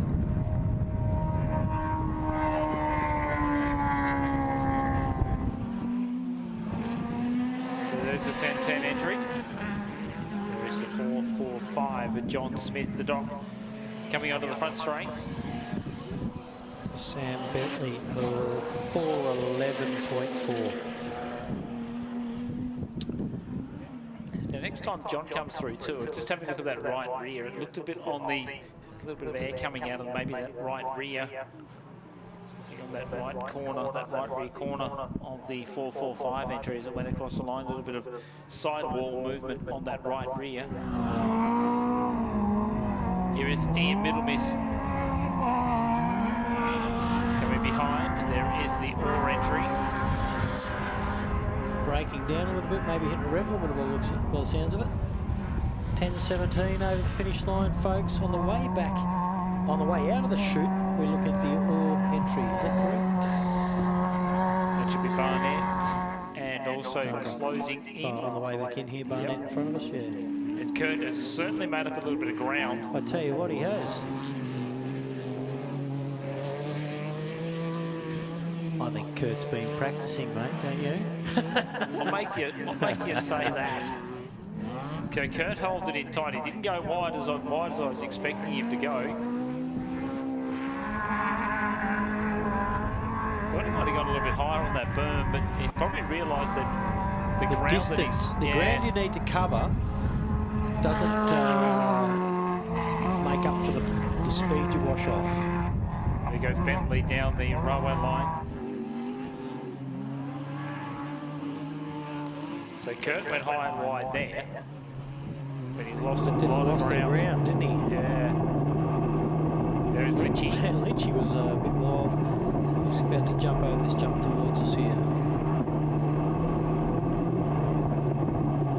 Sam, is that Sam motoring back in over the back? Geez, flying, isn't he? Yeah, he's certainly on a mission now.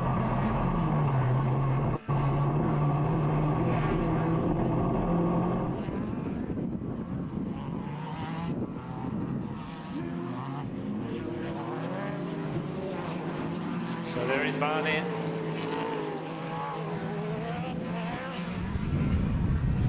With Kurt Steffen closing. Mate, the gap's actually bigger than what they were when they came back in down the railway chute, weren't they? Yeah. 6:57, another one over the finish line. That's Jones. So just a reminder too in your program, folks, check for your yellow dot. We want yellow, green, blue or red. In that order. Yeah. And if you have any of those dots, we haven't had anyone come up and see us yet, so check your programs, please. Check your programs. See if you've got a coloured sticker, yellow, green, blue or red. And in that order, you'll be, if the yellow doesn't claim it, the next one down the chute will, and you'll get a prize of a joyride this afternoon. It's in your program. Good. I like that, yeah. You've had a ride. 10:14 over the finish line. How would you go in the navigator seat now, eh? Probably no good. Onto the front straight. This should be the 10:15. No, that's Bentley. That was the Bentley entry. Yeah, apologies. Sam Bentley across the finish line there. Ian Middlemiss going up to that'll the be top. his third lap. So. And there is one slowing. That is the AORRA entry. Our drone shot. Isn't that cool? Chase. Too close. I'm locking for missiles. Locking for guns. Up around the berm, cutting in early. One of our last year's drone operators sitting at home with a broken neck. That's no good. Tex, unfortunately. Otherwise, he would be here this weekend as well. He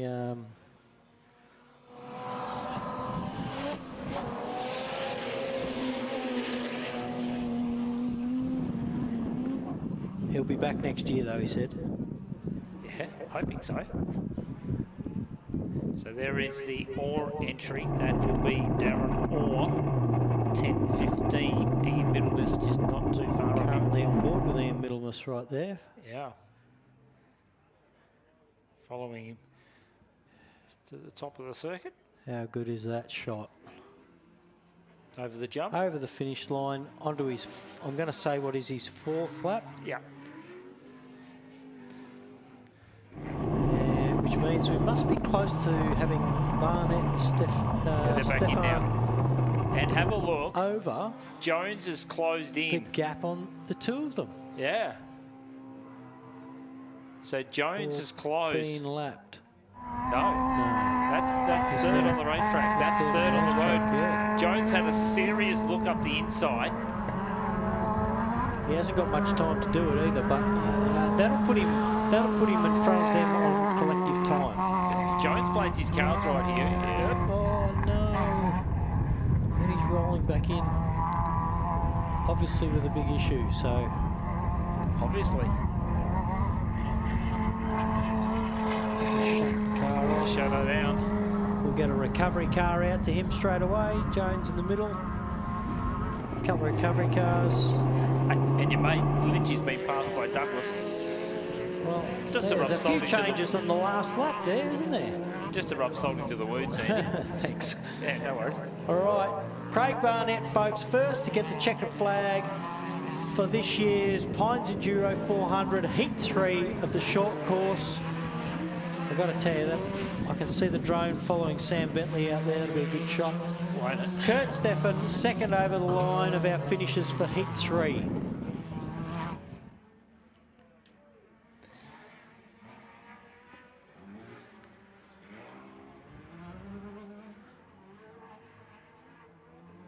These drone shots are phenomenal.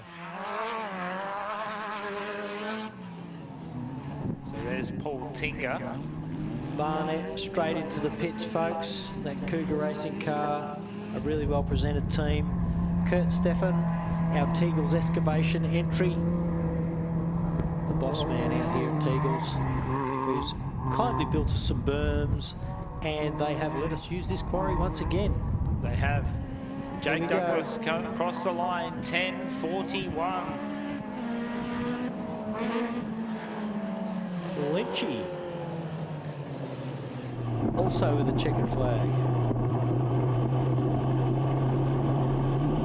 So Barnett, Stefan, Douglas and Lynch. First 4 in so far for heat race number 3. And I was going to read out some times, but I might just wait for a few more to finish and so we can get a refresh on those times.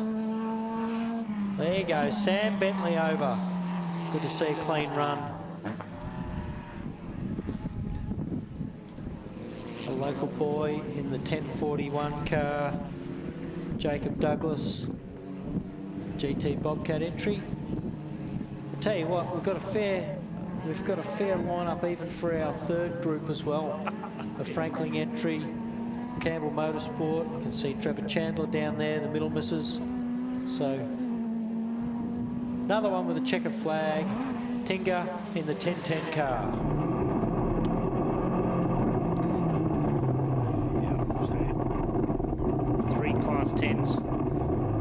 Douglas, Bentley and Tinga. I'm going to tell you. Yeah. Craig Barnett currently with a 16 minutes and 23 seconds, 0.9. Sam Bentley currently second with 16 minutes and 49.7. So although he missed the start, he's actually come out with quite a cracker little time there.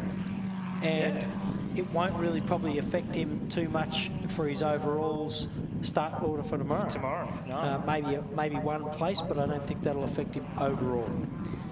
No, it certainly won't. And in the 570, the orange Mitsubishi Ute is sitting in third still, the Cameron entry, Andrew Cameron. The dock over the finish line, folks, and 1017 over the finish line. I think we've got the AORRA entry still out there. Who does that leave us out there? It should be Darren Orr, should be one of those. And also Jones as well, which is Jones is just over here to our start. Getting about to be hooked up by recovery and dragged back in.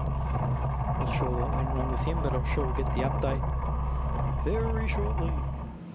Hey, Doc Smith, there you go, folks. I just got an updated time of Doc Smith with a total of 17:47, which puts him in third place currently for the short course here at the Pines. And it seems, mate, I'm looking back out at the cloud, or the lack of cloud in areas. It seems that we have a reasonably good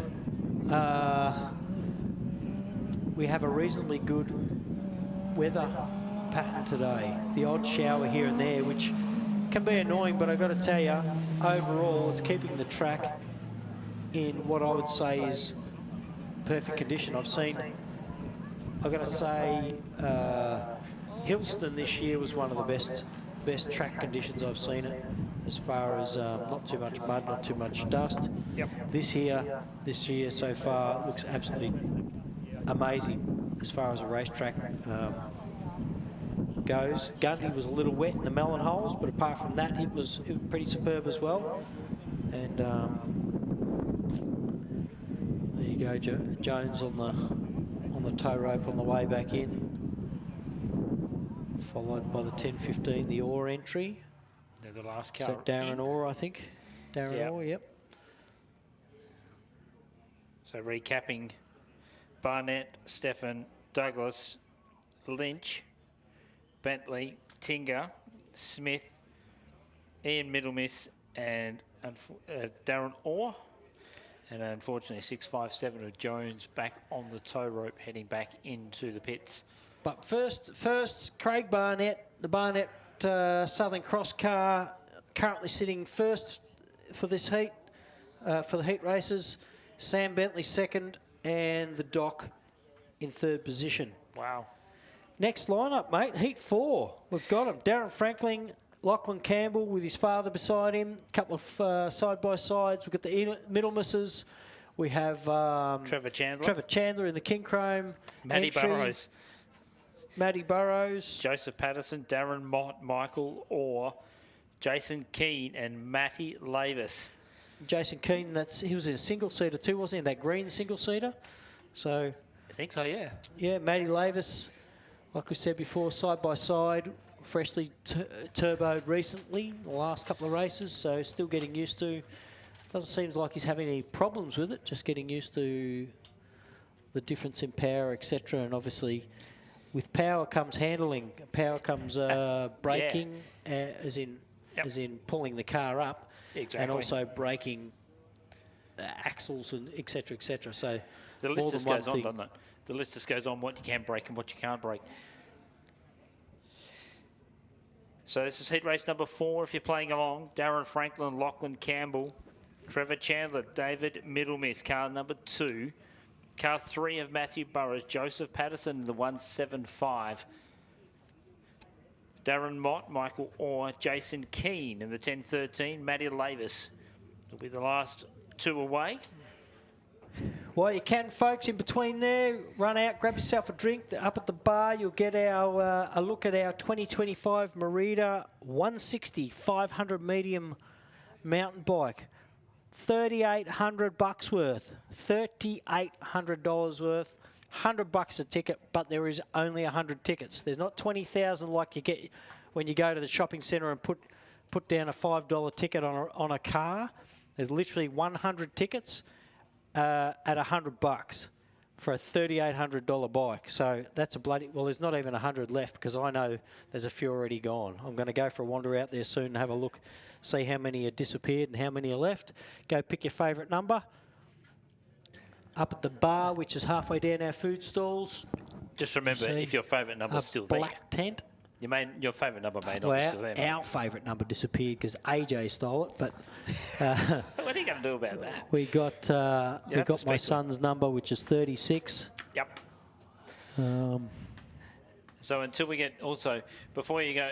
Also, just check your programs too, folks. If you haven't checked your program, please do so. There will be a yellow dot in there. If you have that yellow dot, you're going for the ride of your life after our short course events. Also, if the yellow one doesn't present to event headquarters, we want a green dot. If that doesn't present,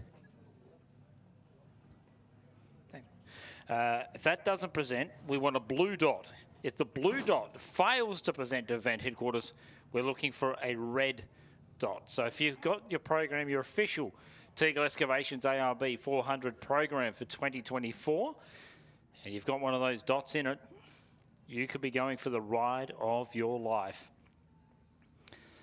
It will be a shortened course, will not be the full Prologue course, but it will be the ride of your life. It'll be certainly one that you can talk about with family and friends. Darren Franklin, Lachlan Campbell. Darren Franklin in Class 11. You may say, what's the difference between it? A little bit of work has gone on with this Franklin entry due to the fact that it's got a different diff in the front of it as to what pushes it into Class 11. He will start alongside car 607 of Lachlan Campbell. The King Chrome 1181, Trevor Chandler, will start from position 3. Lachlan Campbell will start alongside 607. Sorry, Class 2, David Minris, I do apologise. Matthew Burrows, Joseph Patterson, Darren Michael Orr, Jason Keane and Matty Lavis will be your tail end Charlies. Heat race number 4 this afternoon. Hope you're enjoying it, folks. If you're here at the Teagle Excavations ARB, if you're here at the venue, or if you're watching us online, just, yeah, sitting in the lounge room with the comfort of the air conditioning or the fire. Just think of your mates here in Millicent, here in South Australia. Well, we normally call it the sunny southeast. Today it is sunny, with a little bit of a breeze. So heat race number 4. Don't forget tomorrow morning, please make sure you get here bright and early. First cars off into the Pine Forest around 8:30 is what they're telling us. To be part of the Teagle Excavations ARB 465 kilometres is what the duration of the track will be tomorrow. 65 kilometres. They will do their 6 laps. Presentations tomorrow night at the Millicent Civic and Arts Centre. I'm not too sure if the tickets still available for it, but tickets had to be paid for by yesterday. Yeah, you would have to probably go and see them up at the front to see if you could still get a ticket for that, mate. I've been over and had a look at that bike. Yep. I don't reckon it's neither green nor gold. Oh, it's a bit of a flat colour. It's a bit, a bit of a flat, nearly a sandy taupe, kind of a gold mix. Right. Beautiful looking bike. Have you tested that? Fox Shock. No, I actually just bought, because my family didn't buy a ticket. So I did secure number 36. But get over there, get yourselves a ticket, folks. Seriously, $100 for a nearly $4,000 push bike. How could they forget? Phenomenal. How could they forget? And a really good looking bike too. It is. So we're neither right with the colours. Well, I'm not going to say we were wrong. I'm not going to say we're right either. So that's donated by Crater Lake Cycles. Fantastic. Go grab yourselves a drink. I know, I just saw the Cougar Racing team over there. They said they were going to buy about 10 tickets while they were over there. So getting their Great Northerns. And we know they just said that Craig got stuck behind Graham Robertson on the Prologue and couldn't get past him down the chute, so he's a little bit further down the order than he would like to be. Oh, okay. So that was the reason there, but I'm sure we'll see him climb back up. He'll be there tomorrow, no doubt. And today, now they'll go back, reflect, go through a quick briefing tonight, and get themselves all set for tomorrow. Just waiting on the clock. I think what they're doing is they're giving half an hour per. They're giving you half an hour to run the course. Yep. Because we're on 1 minute start now again on the half hour on the half hour, if that makes sense. That is. Half hour on the half hour. Yep. Makes no sense whatsoever, but for those people playing at home probably going, what are you on about? 2 side-by-sides off the start line. Like you said, Franklin puts him in Class 11 with just a diff change in the front. Just a diff change, that's all it is. I asked Darren about this. I thought he might have actually gone up, but no, he said it's just a normal side-by-side with a different front end diff. That is why it is pushed it into Class 11. We've got father and son next to him, Greg Campbell, Lockie. In the passenger, Lockie's in the driver's seat, passenger side, left-hand side. Most of these cars, side by sides, being left-hand drives. Yep. But Trevor Chandler, If you David have a look Middlemiss. at who's behind them, there's a couple of very fast cars behind them.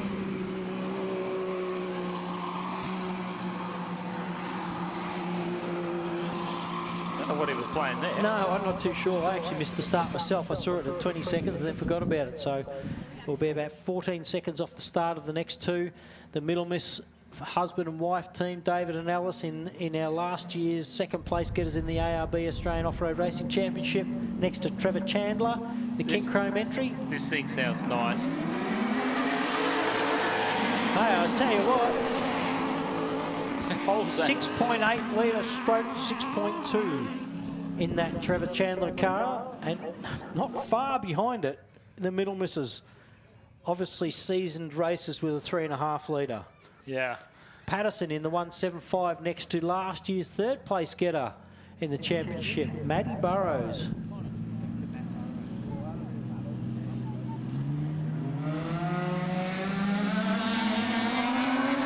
Both, don't forget these, both Class 1 cars, although Matty Burrows is running a 3 and the Middlemisses are running a 2, they are both Class 1 cars, so yeah, they reign those numbers on top because of their last year's standings. And they finished in the championship in 2023. Next one's away, car 515, and I love the look of this car. This is Michael Orr. You're on board with Patterson there.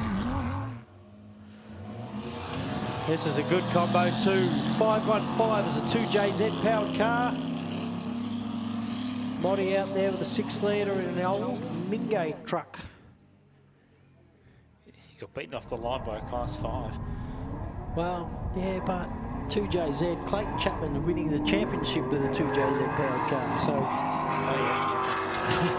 You make a fair's fair, you know, like... Jason Keane and Matty Lavis next two away. Matty Lavis has got so evenly matched, some of these cars. And I've got to tell you, I remember being evenly matched with Darren Vanderwood and even Bernie Colhersey.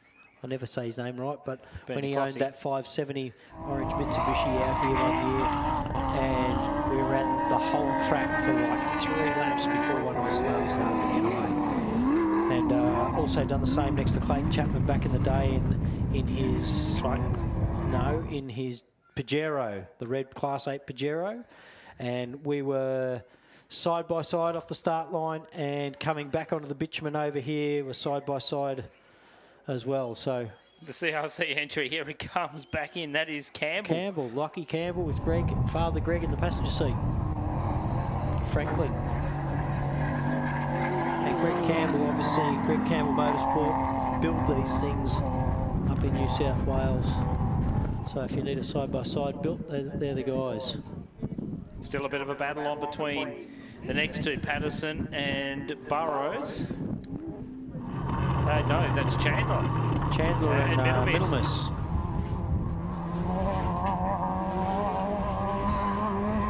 Middlemiss, quite a smart pair of racers. So, obviously, as we know, in a beam car, so a slightly older car, and always finishing. Yeah. Always finishing well. So they obviously know when to do smart moves and race very consistent. Bit of a silent achievers, really, aren't they? They certainly are. And he goes up the inside. Chandler just grabs another gear. We are. How would you like to be chasing following Chandler's? them. That's who we're following with the drone. There is a car coming. That's 515 coming back in, unfortunately. We've just been told, folks, that our lucky dot has been claimed, so our yellow dot on our program has been claimed, so therefore it means our green, blue and red dot are null and void now. So if you have those dots, unfortunately, no hot seat for you. Hang on, what happens to that person that has the yellow dot goes, no, I don't want that ride? Well, they hand it on. That's when they hand it on. Middlemiss goes across the line. Chandler, launch control. now. I'm not too sure. I think if you look over towards the railway line, you'll see a car that has stopped there. That's a 515 entry. I the reckon it is. 2JZ powered car is idling back in to a stand. Has he got a squish down? Yeah, I was just going to say this. Might need to be binoculars from here. Matty Burrows over the finish line, folks. Car 3 coming in. I'm going to say is that Patterson? Yep. That is Patterson, 175. Another one over the finish line. You're out in the on screen there. You're out there with Lockie and Greg Campbell shooting on their way out.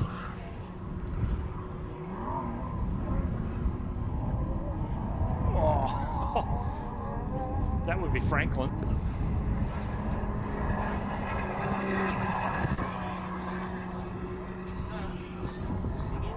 Here's Mott onto the front straight.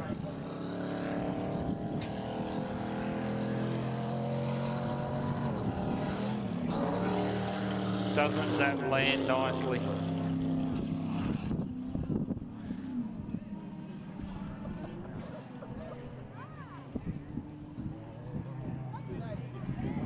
So here is the 10-13, which is Jason Keane, and just coming Matty in behind. Lavis behind him. Matty Lavis, yeah, 684.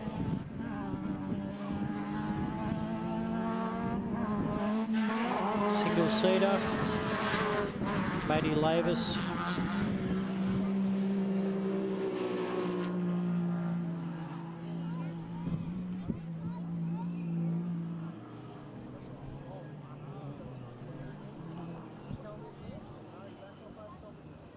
There's the Campbell entry coming in. Oh, back through the quarry. He hasn't backed off on that jump, has he? You see the standing water, folks, on that screen out near that back of that quarry. So once again, if you leave the racing line, you probably come to an abrupt stop. In some areas on the track, some areas are they've got some standing water next to them, but overall the tracks, I've got to say, the track's looking fantastic right now in front of us. It certainly is. There is Chandler.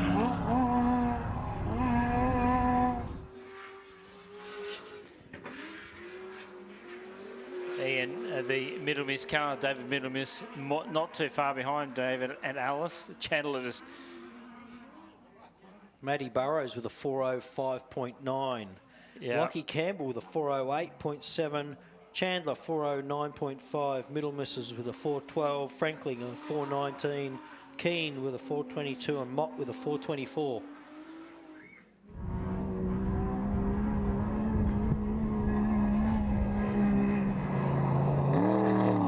So there goes Darren Mott, car 435 on screen. And we were saying about Barnett getting stuck behind car 44 earlier, unfortunately, in the prologue, but he might have been able to redeem himself a little bit with the time he's pulled out here on the short course for his starting order tomorrow. Yeah, and it makes a difference too. With those 5 laps today, it does help. And of course, this also goes towards their overall race time as well, Sandy. So a lot of people will see that and go, well, it doesn't count. Yeah, it does. Onto the front straight, Chandler.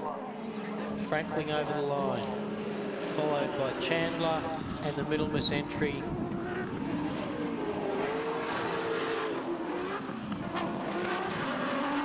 I'd like to see Chandler catch Franklin. Have a look at the look. You've got a 6.8 stroked LS in that Chandler car. Yeah. With a 3.5 litre V6. Look how close they are. Exactly. And also, if you're Franklin by now, you'd be thinking, or Chandler be thinking that's his lunch. Yeah. Like Middle Miss in that tight stuff. Middle Miss is all over there. All over, Trev. Yeah. That little standing water on the left of your screen, folks, is just before the last left-hander onto the straight towards the finish line. And we'll be So back. have Chandler Look put at down that shot. Isn't it cool? Bloody awesome. Patterson entry, 175 over the finish line for their start of their third lap. Yep.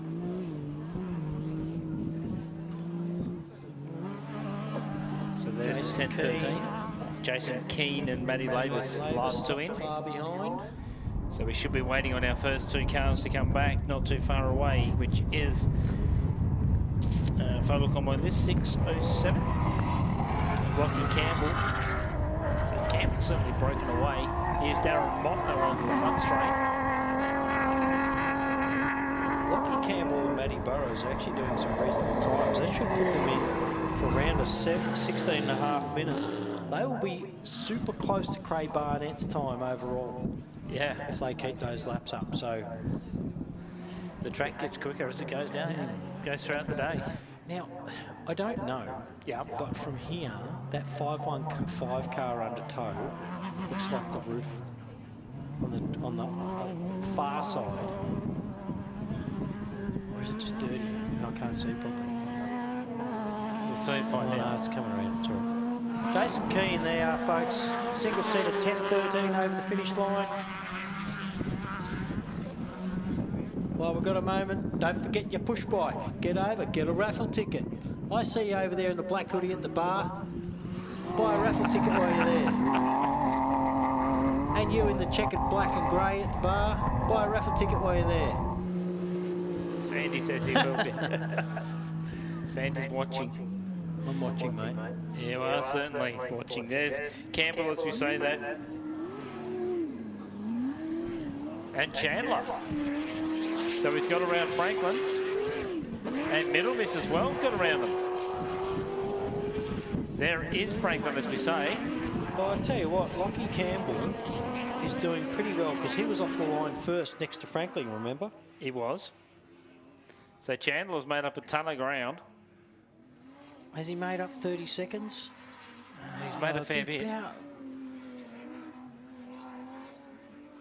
Middle Misses, Chandler's opened up the gap between Middle Miss, but I noticed over here in the little bit of Quarry to our right, the Middle Misses seem to close that gap up a little bit more.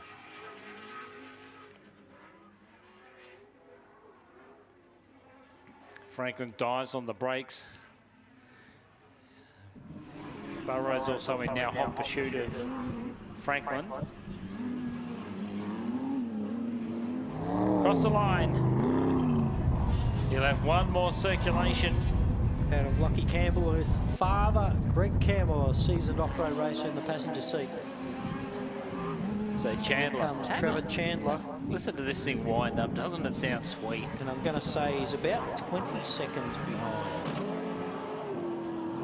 Yeah, 20, 21 seconds behind.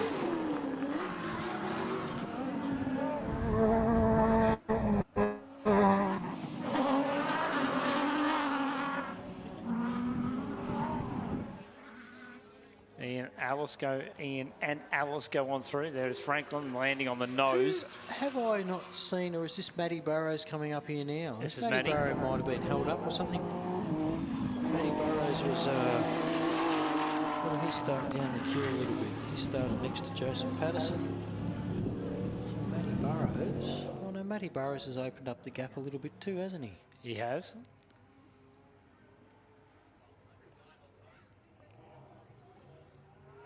Well, there's Patterson there. So, yeah, Matty Burrows seems to have opened up that gap a little bit.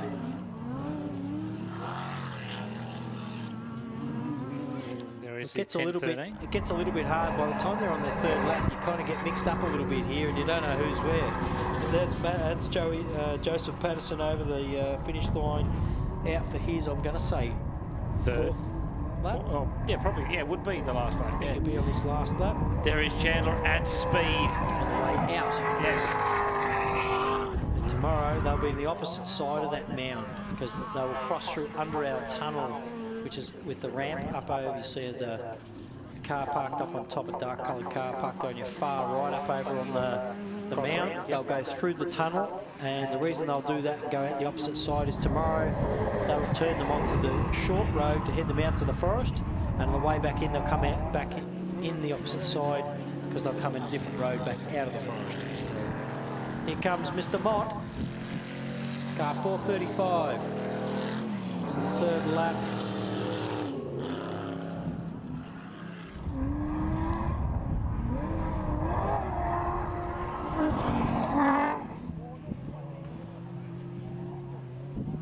So heat race number 5 and 6. Just if you guys are not near cars, can you make your way back to the pit area to start getting organised? Heat 5 and 6.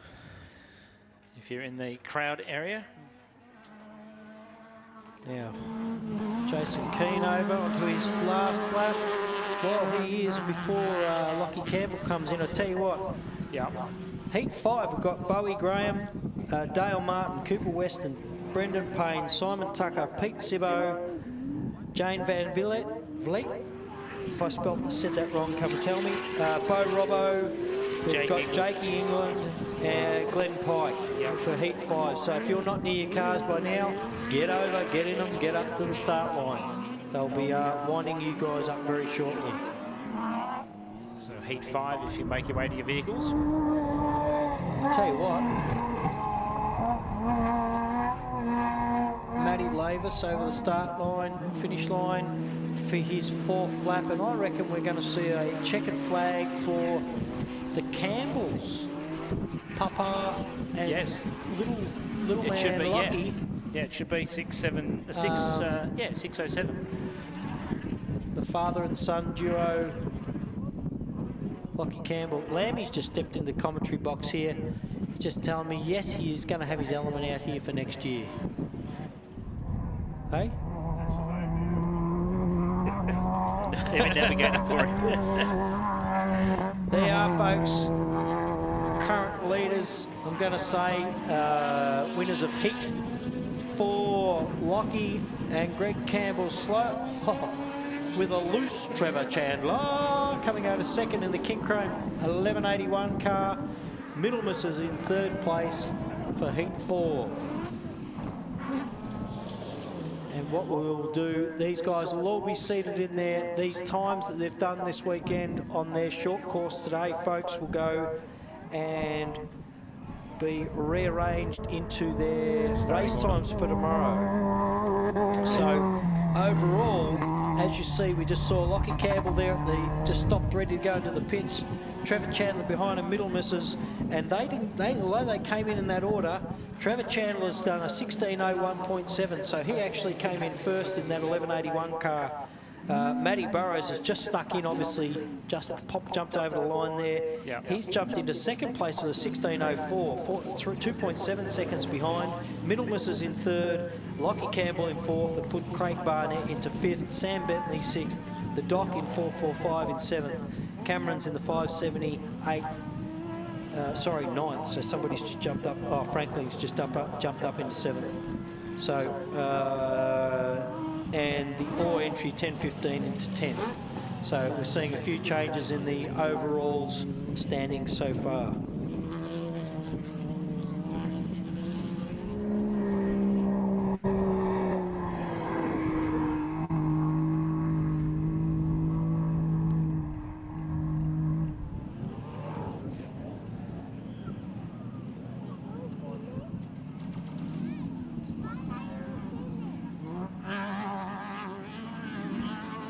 Across the back there at the moment, 10.13 and Jason Keane.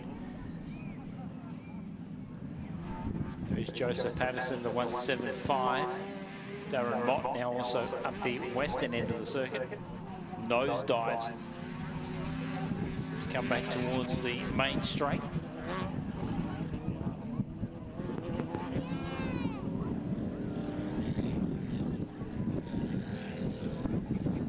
So here comes across the line, 4.35 of Darren Mott.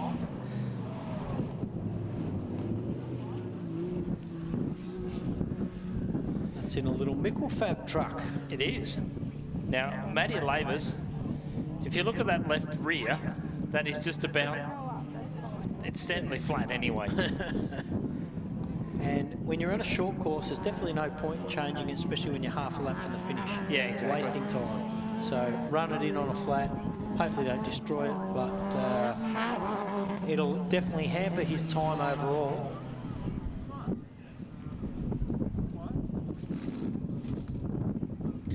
Yeah, I was just looking at that left rear when he went over before, and it certainly didn't have a lot of air in it. So he's done most of the short course on it. So he's done a great job. I'll tell you what, while we wait for him to come in, race over, grab yourself a bike ticket. Yeah. Do it.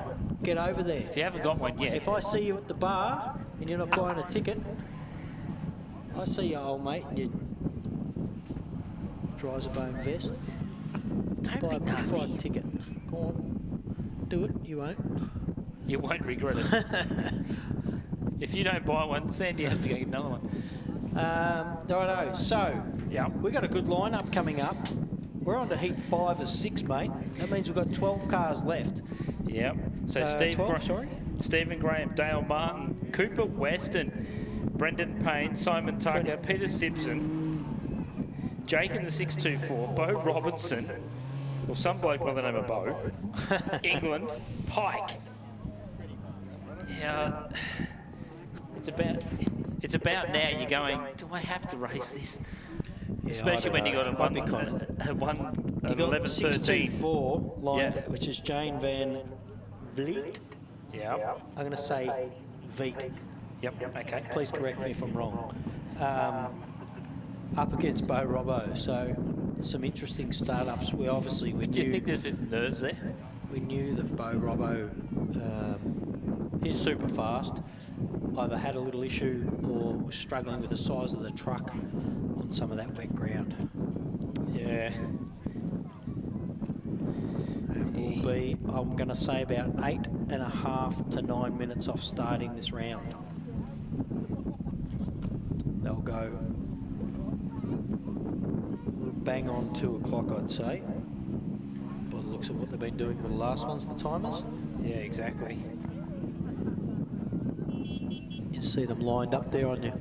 If you look into your screens there in the middle of your screen, on the right hand side you'll see the 1065 Bowie and Ella Graham. On the left hand side you'll see Dale Martin. And is AJ in the seat? Because I know he took one of his boys that came and comes and helps out, and I forget his name, but he took him for a lap around on the Prologue,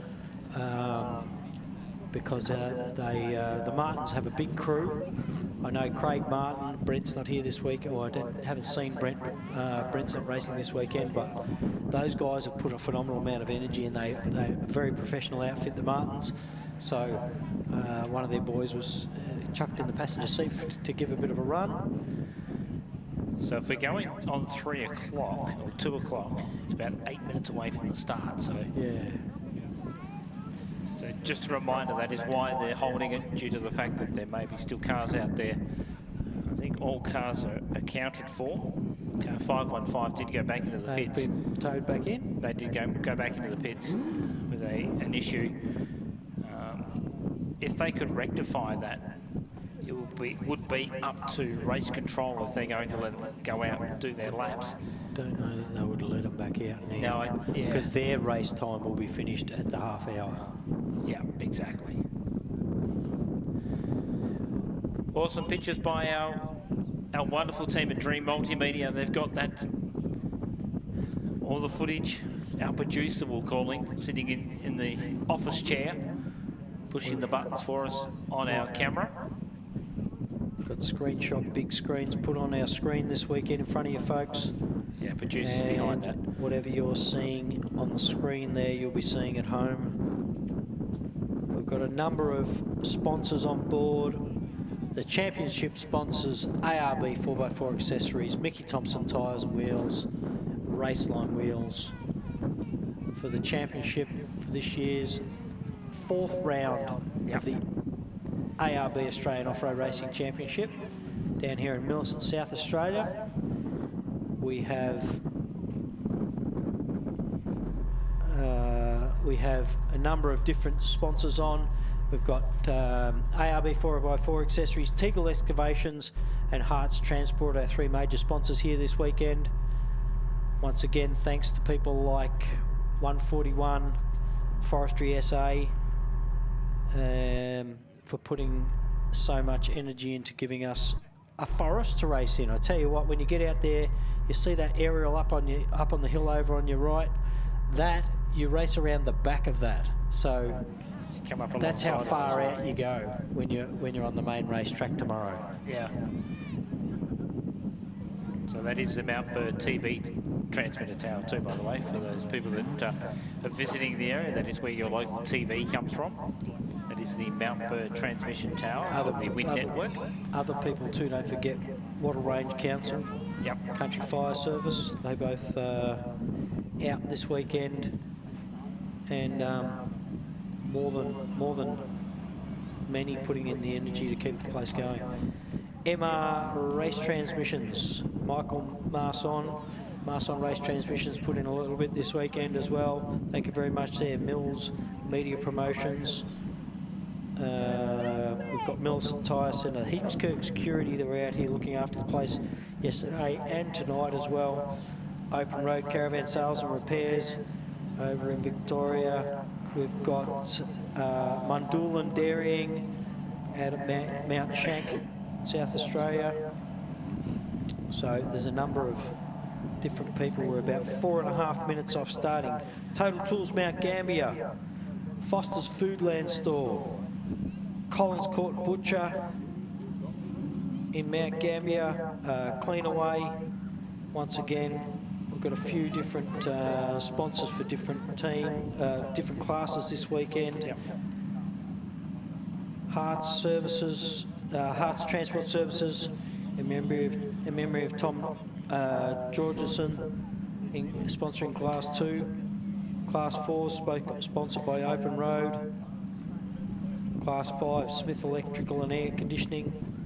We've got other sponsors, K&S Fuels in Millicent, Express Signs, Mount Gambier Paint Plus, Rural IT Solutions. So, as you can tell, the Millicent Sandbuggy Club putting on a massive effort this weekend, a massive event this weekend, one of their 3 events. They do a couple of small short courses, plus this, the final round of the championship this year. Sharp Crane, Somerset Hotel, Lawrence and Hanson, Limestone Coast Party Hire.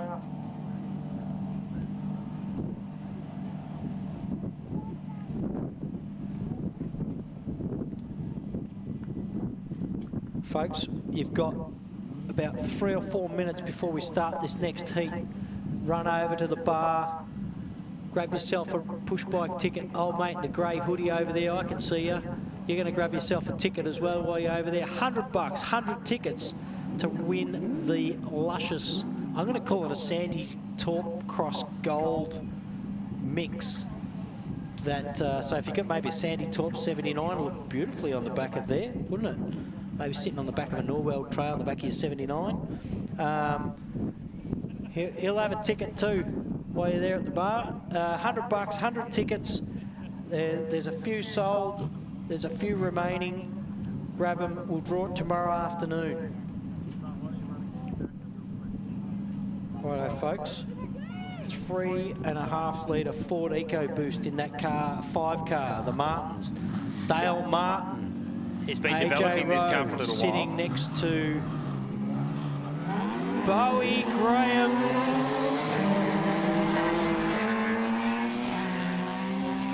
Now, Bowie and Ella in a 2.4 Honda K24 powered car. Don't be surprised if that car gets up. They are a super fast father and daughter team. 11.61 on the line. This is Cooper Weston alongside Brendan Payne. Classy 11, 7 litre. Against the Southern Cross 99. And they're away, I tell you what a battle that is. 99 chopped him. He did. Notice the navigator changing gears for young Cooper. I actually asked the question, who's changing gears? Because Cooper had both hands on the steering wheel. This is Simon Tucker and Peter Simpson. He will be a bit nervous by now. Red lights, go. I think some of Sibbo's battles keeping that thing in a straight line off the mark, I'd reckon. Oh, if they didn't touch wheels, there wasn't a credit card between them. Sibbo told me a while back he had about like 7 auto coolers on that thing. I'm not even joking. Wow. Righto, folks. Bo Robbo, your current second, sitting second in the championship, 1113. Bo Robbo on the left in the white truck, 624. Jane, I'm not even going to say the last name. Just lets it go. About, yeah. Not going anywhere. 6.24. Up there they go. Would you go with him? Well, yeah, I'd have a go. You'd have a crack, you reckon? Mate, David and Goliath, I'd have a go. England have piped the last two away. Jakey, England, excuse me, in this red car, local fella. Struggled for traction there off the line, did Jake, in 10.32. Yeah. Bo, as you can see, we're following, I think we're sitting in, what car are we in with there? We must be in Jake's car, I think the camera is. Yeah, Jake's red car, that in-car footage. Yeah, that's following Mr. Pike around, is it? Yeah, and here is Dale Martin. Whoa, what a gap. There's where the times we're looking for, folks, I reckon. There's Bowie, there's Graham, the 10.65. So they've certainly got away.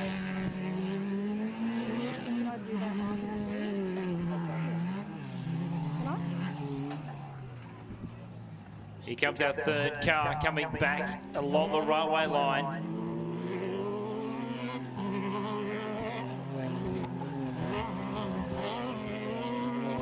I think the third one was away. Heat 5. So it was Cooper and Brendan Payne. There is Brendan Payne. Where is Weston? There he is. He's stuck in the gateway. Over on the infield.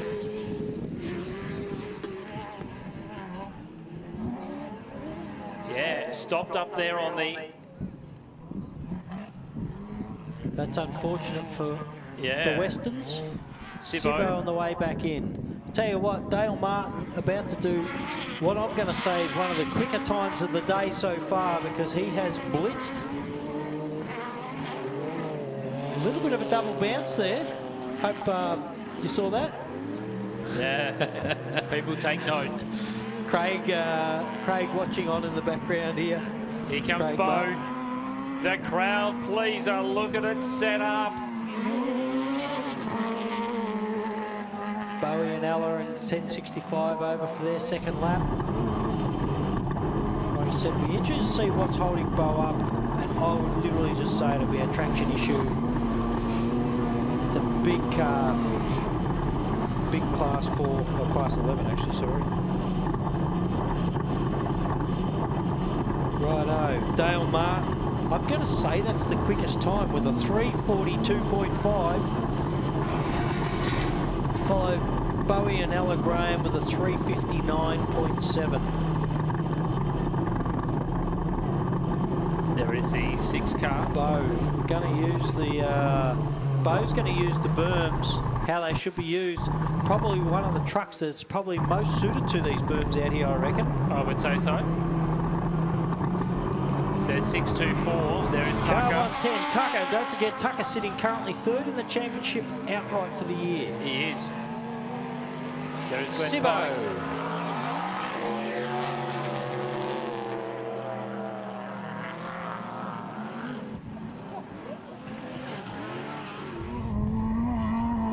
So here's Bo. Tucker with a 3:55 across the line earlier. I'll give you their first lap times as I see them come in, folks.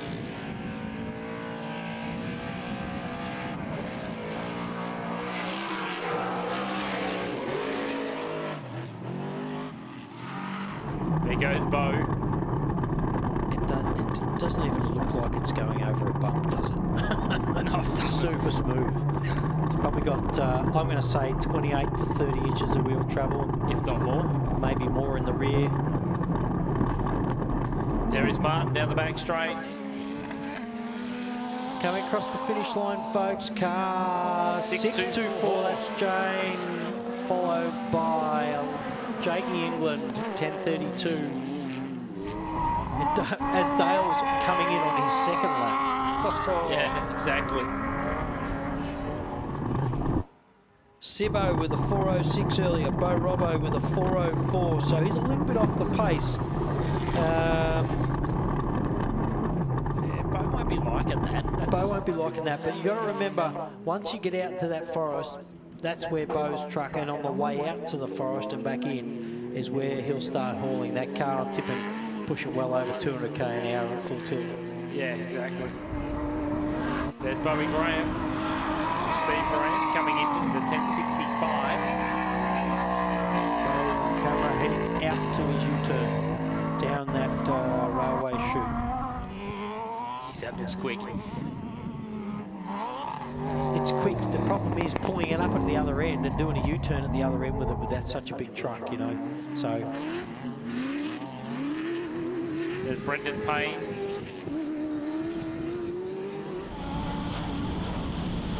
The current fastest man on course, Dale Martin, across his second lap.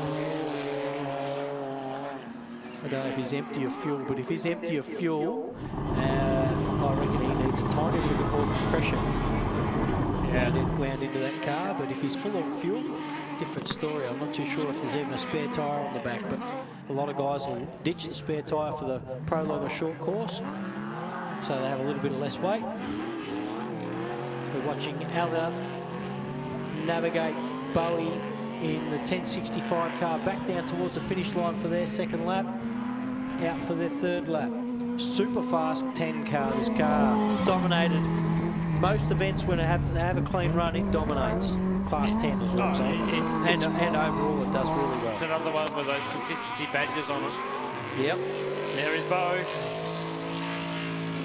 Soil shifter. There's only one bloke that can soil shift like that in class 4 or in their class 7, the 7-litre ones, and that is Greg Gardner. I'm sure Greg's watching on. 99. Brendan Payne.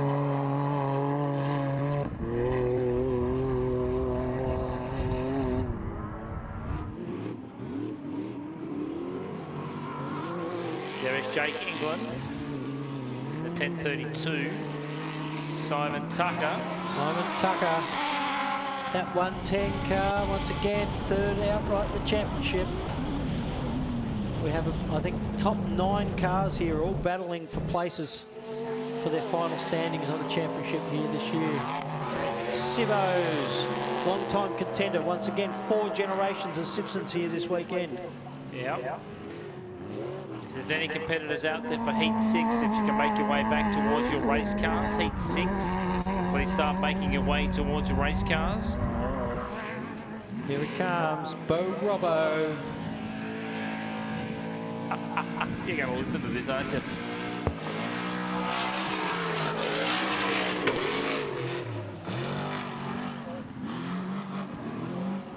Stop drooling. Well, it's funny because, you know, he's done a lot of races this year, Bo, in that car, so they've obviously had engines and transmissions in and out of that thing all year. It's been a big thing for them to get all around the country more than once. Yeah, it takes commitment to do this. There's Jake England. Local boy Jake England, 1032 on his third. That'll be the third lap, yes. Look out on that runway already. You lost count. Jane over the finish line, 624. Jane, I want someone to correct me and tell me exactly how that's said. Pikey, 75 over the finish line. Settling into that car too. Bowie and Ella on their way back in there, which means Dale's in the house. Dale is... He's up the top, coming over the crest. Around to the finish line. So that is definitely 1161 up there too, at the top of the circuit by their crossover. Have stopped. So unfortunately the Western team, commentator's curse has got him. So last lap for Martin.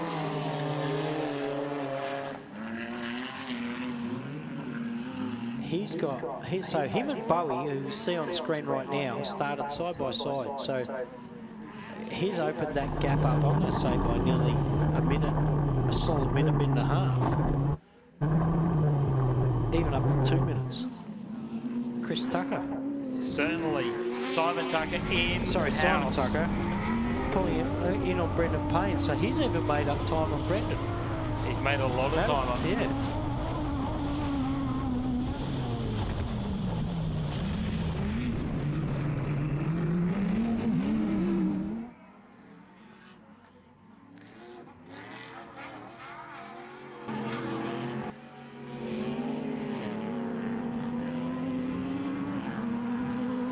There's Bowie. There's a bit of a pass going on over the back there, mate. Look at that. Yeah, that's Can't tell. Tucker They're both going on green the and white. outside Tucker of goes Payne. around. And he goes on by. Dale on your screen, folks, making his charge out to his U-turn before he comes back in for his final lap. There is the Class 6. That'll be the 624. Going out along the railway line as well. See Bernie Webb down there handing out lollies. Gee whiz. We've got it all going on here this weekend. Where's there ours? are. Tucker's 110 on their last lap. Payne right behind him in the car 99. Been rounded up. That's a 30-second gap made up right there, folks. In a short distance of... Don't forget, these laps are 6-kilometre laps. So we've got 4 6K laps on their short course. That's 25K, or just on 25K. So he's made up a lot of ground. There's Peter Simpson. Gwen Pike also in the house too. She catches in the 624.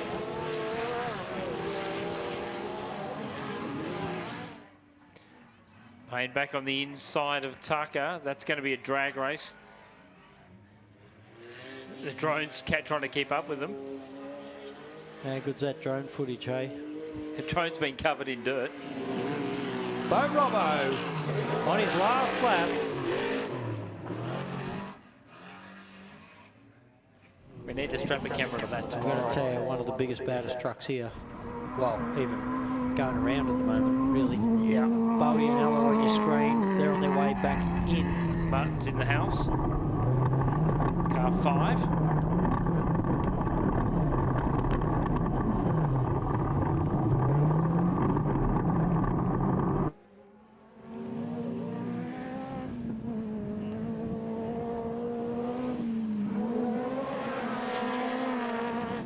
There goes Jake England. So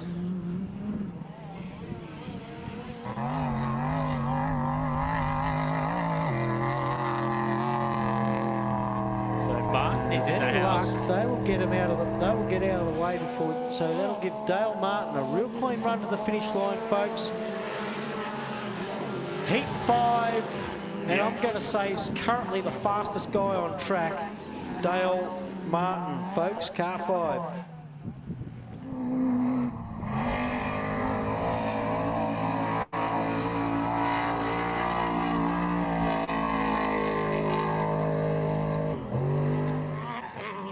Dale Martin, correct. Fastest car on track.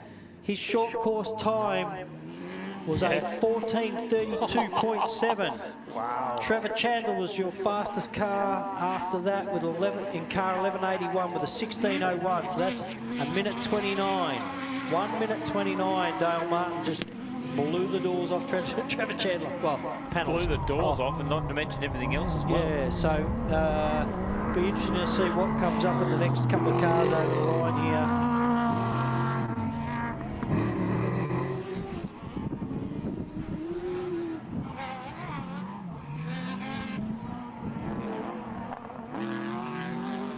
Look at Sibbo. Sibbo's on the pace today too, isn't he? He is. What did he have for lunch? What a D back for lunch.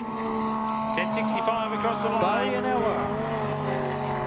Good to see them safely home. Hopefully they have a very clean run this weekend. They had a couple of problems throughout the year. I think they had a bit of wood stick under their accelerator or brake pedal out at Hillston there, which sort of pulled them right up in their game as well.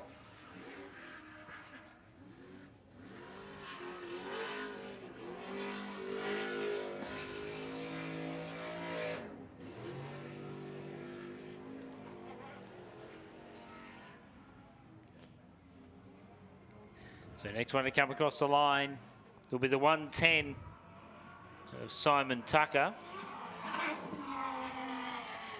They'll be wrapped. They'll be wrapped. They've been doing really good. So currently, just to stick a little bit of salt, yeah. Hang on, I'm just gonna refresh. I'm just gonna wait a second and refresh before I get up the times for Bowie and Ella Graham. I'm just gonna wait, because I'll throw the Tuckers in there in the mix. So currently we've got your fastest guys on track, which is Dale Martin in car 5, 14:32.7. Second fastest car, folks, Simon Tucker, right in front of you. Car 110 with a 15:24.8. Stephen Bowie Graham with Ella in the passenger seat in the third fastest with that little 1065 car, 15:44.9. Sibbo across with a 15:54 in fourth place, just topping off Trevor Chandler. And coming in for his final lap, Bo Robbo.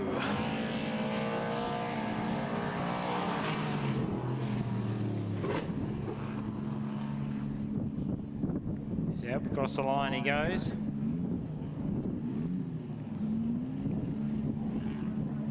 Simon Tucker rolling into the pits.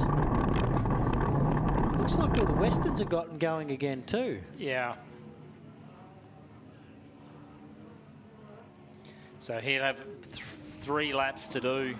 Yeah, and he's probably, by the looks of it, he's got about 14 minutes to do it, so it's very much achievable if he's got a 4 or 5 minute lap happening. So Jake England in. Bo Robbo with a 15:58, sitting him in 5th position, just behind Sibbo. So there you go, Sibbo's little Bennett truck. Well, little Sibbo's Bennett truck. I'm not going to call it little, only because it's littler than Bo's truck. Sitting in 4th position, Dale Martin, Simon Tucker, Steve Graham, Peter Simpson, Bo Robbo, Trevo Chandler, Mark Burrows, Dave Middlemas, Lockie Campbell, Craig Barnett. That rounds up out your top 10. Sam Bentley, Dave Franklin, Darren Mott, Keane entry, Smith entry, Camerons, Oars, De Vanderwoods, Forsmans and Roland Polchow in 20th. That's your top 20, folks. Jane on the way back in.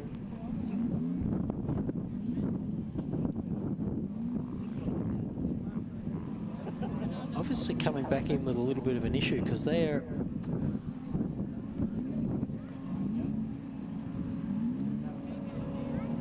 left the line about 15 seconds after Bo left, and they've come back in.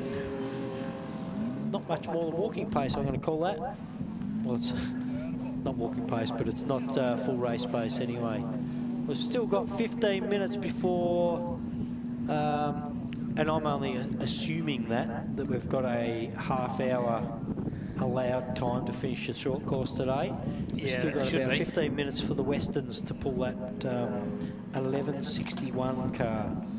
Is it 1161? That's what they're running under? That's what, 1161 car through the rush truck built buggy. Cooper's in the driver's seat today. Chris Weston will drive it tomorrow morning. Then they'll swap over. This is driver change, navigator change tomorrow morning. So, and they've got another navigator in with Cooper. That is correct. Let's take a look at Heat 6. Here he is coming back in now. Matt Hansen, Aaron Habe, your 2 front row drag race. I'll tell you what, that's a battle, isn't it? Clayton Chapman, Andy Brown, Todd Lehman, Danny Brown, Mark Burrows, Jackson Evans, Stuart Chapman, and Boston Morgan Horan will be your last cars away. Now, in the meantime, folks, once again, while you've got a break, while you're grabbing a drink at the bar, you can grab yourself a raffle ticket to win a bike. Arguably the world's best push bike for $3,800 worth of value. $100. A ticket, Get you a ticket, $100. What sound like a lot, but not when you're riding away on your matte gold, sandy taupe coloured push bike worth $3,800. Hey? Doesn't sound much when you say it like that. $3,800. It is when you count it out in $1 coins. Yeah, I would agree with that. 100 tickets, $100. Grab it at the bar. Once again, here comes, while we're waiting for Cooper or the Westerns to come back in. We've got our 3 major sponsors for this event: ARB 4x4 Accessories, Teagle Excavations. Thank you for the Quarry we are all stood on, and the Hards Transport Services. They are Cooper West. He's still got 2 laps to go, folks, and he's got, looking at the clock, he's got bang on 10 minutes to do it in. So I think he should be able to do that if he keeps this pace up. Obviously had a bad first lap, something going wrong coming back out of the chute.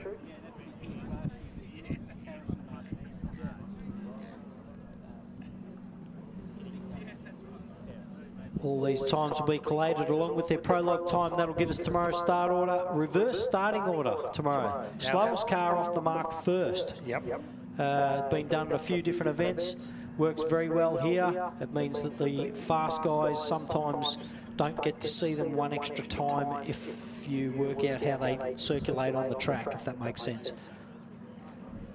Exactly right, because the slow guys that take off tomorrow morning, they got that fresh track in front of them too, so they get that advantage. They get to win they get to lead the race. Yeah, exactly. Well, if you want to put it that way, yes.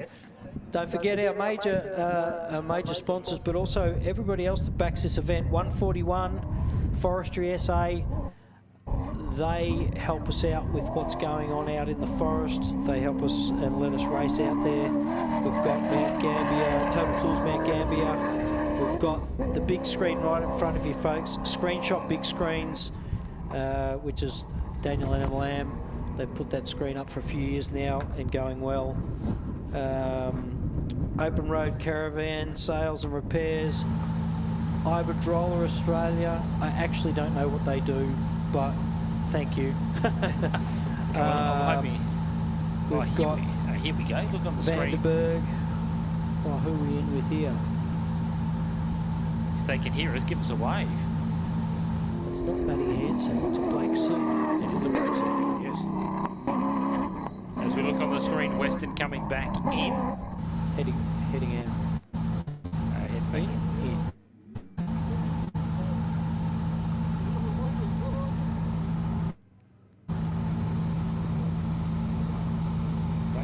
Race suit. There you go.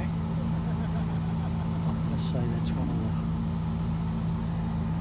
That's on the back of the Horan truck. There you go. The gold gives it away. Oh, that's on the Horan truck. Yeah. There's another camera down there, but Cooper Western still got 1 lap to go, and he's so far about 2 minutes 50 into that lap.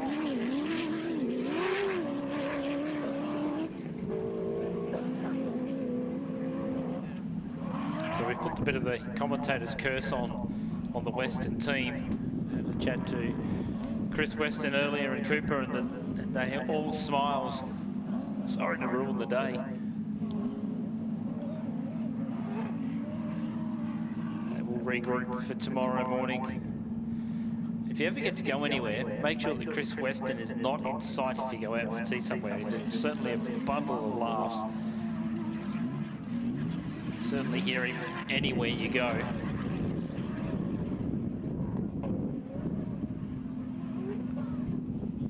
A couple of our other sponsors: Collins Court Butcher, Foster's Foodland Store in Millicent, Cleanaway, Total Tools Mount Gambier.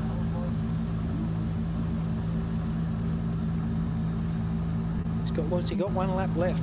We've got K&S Fuels, Express Signs. We also have Shannon's Motor Insurance, who are here. They have a stall here, so you can go and chat to them about insurance as well. Leah is down there. Go and say good day. Mount Gambier Paint Plus. Yeah, Leah's down Rural there. IT Solutions. Yeah, so Leah's down there at the Shannon's tent. 1 more lap. He came over there at about, I'm going to say, right on 4 minutes. He's doing around a 4-minute lap. So, only because I can get a sneaky view of the race clock here. So he's got about 6 minutes to finish, I reckon, and he will, if he has a clean run here. Obviously, he's got no one to hold him up, so that's a good sign. That is a damn good sign. Speaking of sign, Art Sign Outdoors, Sign Solutions since 1971. So there you go. They are in Myla, South Australia. Limestone Coast Party Hire. Lawrence and Hanson. Somerset Hotel, Sharp Cranes. Now, Somerset Hotel just in town here. Sharp Cranes, I've seen them in town as well. A massive amount of energy put in from those folks, and we do appreciate their support of the event. Southwest Freight in Mount Gambier. We've got the distributors in Mount Gambier. They do your local food and beverage distributors. Hillview Caravan Park. Literally could walk there from here. If you look over amongst the pine trees on your far left, you'll be able to see them. Walking distance, eh?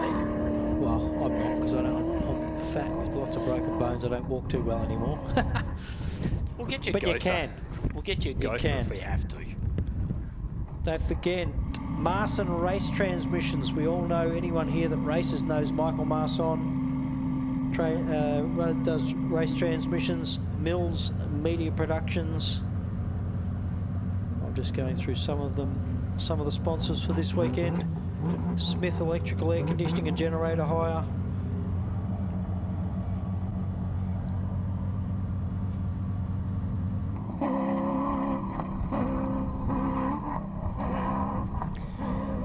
We just know before we've got that program sorted, if somebody has won themselves a hot lap, mate, what an experience. It certainly is, and it's certainly life-changing. I know, well, not life-changing, but it's just an experience, of course. If you're not into it or you haven't done it and you're just out here for a view and you get a run in one of these cars, I tell you what, it is a good life-changing experience. Yeah. Here he is for his final lap, Mr. Weston. Only because I don't know who's in the passenger seat. I don't know if it's... Well, Coop's driving. Coop's driving, is he? Yeah. No, mine like Chris will be in the navigator seat. I'm calling him the Westerns. 1161, Mickey Thompson backed rush truck. And you can actually have a drive of this car too up in Queensland. Higher drive. Yeah. This particular car, I believe. Yeah, exactly. So, and they've done that for many years now. I think they've done that for, I'm going to say 10 or 15 years or more. Yeah, I can remember the best story of, this is telling stories out of Pines Enduro, because Chris Weston was one of the best stories, was Chris's dummy spit many years ago because he made the top 10. Remember when we used to have the top 10 shootout? Oh, we did, yeah. I can remember Chris making the top 10. And there was a bloke by the name of one Hayden Bentley that could change Chris's fate, and that was Chris protested and protested that he wanted to run the Dash for Cash. Back in the day, the Dash for Cash was the top 4 cars in the class. They got to run off. They would do this short course. Yeah, do the short course. I can remember Chris actually complaining because he made the top 10. Anyone else would complain that they didn't make the top 10. There you go, the Weston's car, 1161. Final time for this year's Pines Enduro 400 short course, heat number 5. Righto, and within about 2 minutes, if they're good enough, they will clear the track by everybody through all of their recovery teams. And if the track's clear and good to go, then they will get their short course underway for the final round.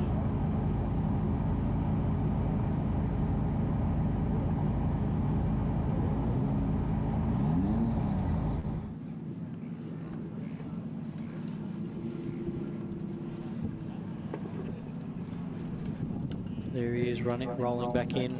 Obviously either anything over a 6 litre, being a class 11. And once again, next year there will be 7 litres allowed in class 4, class 5 and class 8. So a lot of class 8s still have to look like a production produced vehicle.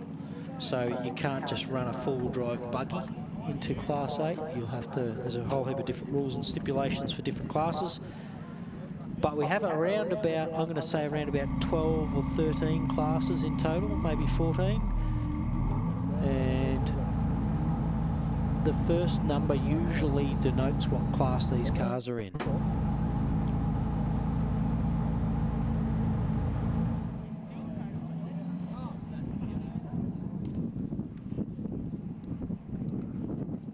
Just going to tidy up some bits on the track. They'll giving all of our recovery crew a call on the radios to make sure their spots are clear and there's no issues. And then they'll pull the cars up for this last round. I tell you what a heat. This is going to be phenomenal. Matty Hansen and Aaron Habe off the line. Clayton Chapman and Andy Brown off the line. Todd Lehman, Daniel Brown off the line. Mark Burrows and Jackson Evans off the line. Stu Chapo and Boston in the 489 gold black truck off the line. What a heat. So this is going to be a pretty wild heat, I reckon. Be over before you blink and you'll miss it. And I'm tipping we saw a couple of cars in the 3-minute bracket. So it'll be interesting to see what happens with some of these super fast cars that were at the pointy end. Now, currently standing first in the championship, we've got Clayton Chapman, Bo Robbo, Simon Tucker in the points round. They're the current top 3 in the championship of points. And today we've got currently in the short course, Dale Martin, Simon Tucker, who I just said's 3rd in the championship. He's sitting 2nd out there, so I'm sure we're going to see some times knocked out and changed around a little bit. But Dale Martin, who has competed for many years and was competing in a Class 1 car, 3.5 litre, has gone to this Jimco now with a fresh Eco Boost in it, and that's at a 14-minute 32. So I'm sure we're going to see, with Tucker's in a 15.24. So I'm tipping with some of these cars out here now, we're going to see some more times in that 14-minute bracket. I'm not sure anyone will break a 13-minute bracket in total, but we'll see in a few minutes. Matty Hansen first off the line next to the Habies. And Matty Hansen, like I said earlier, he's won here a couple of times before. Was it 2017 and 18 or 18 and 19? I can't remember. But he's won here a couple of times. Super fast in the prologues. He just won it. Don't forget, Matty Hansen, that number 7 car, he won our prologue just before, folks, with a 3-minute 46 flat. Exactly. So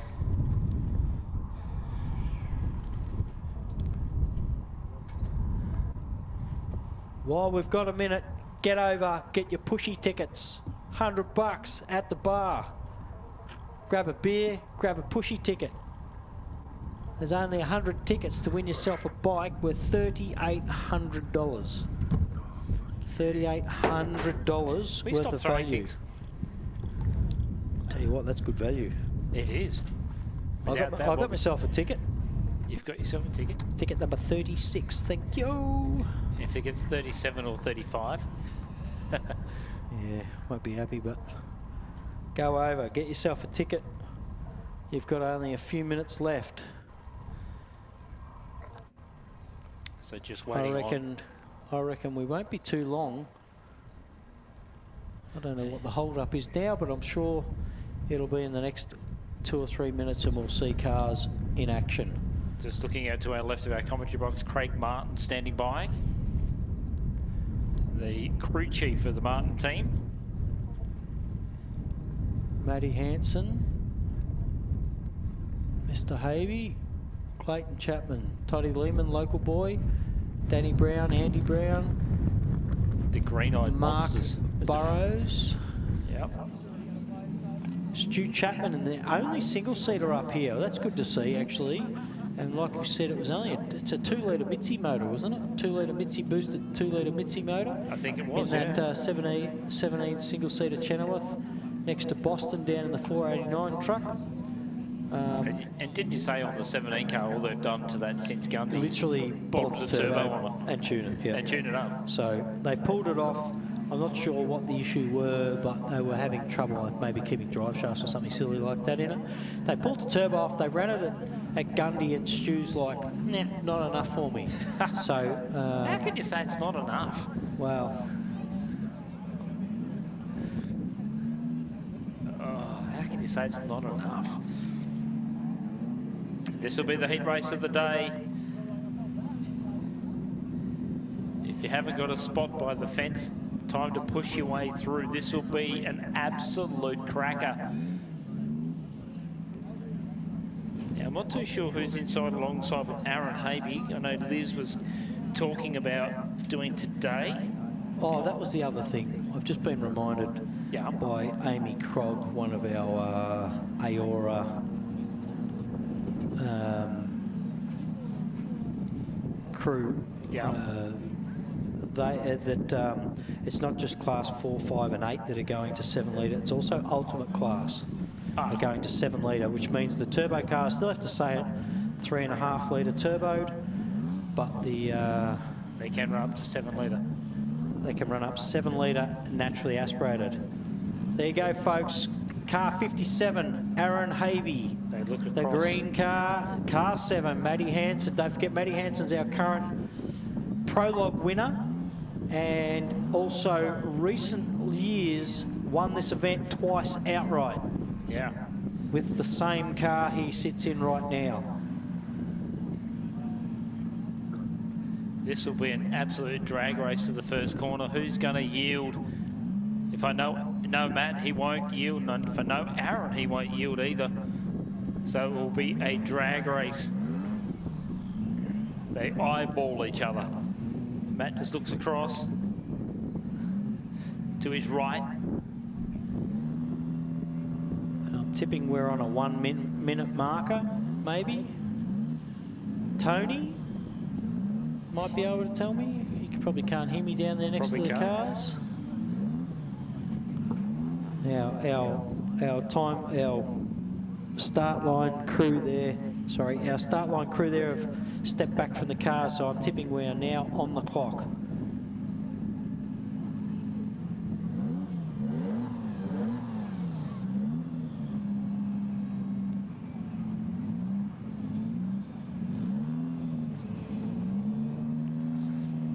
Looks like, is that Liz in the passenger seat? The Havey car? That looks like, yeah, that looks like Liz. So we've got Aaron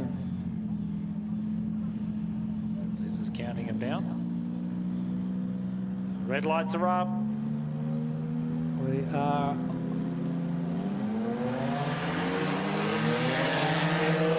I'm going to say the Haveys missed that start by half a second.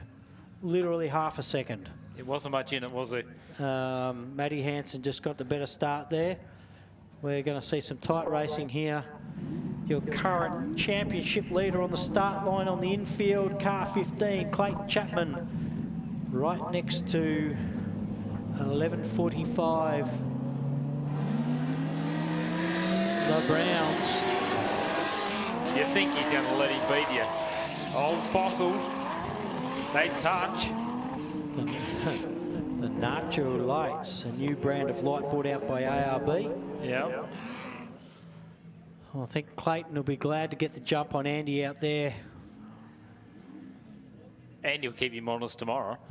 Toddy Lehman, local boy, in car 85. Danny Brown, car 4.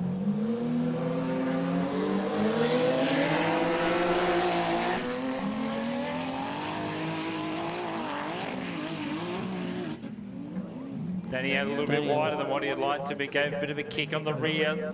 Lehman gets the whole shot. Not forgetting that sometimes being out wide going into a corner means you get a better exit. You do. Oh, they just had a touch over there behind in the Quarry. They are side by side. Danny Brown. There you go. Jackson Evans, Mark Burrows off the line. Now, Jacko Evans, the first of our 6 cars. He'll be wanting to stay out of the wash of the Burrows car. So, if you watch the 2 last cars too, between Lehman and that, I think you'll find the one went over the actual berm as well. Righto, with 4 seconds. 3, 2, 1.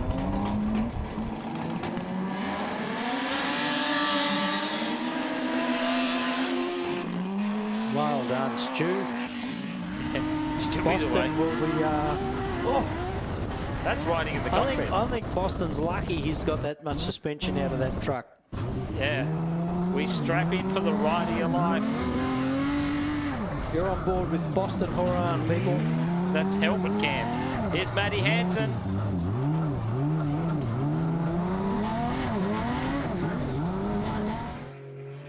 Matty Hansen. The Habeys in 57. On with Horan. Clayton Chapman coming back in your infield there, folks. Followed by Andy Brown.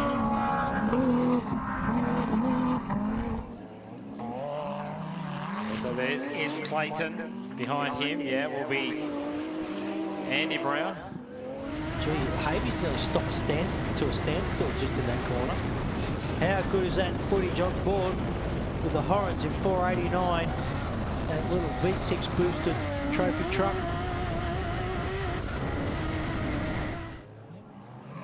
Isn't that good footage? Wow. Here's Todd Lehman. Toddy Lehman with the green lights. That's what we were saying last night. They've got to have 2 white forward-facing lights, but they can have a different light combo, which is awesome for us back here. We get to see who's coming at us. Now here comes Matty Hansen, folks, around to the last straight for the finish line of his first lap of this year's Pines Enduro short course. Car looks really well balanced. Certainly is balanced. There's Burrows. Where is Jackson Evans? There's Jackson down the back straight. Inside the Horror Chapman. There he goes. Clayton Chapman, Adam Maguire, car 15.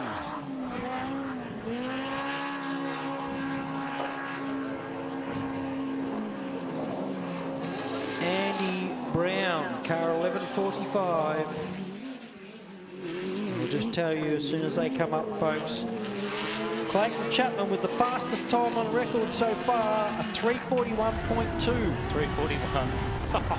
So there you are. He's just about to leave the arena and go back down the chute. Aaron Havey in car 57, a 3:48.2. Andy Brown, a 3:50.7. I can hear Jacko Evans in the distance somewhere. Yeah, I can hear him. He's up the top of the circuit, come back into the arena, up the western end. This is Mark Burrows, car number 21.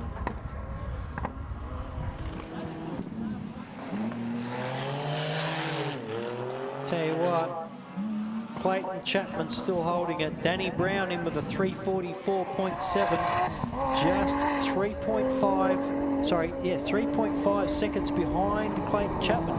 Yeah. Now that's gonna give him a bonus for tomorrow if Chappie can keep that up. We know Chappie's been fast all year. He's dominated. He led the last championship round up at Gundy, start to finish. He won the prologue. He won every lap.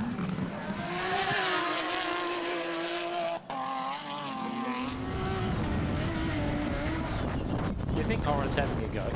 Well, I think young Boston's decided to put the bit between the teeth. Certainly no slouch. Here comes Matt. Boston, Morgan, Horan. Yeah. Car 489.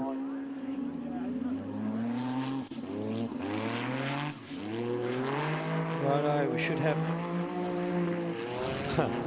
I'm just going to tell you, the first car to break 3 minutes 40 is the second Chapman entry of Stewie Chapman in car 17, that little 2-litre boosted Mitsubishi Chenoweth.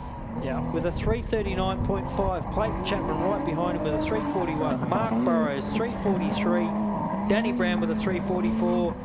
Aaron Havey with a 3:48. Andy Brown with a 3:50. Jackson Evans with a 4:04. Yeah. So we've got some pretty quick times. We have got some very quick times.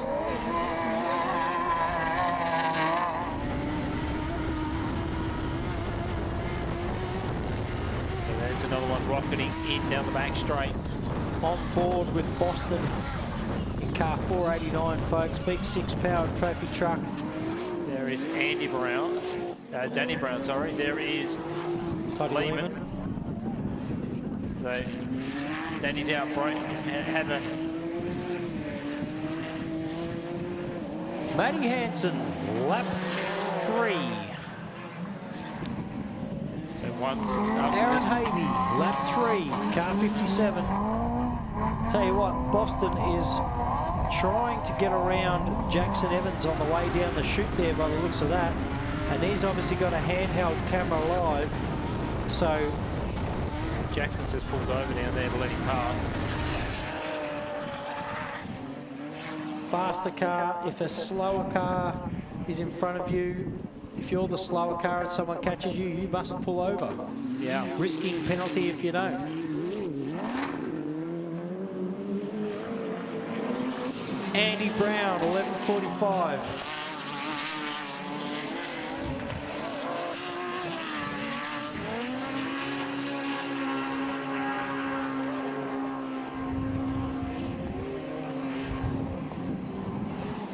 Danny Brown, car 4. Be interesting to see where they've changed their times around and overall.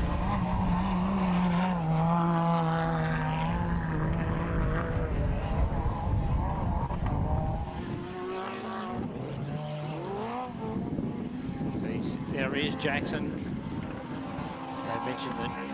I don't know Boston who got is bumped. living their life on the rev limiter out there, but it's either Boston or Stewie Chapman. That's Stewie. But all I can hear is someone bouncing off the rev limiter That's on their Stewie. way back in. That'll be car 17. Sounds nice, doesn't it? He's obviously, or either that or it's a shift cut.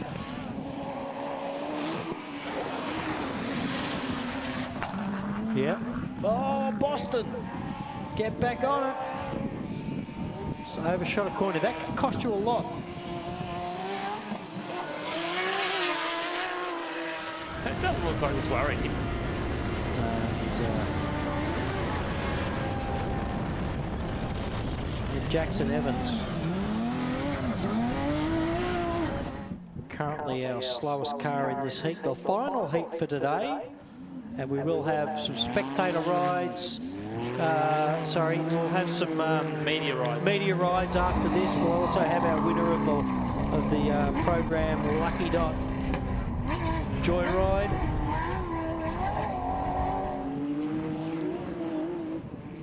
Matty Hansen's opened that gap a little bit between him and the Habies.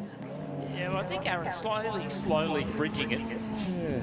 Slowly. And Chappie, I'm going to say Clayton is closing that gap. Yeah. Do you think any ever time, Sandy, that the Conservative comes into it and saying, okay, I have to now done the work for today. I've just got to keep it where it is and well, concentrate. remembering, we've got 6 laps tomorrow of a 65k course. Exactly. So 390 k's to go tomorrow. There is Danny Brown.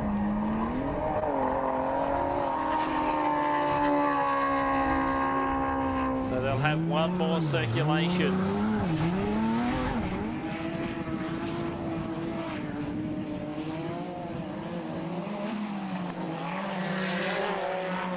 Matty Hansen, Prologue winner, car 7. He's done it outright here a couple of times.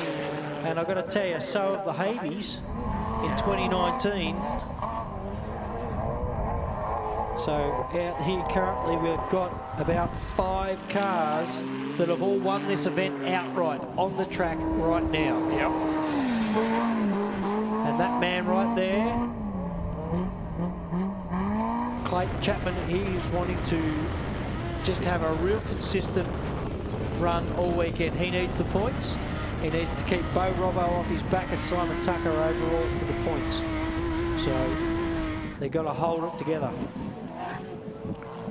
This car here, 11:45, like I said earlier, he last won here in 1986.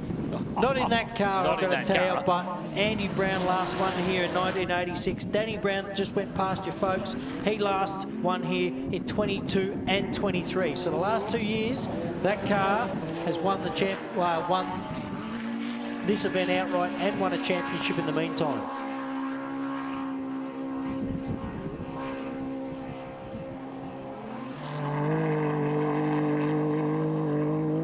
So he goes Aaron out along the railway line in hot pursuit. Now, I can see Danny Brown trying to reel in Andy Brown. And they don't give a hoot who's in front. It's a matter of get out of my way. Mark Burrows also won here twice in 2004, 2005. My limiter guy, Stu. How good. How good is that? Onto the front straight, run. The high Boston just into the water. Just give it a wash.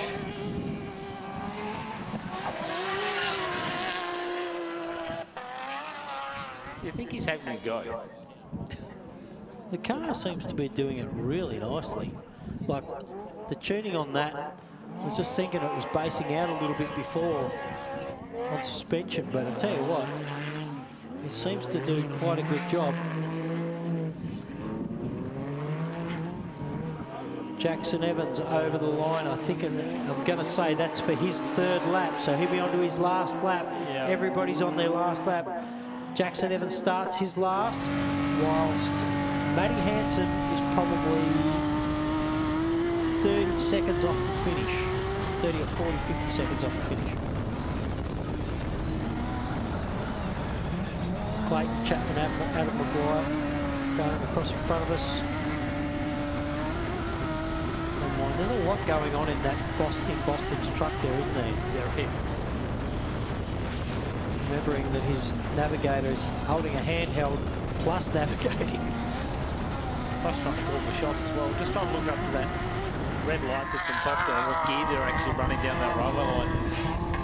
Do they get to top gear? Andy yeah, that would Danny be. Brown trying to round up Andy Brown. He might have a good crack at this. I reckon he will. He won't be caring. It doesn't matter his dad. There you are, Matty Hansen. He won the prologue. We're going to get his overall time in about 10 seconds. See if he can knock off Dale Martin, who is currently sitting in after the last heat in first outright for this year's short course. That'd be very interesting to look at. Both first two cars in. There is car 15, Clayton Chapman. Third car home.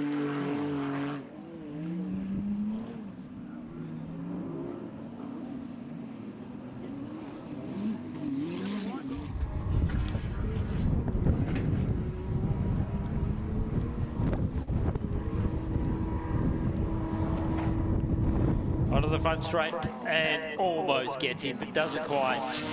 So Dale Martin, I am yet to get a time up for Matty Hansen in car 7, but Dale Martin is still holding the top spot, just 5 seconds. When I say just, that's a long time. 5 seconds in front of Clayton Chapman, Aaron Havey in third, Simon Tucker in fourth. Now, once again, I have yet to get a time up for Matty Hansen's, so we'll get that through. As soon as we know, we'll let you know.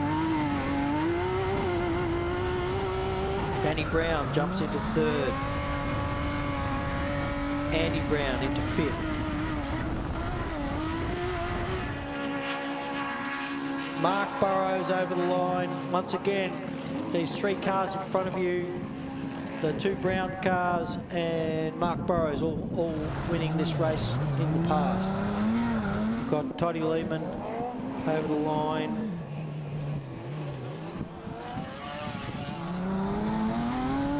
So 2 cars left on track. Car that will be what we're riding on board with at the moment.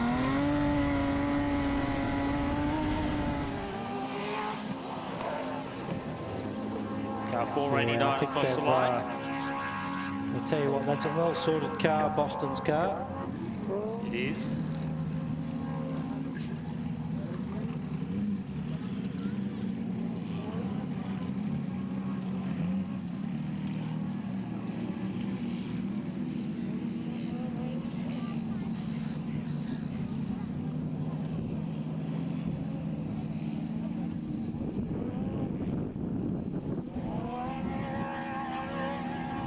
Come across the line, final car. Jackson Evans. This afternoon, don't forget there were meant to be 2 cars in the Evans camp. Unfortunately, Eden not making the start line. They are, folks. The final cars over the line for this year's short course. We will still have things happening out here this afternoon. We've got some media rides. We've got our hot lap. Before you leave, you can go grab yourself a drink, grab yourself a ticket, $100 ticket to win a $3,800 push bike.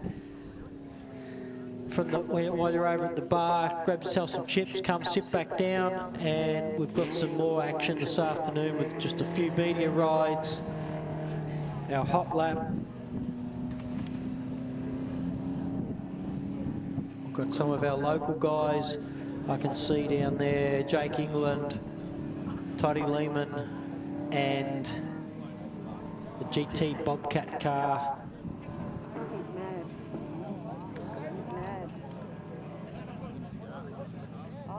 Waiting to do some joy rides, some media rides, joy rides, call them what you like. They will get some people in hot seats there, take them for a lap around.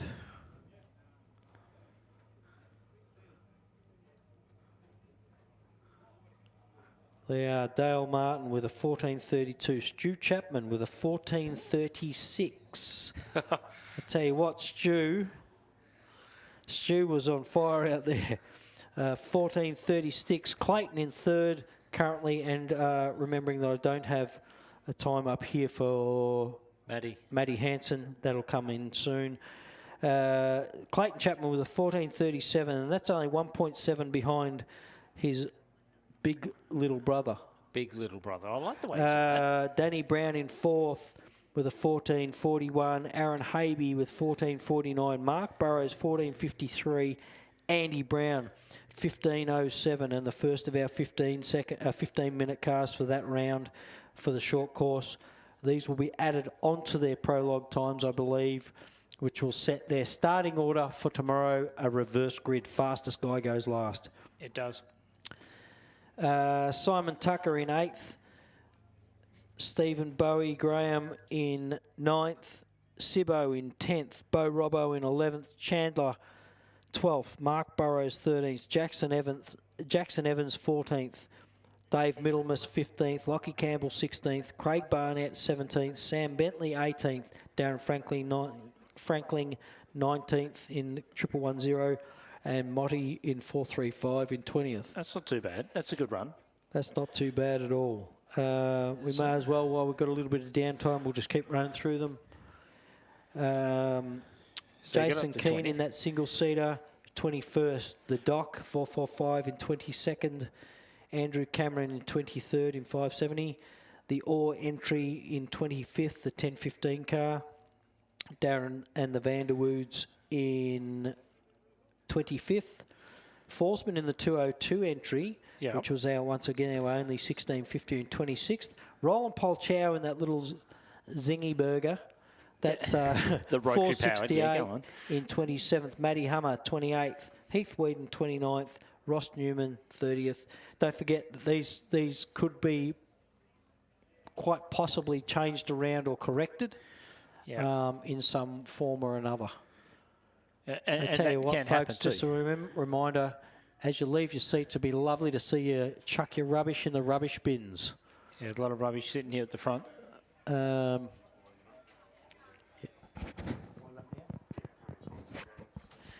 So, well, Brad, I tell you what, the weather's been, I'm going to say, challenging, perfect. It has been perfect. It has been challenging look at the track at times. conditions. Yeah. We've had a little bit of mud this morning, but I can see where the seagulls are out over there on the right. They've cleared the track right up. Once again, monstrous thanks to our championship sponsors here for round 4 of the ARB Australian Off-Road Racing Championship. ARB 4x4 Accessories, Mickey Thompson Tyres and Raceline Wheels. Thanks to Teagle's Excavations and ARB for sponsoring the Pines Enduro 400 once again here at Millicent. Big Hards Transport as well. Hards Transport Services they've put in as well. And there's a multitude of other sponsors here to help the Millicent Sand Buggy Club run their event. You can get your tickets for your push bike over at the bar. Grab yourselves another drink and some food. kick back. We can watch some media rides. We're going to wind up the live feed now, Brad, and we're back in action. And I'll just double About 8 check. o'clock tomorrow morning, mate. We'll get here and go to competition starts at 8:30 tomorrow morning, so we're going to be going live probably right before 8:30, I'd say, or bang on 8:30 to see the first of the cars off for day 3 here. Yeah, day 3, day 2, whatever you want to call it. The Pines Enduro for the long course. We've got 6 laps of a 65-kilometre course tomorrow. Thanks for coming out here today, and we'll see you all in the morning. Bright and early. Thank you, folks. See you then.